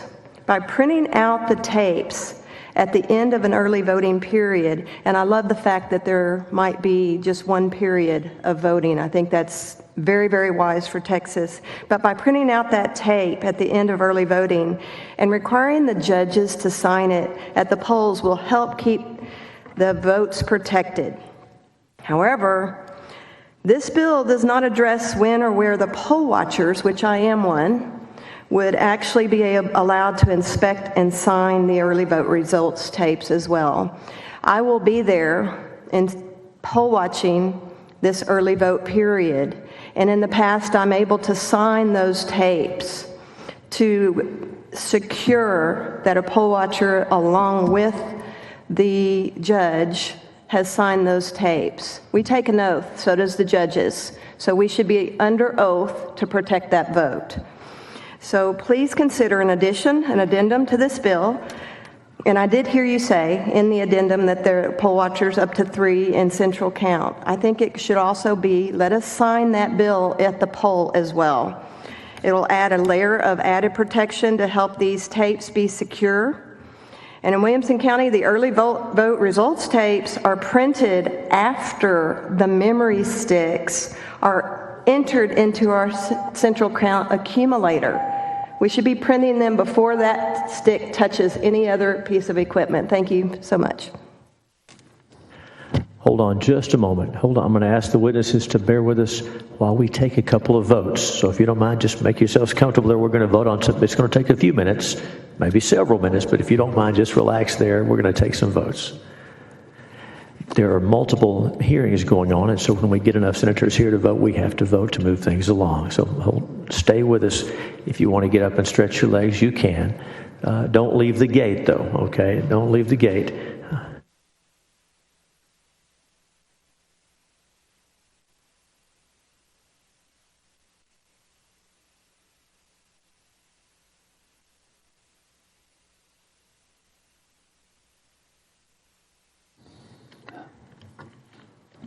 Okay. Did you say something? Yeah, he hadn't called nobody yet, had he? They're taking a vote right now. Yeah.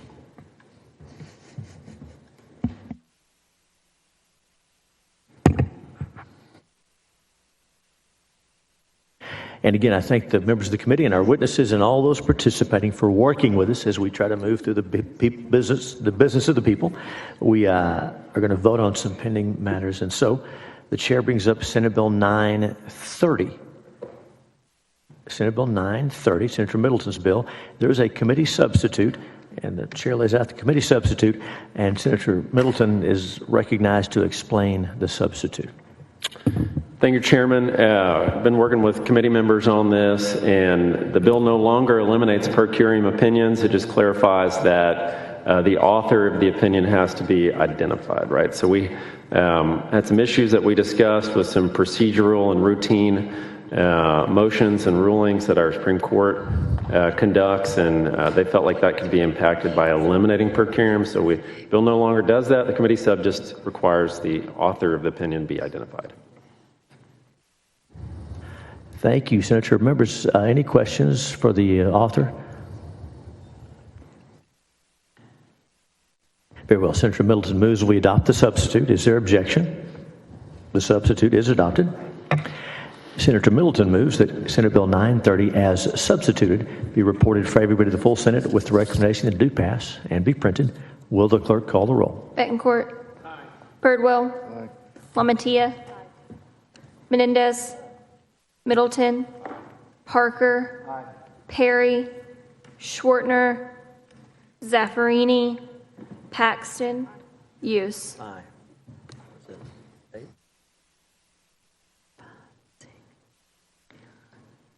There being 8 ayes and no nays, the committee substitute, Senate Bill 30, will be reported favorably to the full Senate.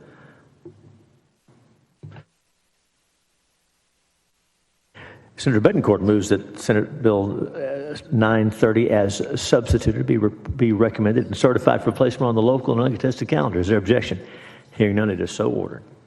The chair brings up Senate Joint Resolution 54 as a matter of pending business, SJR 54, and there's a committee substitute, and the chair recognizes the author of the resolution to explain the substitute. Thank you, Chair. This does the same thing as Senate Bill 930, and it does no longer eliminates per curiam opinions. It just says that the opinion author must be identified. That's Thank you, Senator. Members, any questions for the author of the resolution? Very well. Senator Middleton moves that we adopt the committee substitute to Senate Joint Resolution 54. Is there objection? The substitute is adopted. Senator Middleton moves that Senate Joint Resolution 54 as substituted be reported favorably to the full Senate with the recommendation that it do pass and be printed. Will the clerk call the roll? Betancourt. Aye. Birdwell. Aye. Lamantia. Aye.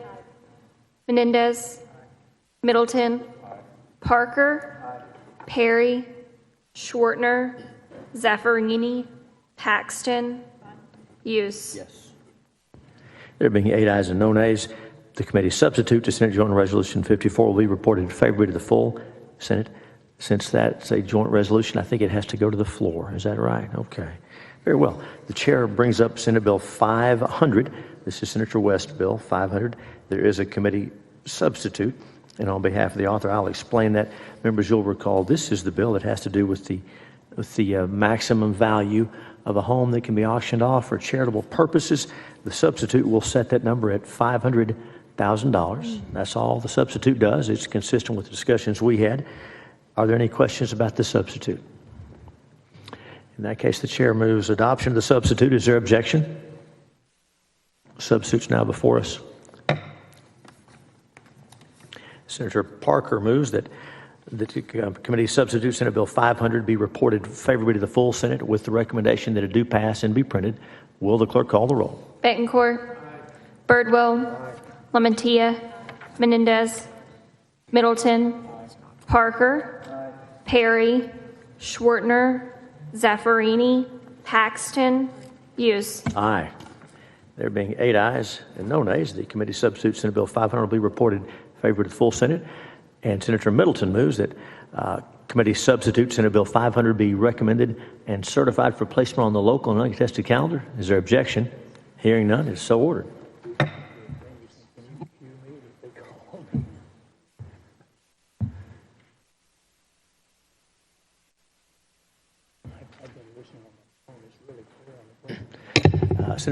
Senators, continuing with pending business, the chair lays out as a matter of pending business Senate Bill 12. Senate Bill 12, this is my bill, has to do with sexually oriented performances on public property. Senate Bill 12, there is a committee substitute. The chair lays out the committee substitute. Senator Betancourt moves that we adopt.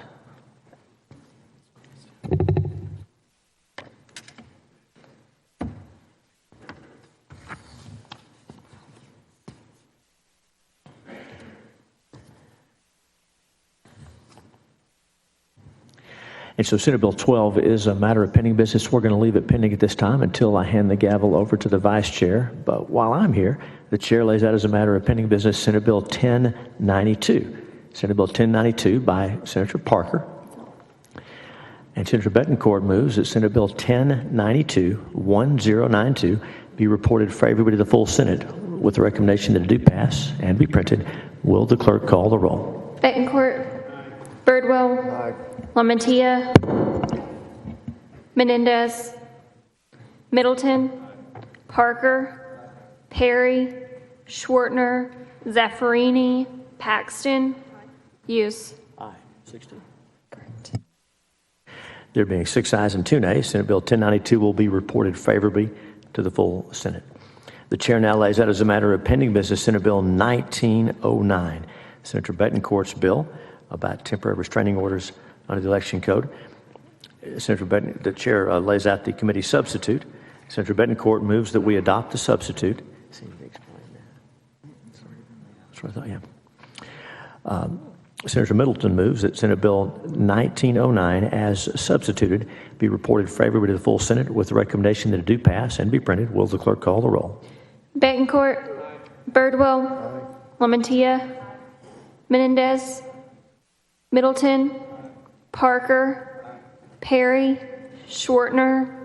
Zaffarini. Paxton. Hughes. Yes. There being 8 ayes and no nays, Senate Bill 1909 as substituted will be reported favorably to the full Senate. Senator Betancourt moves that the substitute to Senate Bill 1909 be recommended and certified for placement on the local and uncontested calendar. Is there any objection? Hearing none, it's so ordered. The Chair now lays out as a matter of pending business Senate Bill 1910 by Senator Betancourt regarding election records under the Public Information Act. Senator Parker moves that Senate Bill 1910 be reported favorably to the full Senate with the recommendation that it do pass and be printed. Will the clerk call the roll? Betancourt. Birdwell. Lamantia. Menendez. Middleton. Parker. Perry. Schwartner. Zaffarini. Paxton. Hughes. Yes. There being 6 ayes and 2 nays, Senate Bill 1910 will be reported favorably to the full Senate. The Chair now lays out as a matter of pending business Senate Bill 20 by Senator Huffman regarding criminal offenses by district attorneys, criminal district attorneys, and county attorneys. There is a substitute. The Chair sends up the committee substitute, and Senator Middleton moves that we adopt the substitute. Is there objection to the adoption of the substitute? Hearing none, the substitute is before us. Senator Middleton moves that the committee substitute, Senate Bill 20, be reported favorably to the full Senate with the recommendation that it do pass and be printed. Will the clerk call the roll? Betancourt. Birdwell. Lamantia. Menendez. Middleton. Parker. Perry. Schwartner. Zaffarini. Paxton. Hughes. Aye. There being 6 ayes and 2 nays, the committee substitute, Senate Bill 20, will be reported favorably to the full Senate. The Chair now lays out as a matter of pending business Senate Bill 21 by Senator Huffman. Again, regarding judges, there is a committee substitute. The Chair sends up the substitute, and Senator Parker moves that the committee substitute be adopted. Is there objection? It is adopted. Senator Parker moves that committee substitute, Senate Bill 21, be reported favorably to the full Senate. This is SB 21, as substituted, with the recommendation to do pass and be printed. Will the clerk call the roll? Betancourt. Birdwell. Lamantia. Menendez. Middleton. Parker. Perry. Schwartner. Zaffarini. Paxton.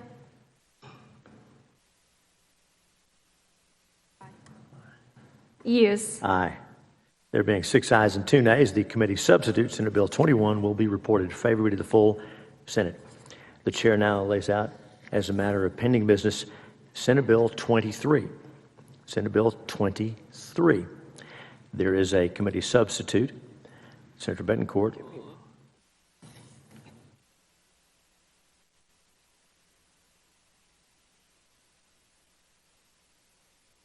Senator Betancourt moves that we adopt the committee substitute, Senate Bill 23. Is there objection? Seeing none, the substitute is adopted.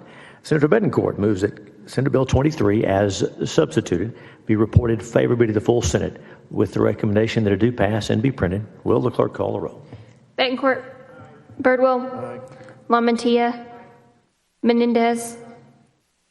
Middleton. Parker. Perry. Shortner. Zaffarini. Paxton. Hughes. Aye.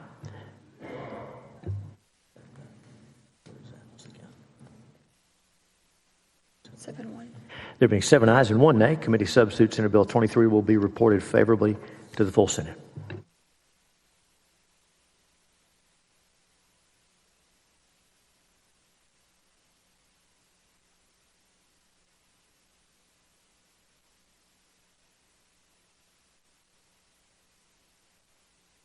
The chair now lays out as a matter of pending business Senate Bill 1575 by Senator Middleton regarding the authority of a State Board of Education member to request an AG opinion. Senator Betancourt moves that Senate Bill 1575 be reported favorably to the full Senate with the recommendation that it do pass and be printed. Will the clerk call the roll? Betancourt. Birdwell. LaMantia. Menendez. Middleton. Parker. Perry.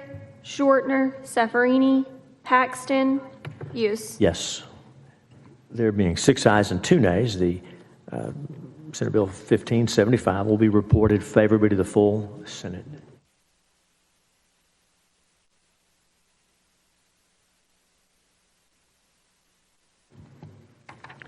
The chair now lays out Senate Bill 1649 by Senator Parker, and the chair sends up the committee substitute. Senator Parker moves that we adopt the committee substitute. Is there any objection to the adoption of the substitute? Seeing none, it is adopted. 1649 relating to trusts.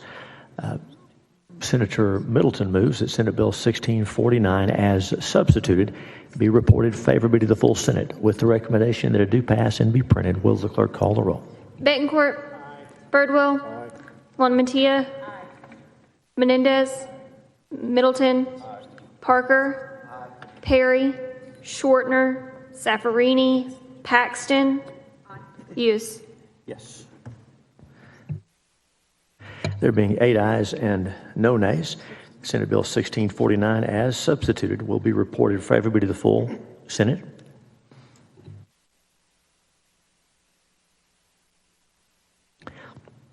Senator Betancourt moves that the committee substitute to Senate Bill 1649 be recommended and certified for placement on the local and uncontested calendar. Is there any objection? Hearing none, it's so ordered.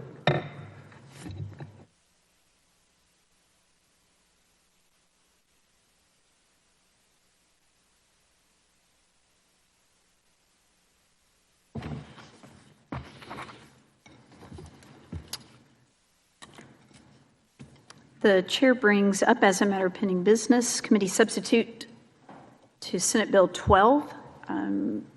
Senator Hughes moves that we adopt the substitute. Is there any objection? Hearing none, it's adopted. Senator Hughes moves that we report the committee substitute to Senate Bill 12 favorably to the whole Senate with the recommendation that it do pass and be printed. The clerk will call the roll. Betancourt. Birdwell. LaMantia. Menendez. Middleton. Parker. Perry. Shortner. Zaffarini. Paxton. Hughes. The votes being 6 ayes and 2 nays, the committee substitute to Senate Bill 12 will be reported favorably to the whole Senate. The chair brings up as a matter of pending business Senate Bill 2087. Senator Hughes moves that we report Senate Bill 2087 favorably to the whole Senate with the recommendation that it do pass and be printed. The clerk will call the roll. Betancourt. Birdwell. Respectfully, Mr. Chairman, nay. LaMantia. Menendez. Middleton. Parker. Perry. Shortner. Zaffarini. Paxton. Hughes.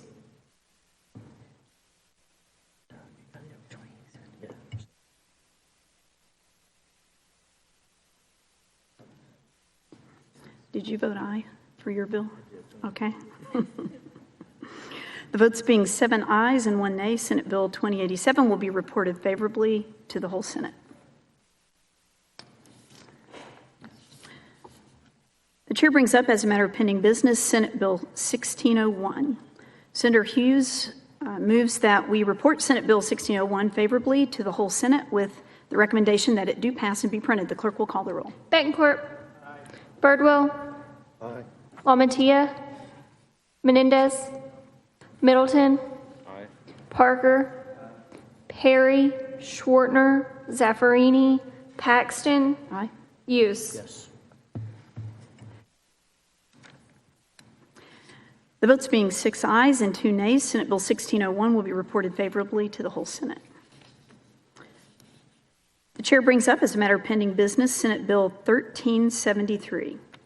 Senator Hughes moves that we report Senate Bill 1373 favorably to the whole Senate with the recommendation that it do pass and be printed. The clerk will call the roll.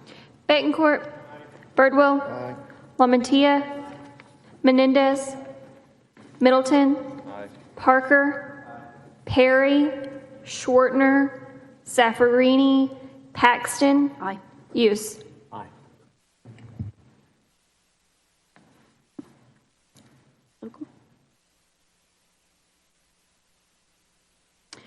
The votes being 8 ayes and 0 nays, Senate Bill 1373 will be certified and recommended for placement on the local and uncontested calendar.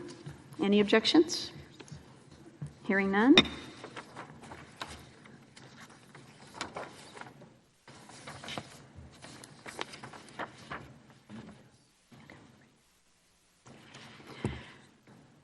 Chair brings up as a matter of pending business Senate Bill 1269. There is a committee substitute. The bill's author, Senator Hughes, is recognized to explain the substitute. Thank you, Madam Chair. And members, this committee substitute is a result of meetings with stakeholders who had concerns regarding applying Chapter 38 of the Code of Criminal Procedure to these proceedings. And so the substitute removes that section and adds in a requirement that CPS hand over all evidence, even exculpatory evidence, 7 days prior to the adversary hearing. This is obviously important to make sure that parents have proper notice of all information that might be used against them. So this represents a refinement of the bill, and that's what the substitute does. And I'll yield for your questions. Members, are there any questions for Senator Hughes? Seeing none. Senator Hughes moves that we adopt the committee substitute. Is there any objection? Seeing none, the substitute is adopted.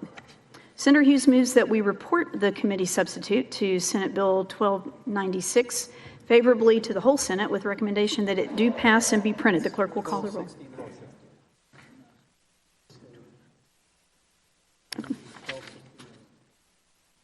Okay, thank you. Senator Hughes moves that we report the committee substitute to Senate Bill 1269 favorably to the whole Senate with the recommendation that it do pass and be printed. The clerk will call the roll. Betancourt. Birdwell. LaMantia. Menendez. Middleton. Parker. Perry. Schwartner. Zaffarini. Paxton. Aye. Hughes. Yes. The votes being 7 ayes and 1 nay, the committee substitute for Senate Bill 1269 will be reported favorably to the whole Senate. The chair brings up as a matter of pending business Senate Bill 1927. There is a committee substitute, and the bill's author, Senator Hughes, is recognized to explain the substitute. Thank you, Madam Chair. Members, you may recall Senate Bill 1927, we heard last time, expanding the jurisdiction of the Office of the State Prosecuting Attorney.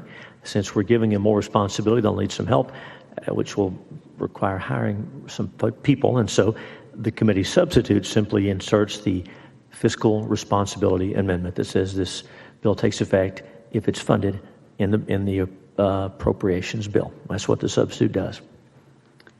Members, are there any questions of the author? Seeing none, Senator Hughes moves that we adopt the substitute. Is there any objection? Seeing none, the substitute is adopted.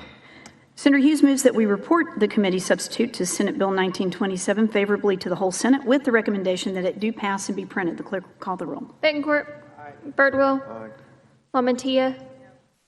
Menendez. Middleton. Parker. Perry. Schwartner. Zaffarini. Paxton. Hughes. The votes being 6 ayes and 2 nays, the committee substitute for Senate Bill 1927 will be reported favorably to the whole Senate. Thank you, Mr. Chairman. Thank you, Madam Chair. And I thank the witnesses for their forbearance while we went through that. We will now, we were previously hearing testimony on Senate Bill 397. It is still before us, to make clear, Senate Bill 397. Mr. Carter, you're recognized. Give us your testimony. Welcome. Thank you, Senator Hughes. David Carter, Temple, Texas, speaking in favor of this bill. And I have observed the previous commentaries. There was some confusion, I think, about the tapes. I'm an election judge on election day. I've never worked early voting, but I'm familiar with early voting, the tapes. And there's a controversy about when those tapes are printed. But as far as polling place, whether it's early voting or the election day, when I print those tapes, this big long string of thing, you fold them up and we have the signatures. The tape is not handled by a lot of people, but those who want to sign may sign. And the addition of a sealed envelope would be a new thing. I've never been given an envelope to put these tapes into. I put them into a plain unsealed envelope and turn them in at the county voting. So I don't think the issue is so much about when they're printed, about being early in the day while the voting is still going on. I don't think that's an issue.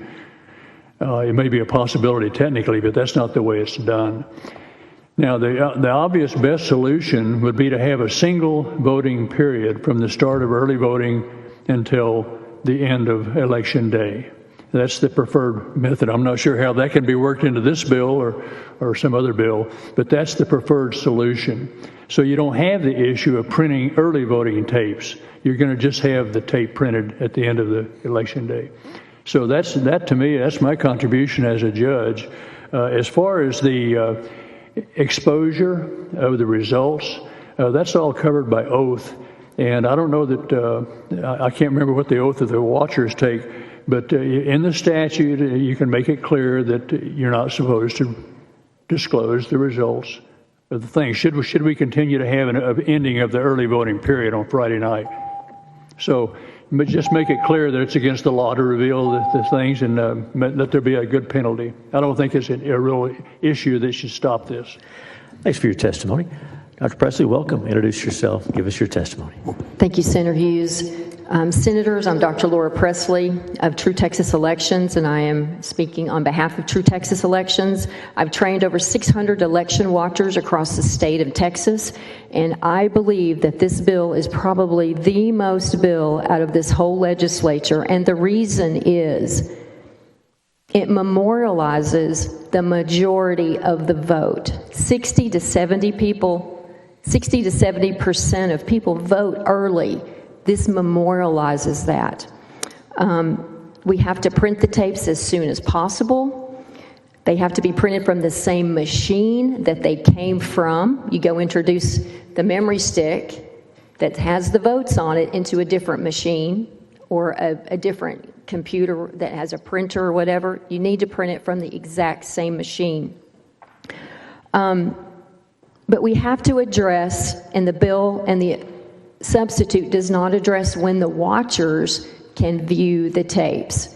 We've recommended an amendment that the watchers are entitled to see the results tapes for early vote that are printed at central count when the polls close election day. Open records is not going to work. We have candidates that if they try to get these open records tapes later after the fact, counties will delay and not get them the results. Candidates have to make decisions for recounts and for contests based on the data on those tapes, and the watchers should have access election day night. That is a must. And I'm here for questions, but this is, I believe, the most important bill It memorializes the majority of the vote, and we don't have it right now. Like Ms. Watson said today, the early vote tapes are printed in my county in Williamson after they've already touched another computer. That's unacceptable. Okay, bless y'all, and thank you for this. And please consider amending it to when exactly the watchers can see the tapes at central count.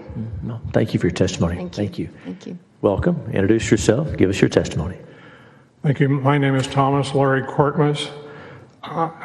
Thank you for this bill, and also thank you for the attention I see you giving this. I'm one of the few people who has actually been there when all this is going on, because I have been the central count judge in Bell County. I want you to know that there are ways to do this if you want to do it, but this is very important that you use the same type of security that the United States military uses, the same type that I used when I was in nuclear weapons back in the 1960s. If you would take these sticks out, they need to be watched completely. This needs to be done in so much transparency that everyone can see it, including poll watchers and including candidates. Because if you don't, then there will be no trust in this election or in this process. So if you're going to do this, you can do that. The Secretary of State's office actually sells envelopes that you can use for security, and you can put the memory sticks in those after you've run the tapes. But you do need to run the tapes on the same machine. The tapes on the same machine which that produce the memory stick. That is most important. And because if you don't, then you're contaminating that memory stick by putting it into another machine. This shouldn't. If anybody has any questions, please stop me and ask me. But the fact of the matter is, we lose chain of custody on this if we don't do these things, if we don't operate just like the military. When I first went in to do this, I went in cold, ignorant, and I had to ask a lot of questions from other people. I got the best ideas. But I can tell you this much. Having a safe, which was one of the first things I asked the county judges to give me, and we can continue this. Thank you. Thank you for your testimony. Mr. Opiello, introduce yourself. Give us your testimony. Thank you, Mr. Chairman, members. I'm Eric Opiello, board certified legislative and campaign lawyer, testifying on behalf of myself on Senate Bill 397. I'll be brief, as I know our time is short. I conceptually agree totally with Senator Hall's goal in introducing this legislation. We do need a paper trail of early voting results verified by election judges at each early voting location that can be referred back to in the event of loss of electronic media, which unfortunately happens all too often in elections. As a former county chair back in 2006, so this has been going on for a while, I have experienced a loss of data on transportable media due to a battery failure which forced the use of backup material to recreate returns in a primary election.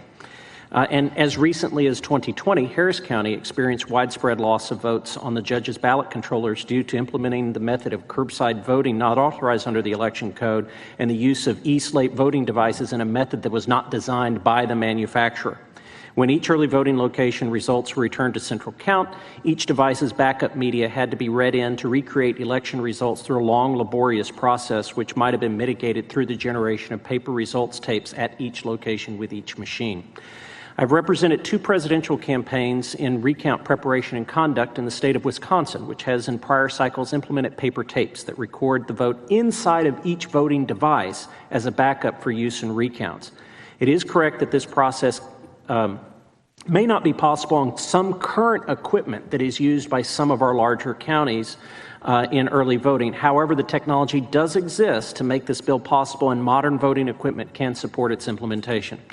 I do, however, want to raise concerns about other provisions of the election code which this bill does not modify but needs to in order to prevent fraud and influence over the election result, which will undoubtedly occur as a result of its passage. Section 33056 of the Election Code, as was mentioned earlier, allows poll watchers to observe any activity occurring at a polling place, and that would include the preparation of those tapes.